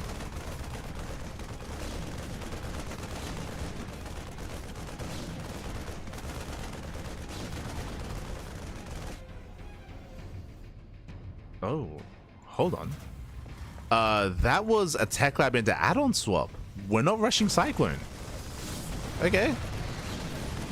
S to TaeJa. Oh, the SCV goes down. We do have a backup SCV to repair. Oh, the last bunker will still fall. And Classic holds. Classic, he holds, he defends. Meanwhile, TaeJa rushing into what looks to be Banshee play instead. Sniping the Marauders. TaeJa getting a little bit wasteful here. Losing a lot of units. Yeah, it trades out a Marauder.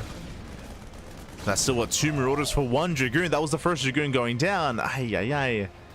Yeah, brutal losses here. And now TaeJa stuck on 1 base. He is going into Banshee, but he will lose map control. Classic can move out. He can punish this setup. He can punish the position. He can punish the natural. He's going in. Okay, the tank is out. Tank will help. But remember, we have the high ground to take advantage of.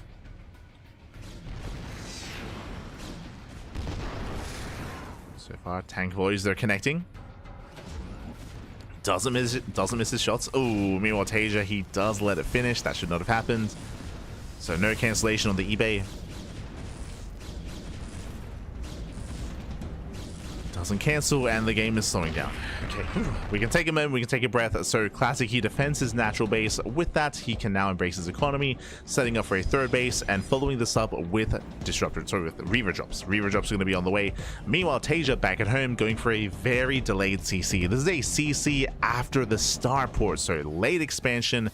He's behind, double expand. Makes sense. TaeJa, he's behind economically, so he's going for the double expand. This is quite greedy. This is quite risky. We'll see if he can get away with it. So TaeJa will take a big risk. Banshee moves out. Cloak is still on the way. But the Banshee will hit the natural.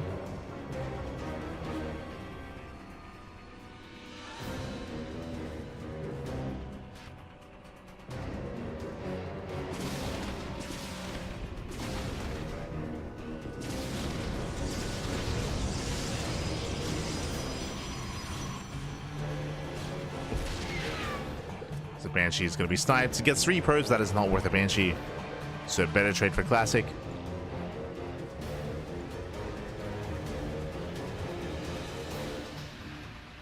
As Reavers are amassing.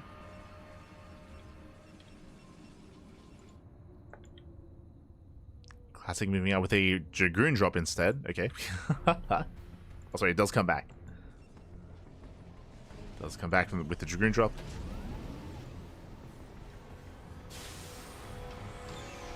Would you see attempted buy for the first time out of TaeJa? Okay. Getting into buy. We've seen a lot of mech out of TaeJa throughout the course of this series. From both SE2 and Brood War. But no, for the first time we have Stim, we have Bio here out of our Terran. Let's go. And he's getting into this from behind, which is the unfortunate reality. Like, Classic has a booming economy. Drop is coming in. Oh, shot takes down the Cyclone. Thankfully, there's a tank in the main. Viking as well. Viking will zone away.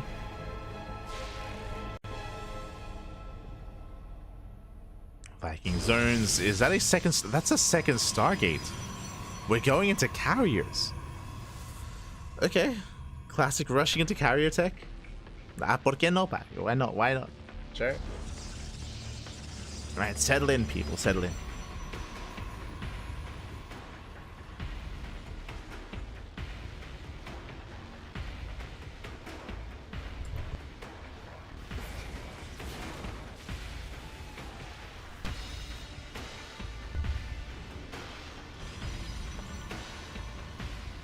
Classic does move out.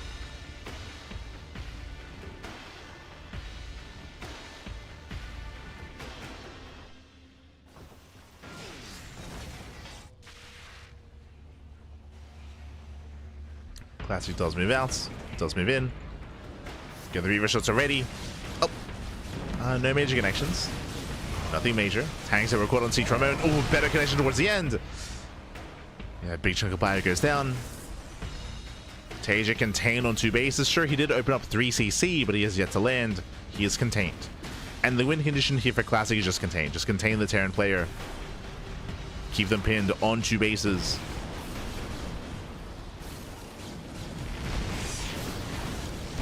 Scarab shots. Oh, jeez, the Scarab shots are going off. They shut down the bio.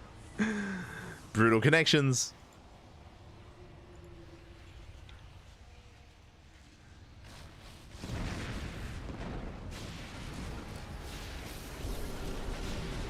And again, TaeJa just had a really shaky start to this game. Oh god, as the army is stacking. TaeJa does take the Scarabs to the face.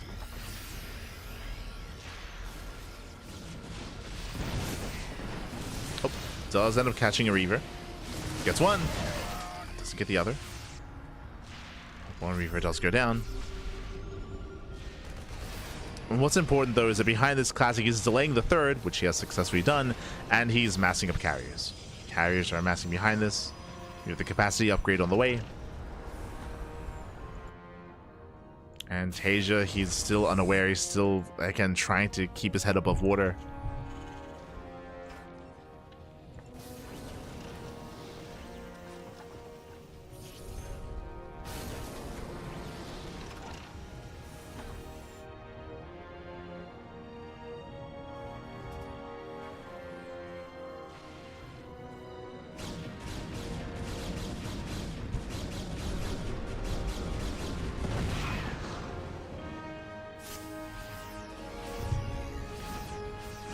Carriers are now revealed. Oh!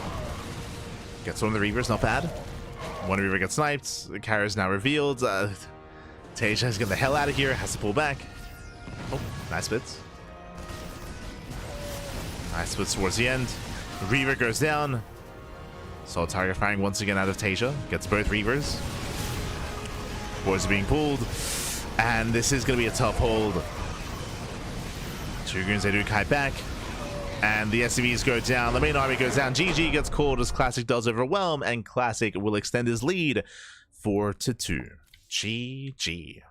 GG, well played. As a reminder, TaeJa, he did have a very, very aggressive start to this game, going for the 1-1-1, a bunker rush across the map, heavily delayed natural base, and he failed to get damage done. TaeJa, he fell behind early after the failed 1-base play, and it was a rocky road to recovery there from TaeJa. Very, very rough. He never got his third base fully operational.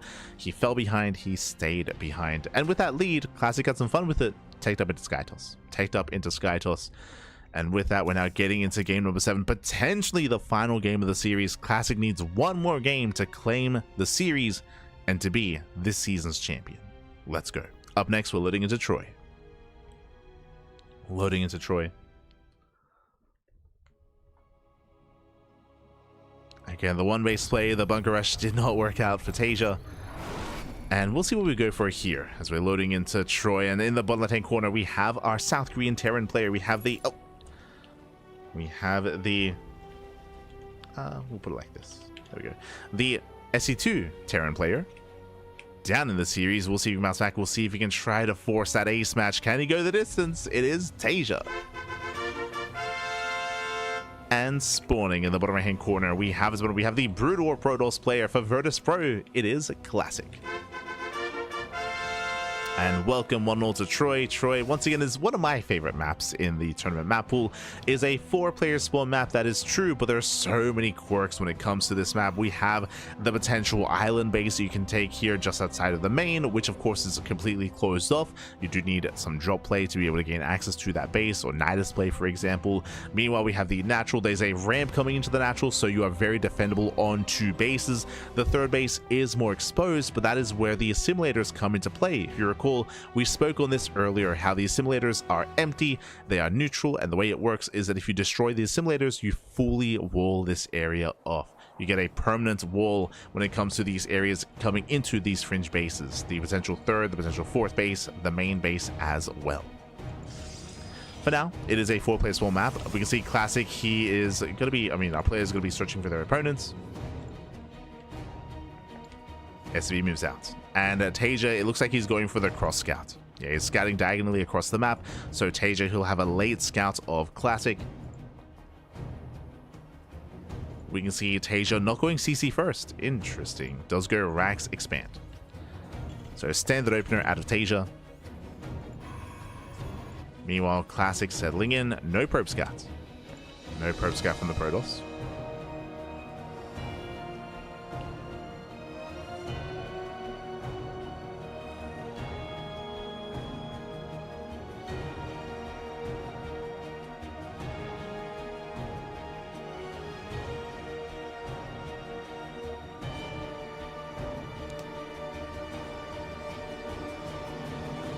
As the SV does move in, it is going to be a robot opener, so it looks like a Reaver drop out of Classic. Does open up Reaver drop.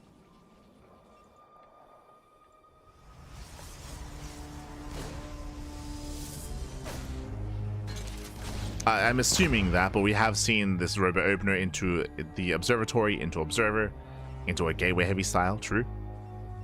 But that's usually after a 2-gate opener, and it's only one.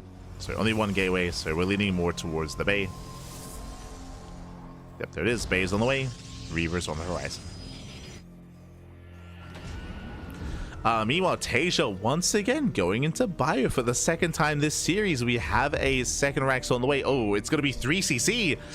Hyper Greed out of TaeJa going 3cc 3 Rax. This is a notorious Bjorn build. Bjorn is very fond of this in SE2. This is very greedy, and this can snowball out of control and skyrocket the Terran ahead in the mid game when they get their third base up and running. But the question is, does TaeJa get it up and running? Can he get away with that third base, or will he be punished by the Reaver drop? As Classic also going for the faster third, drops down that probe. Will expand on the low ground. Now, there are some pros and cons to this build. Once again, a Hyper Greed out of TaeJa. Big delay on the factory, which means big delay on any tank production. So the defensive setup here is weaker for TaeJa. He has a bunker on the high ground. Thankfully, we do have a high ground here at the natural. That makes it more defendable. But we're going to be relying on Vanilla Marines. Vanilla Marines to defend against the Reaver drop. Shuttle does scout, does confirm the location of the Terran. Shuttle speed is on the way. First Reaver has arrived. We're crawling in.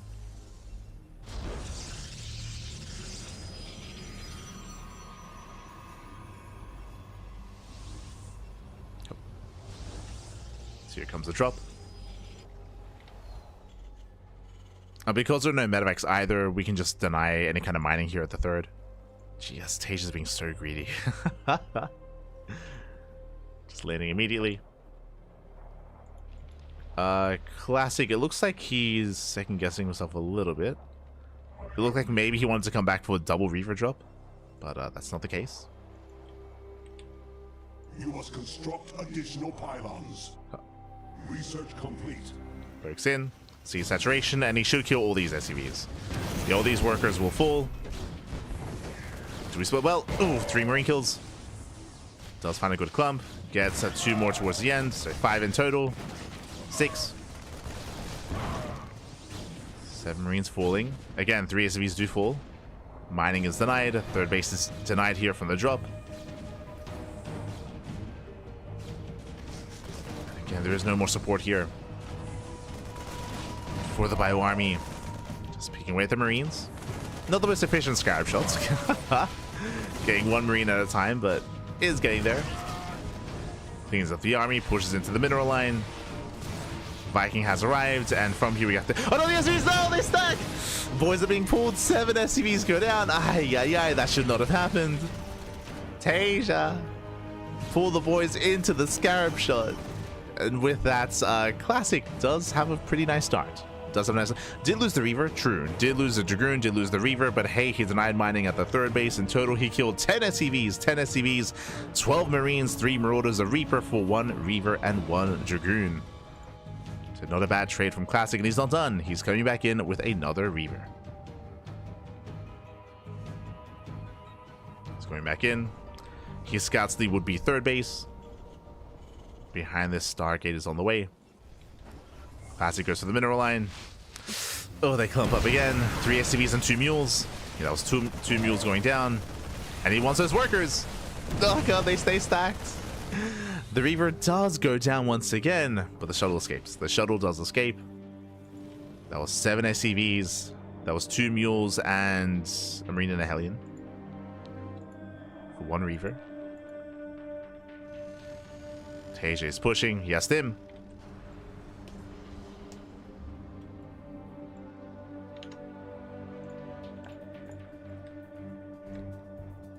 TaeJa's trying to move out. Classic coming in with another Reaver. No! Once again, no splits, no spread. Takes the shot to the face. Does catch the shuttle though. Oh, never mind. Never mind. The shuttle does get away. Shuttle escapes. We do have some Viking harass. Nicely done. Killing some probes. But TaeJa's main army does crumble. And that means that Classic gets access to the third. And can he kill the expansion? Again, that's a lot of Dragoons. Does get the mineral line. The expansion taking a lot of hits. TaeJa trying to respond. With enough Marauders, he should be able to save the base. It's getting low though.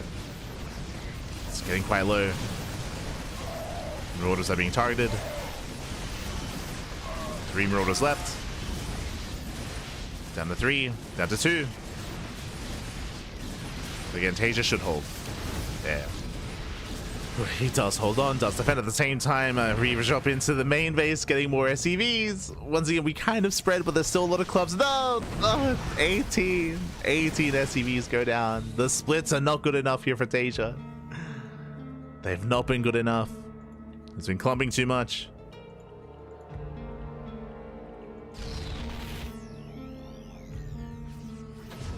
Classic is moving out. Thankfully, he doesn't catch the medevacs. That would have been game. I mean, at this point, Classic has a massive lead anyway. He wants the base. He wants the expansion. Oh, the drop will distract. Classic, where are we headed? Classic, he should lose this expansion, but he's going for the kill. He's going for the main army. Rough trades against the Marauders. Back at home, that drop should pop off. Classic, once again, he denies the third. And Classic, he has his own fourth. His own fourth base is getting up. Now, at least TaeJa's killing an expansion. At least that is occurring. But Classic still has the base up and running. Carrier production has begun. There's a scan. Does spot the Skytals. Does spot the carriers. Oh no. No, TaeJa! Oh, he gets spotted. Okay, gets away. Whew. Does get away. TaeJa re-expanding. TaeJa getting into battle mech. We have Hyperflight Rotors. Sorry, we have Magful Accelerators on the way. Does them in. Does catch a massive chunk of Dragoons. Dragoons, they need support. Do need that support. And so far, that's a lot of Dragoons going down. TaeJa trading very efficiently here. Drops into the third. Classic has to respond. And Classic, he will lose a mineral line. TaeJa's popping off. Oh, beautiful medevac. But TaeJa is trading well. Does trade well for himself, does re-expand. TaeJa is still in this game, still behind when it comes to supplies, still in a rough position. But hey, he's been trading quite well recently.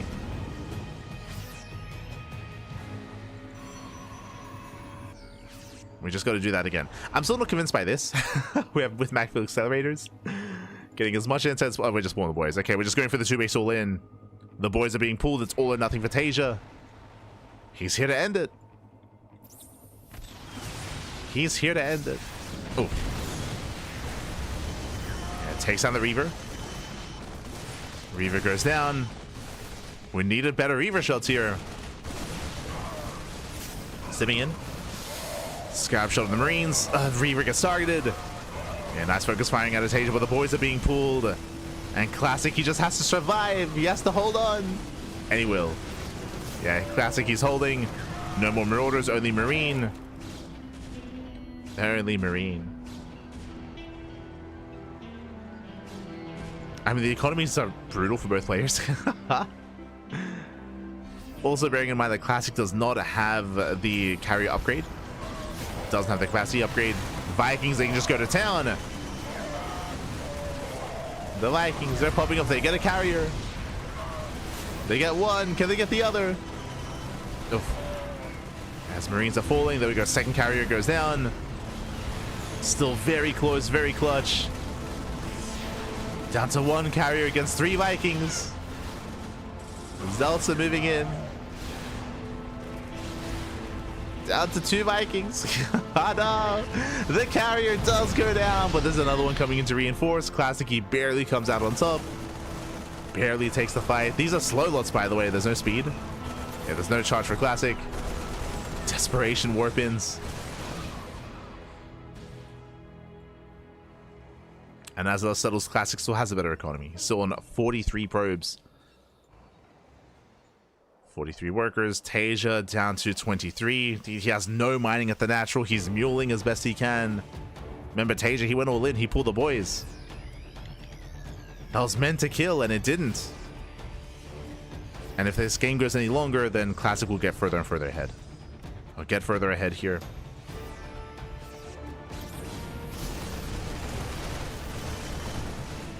Oh god. Yeah, Reaver shots are going off, and Classic is here to claim the series. He's here to claim the tournament. He came in as the favorite player. He came in as the best Protoss in StarCraft Evolution. He's here to take it all. Here to take it all. TaeJa, he had a crazy performance. Considering that TaeJa hasn't really been back for too long. He's been back for like 2 months. 2 months, has returned to the game to SE Evolution. So for TaeJa to also make it to the finals was very impressive when it comes to his rate of improvement. It's very impressive. But alas, full medevac goes down. And then he took down some big names. Took down some big names in Cure, in Rogue. Took him down, Pat. Took him down.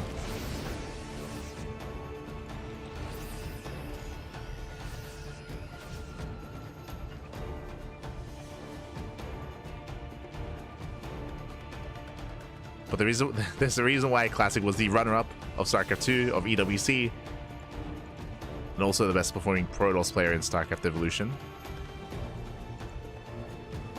TaeJa can maybe try to go for one big engage. Oh, no Reavers. Okay. Reavers are lagging behind. Oh, god. Scarab shots, they pop off. Carrier is abandoned. So it does bring down the carrier. Oh, god. But he cannot fight head on. Not like this. Not like this. Oh. As Reaver does fall, but again, the Dragoons, they're somewhat trading here. Reinforcements on the way. Oh, where are we rallying? Where are we going? Where is the rally, Pappy? There we go. As Classic, he brings it all together. Cleans up the army. We barely do escape with, what, 1 Cyclone and a Marine. Sorry, Cyclone and a Marauder.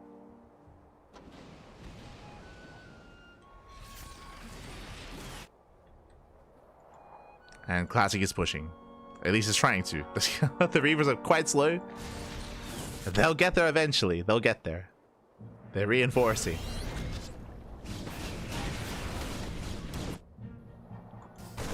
Oh. Shuttle almost gets caught out. Ooh. These Reavers do come in. Oh, catching out the shuttle. Not bad. Shuttle goes down. Meanwhile, mining is going to be denied. And TaeJa still has a comparable army size to Classic. True. And Classic only fighting with half his army. But likewise, TaeJa also getting caught out.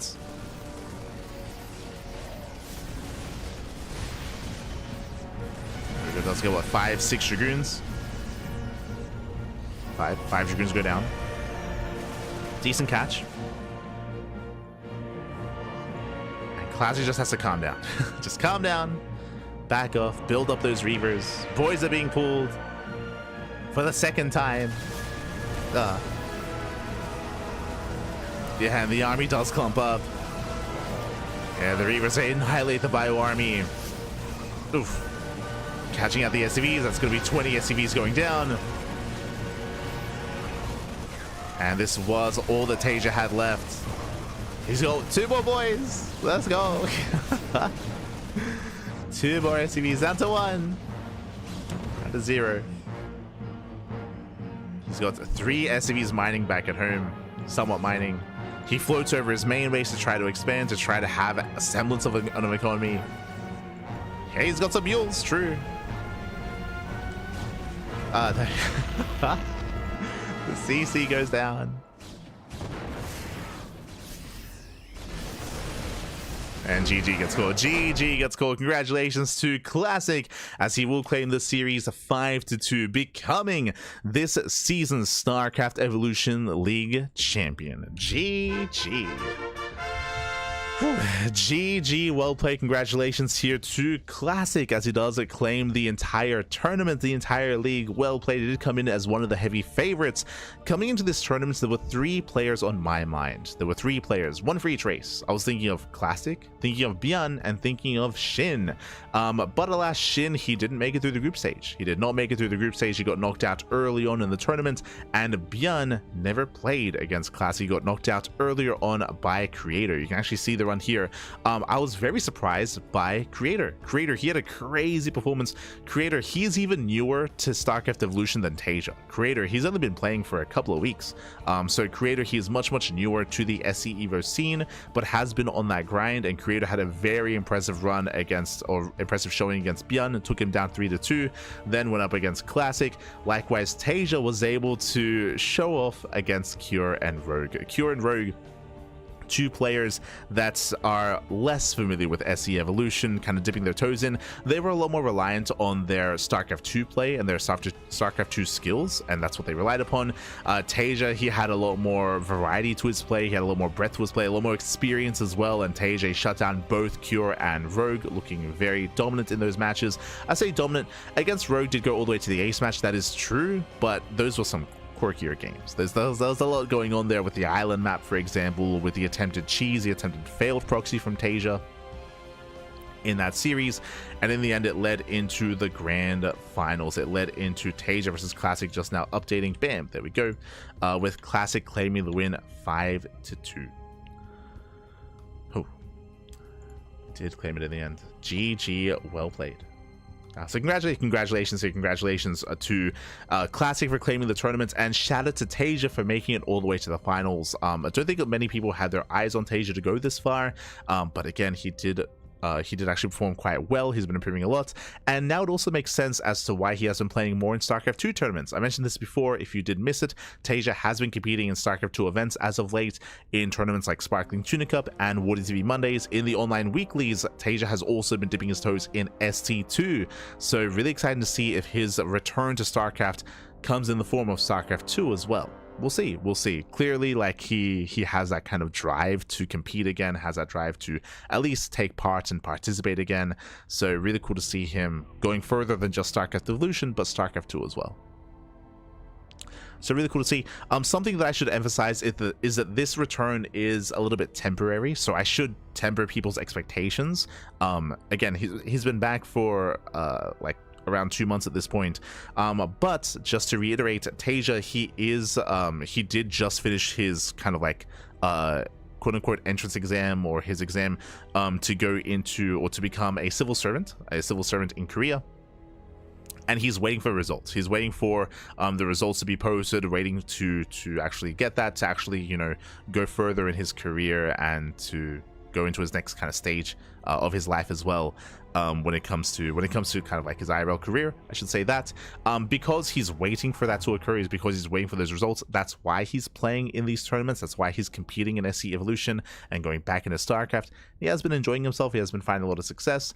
But from my understanding, once that happens, once he gets those results in the coming months, then he's going to be departing once again from StarCraft.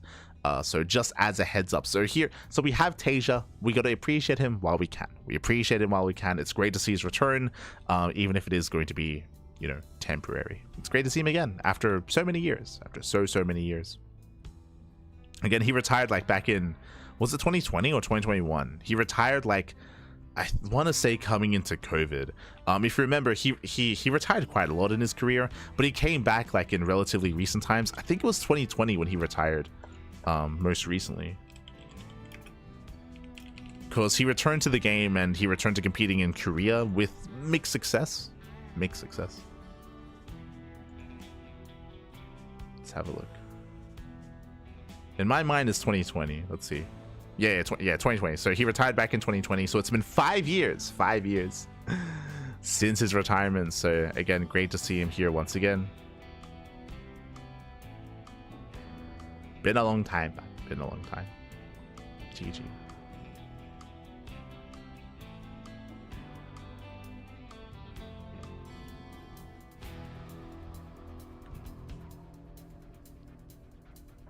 GG, well played.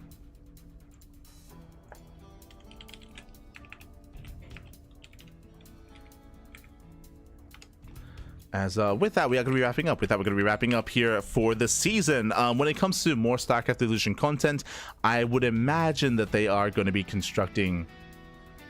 I would imagine that they're going to be constructing something to work on. I say something to work on. The patch. I would imagine that the creators of the events are going to be going through a lot of these matches, going through a lot of these series, and there are definitely some areas that can be maybe worked on. I mean, for me, the PvPs they got a little bit silly just because of how heavily reliant we were.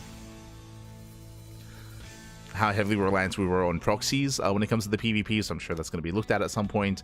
But regardless, it was really cool to see. Once again, to see our players once again competing, taking part, and I'm sure there's going to be another season in the future. I know that Hyper One is very fond of StarCraft Evolution. I know he's taken a greater role when it comes to working on the mod itself. So I'm sure we'll be seeing another season in the coming year.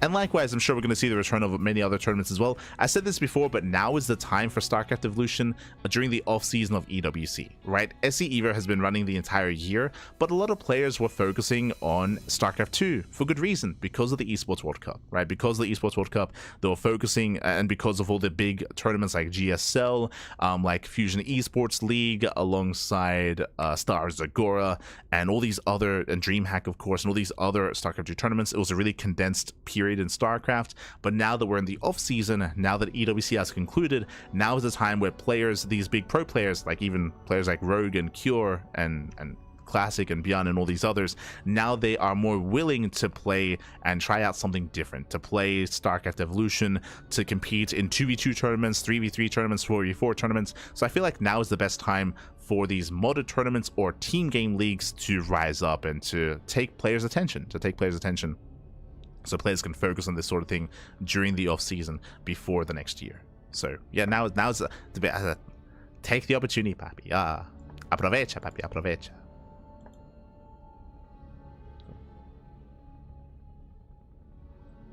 It's catching him. So I look forward to seeing it. We've been already seeing more modded tournaments as well. When it comes to proposed balance patches, I know that's also on the horizon for StarCraft 2. Is the new map pool and the proposed balance patches as well. So all in the horizon regarding the future of SE2. All the best for TaeJa in his career, but I love to see him playing again. Yeah, for sure.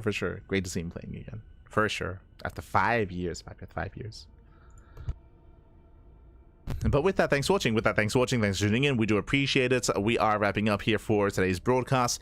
Today is going to be a very busy day when it comes to StarCraft, when it comes to our casting, of course. As you can see here, bam! You can see our schedule. We just wrapped up with our morning Thursday cast, and up next we're going to be live with the podcast. That's going to be at 7 p.m. KST. That's going to be at 8 p.m. AEST. That'll be in 5 hours. Oof, 5 hours time, we're going to be live with the podcast.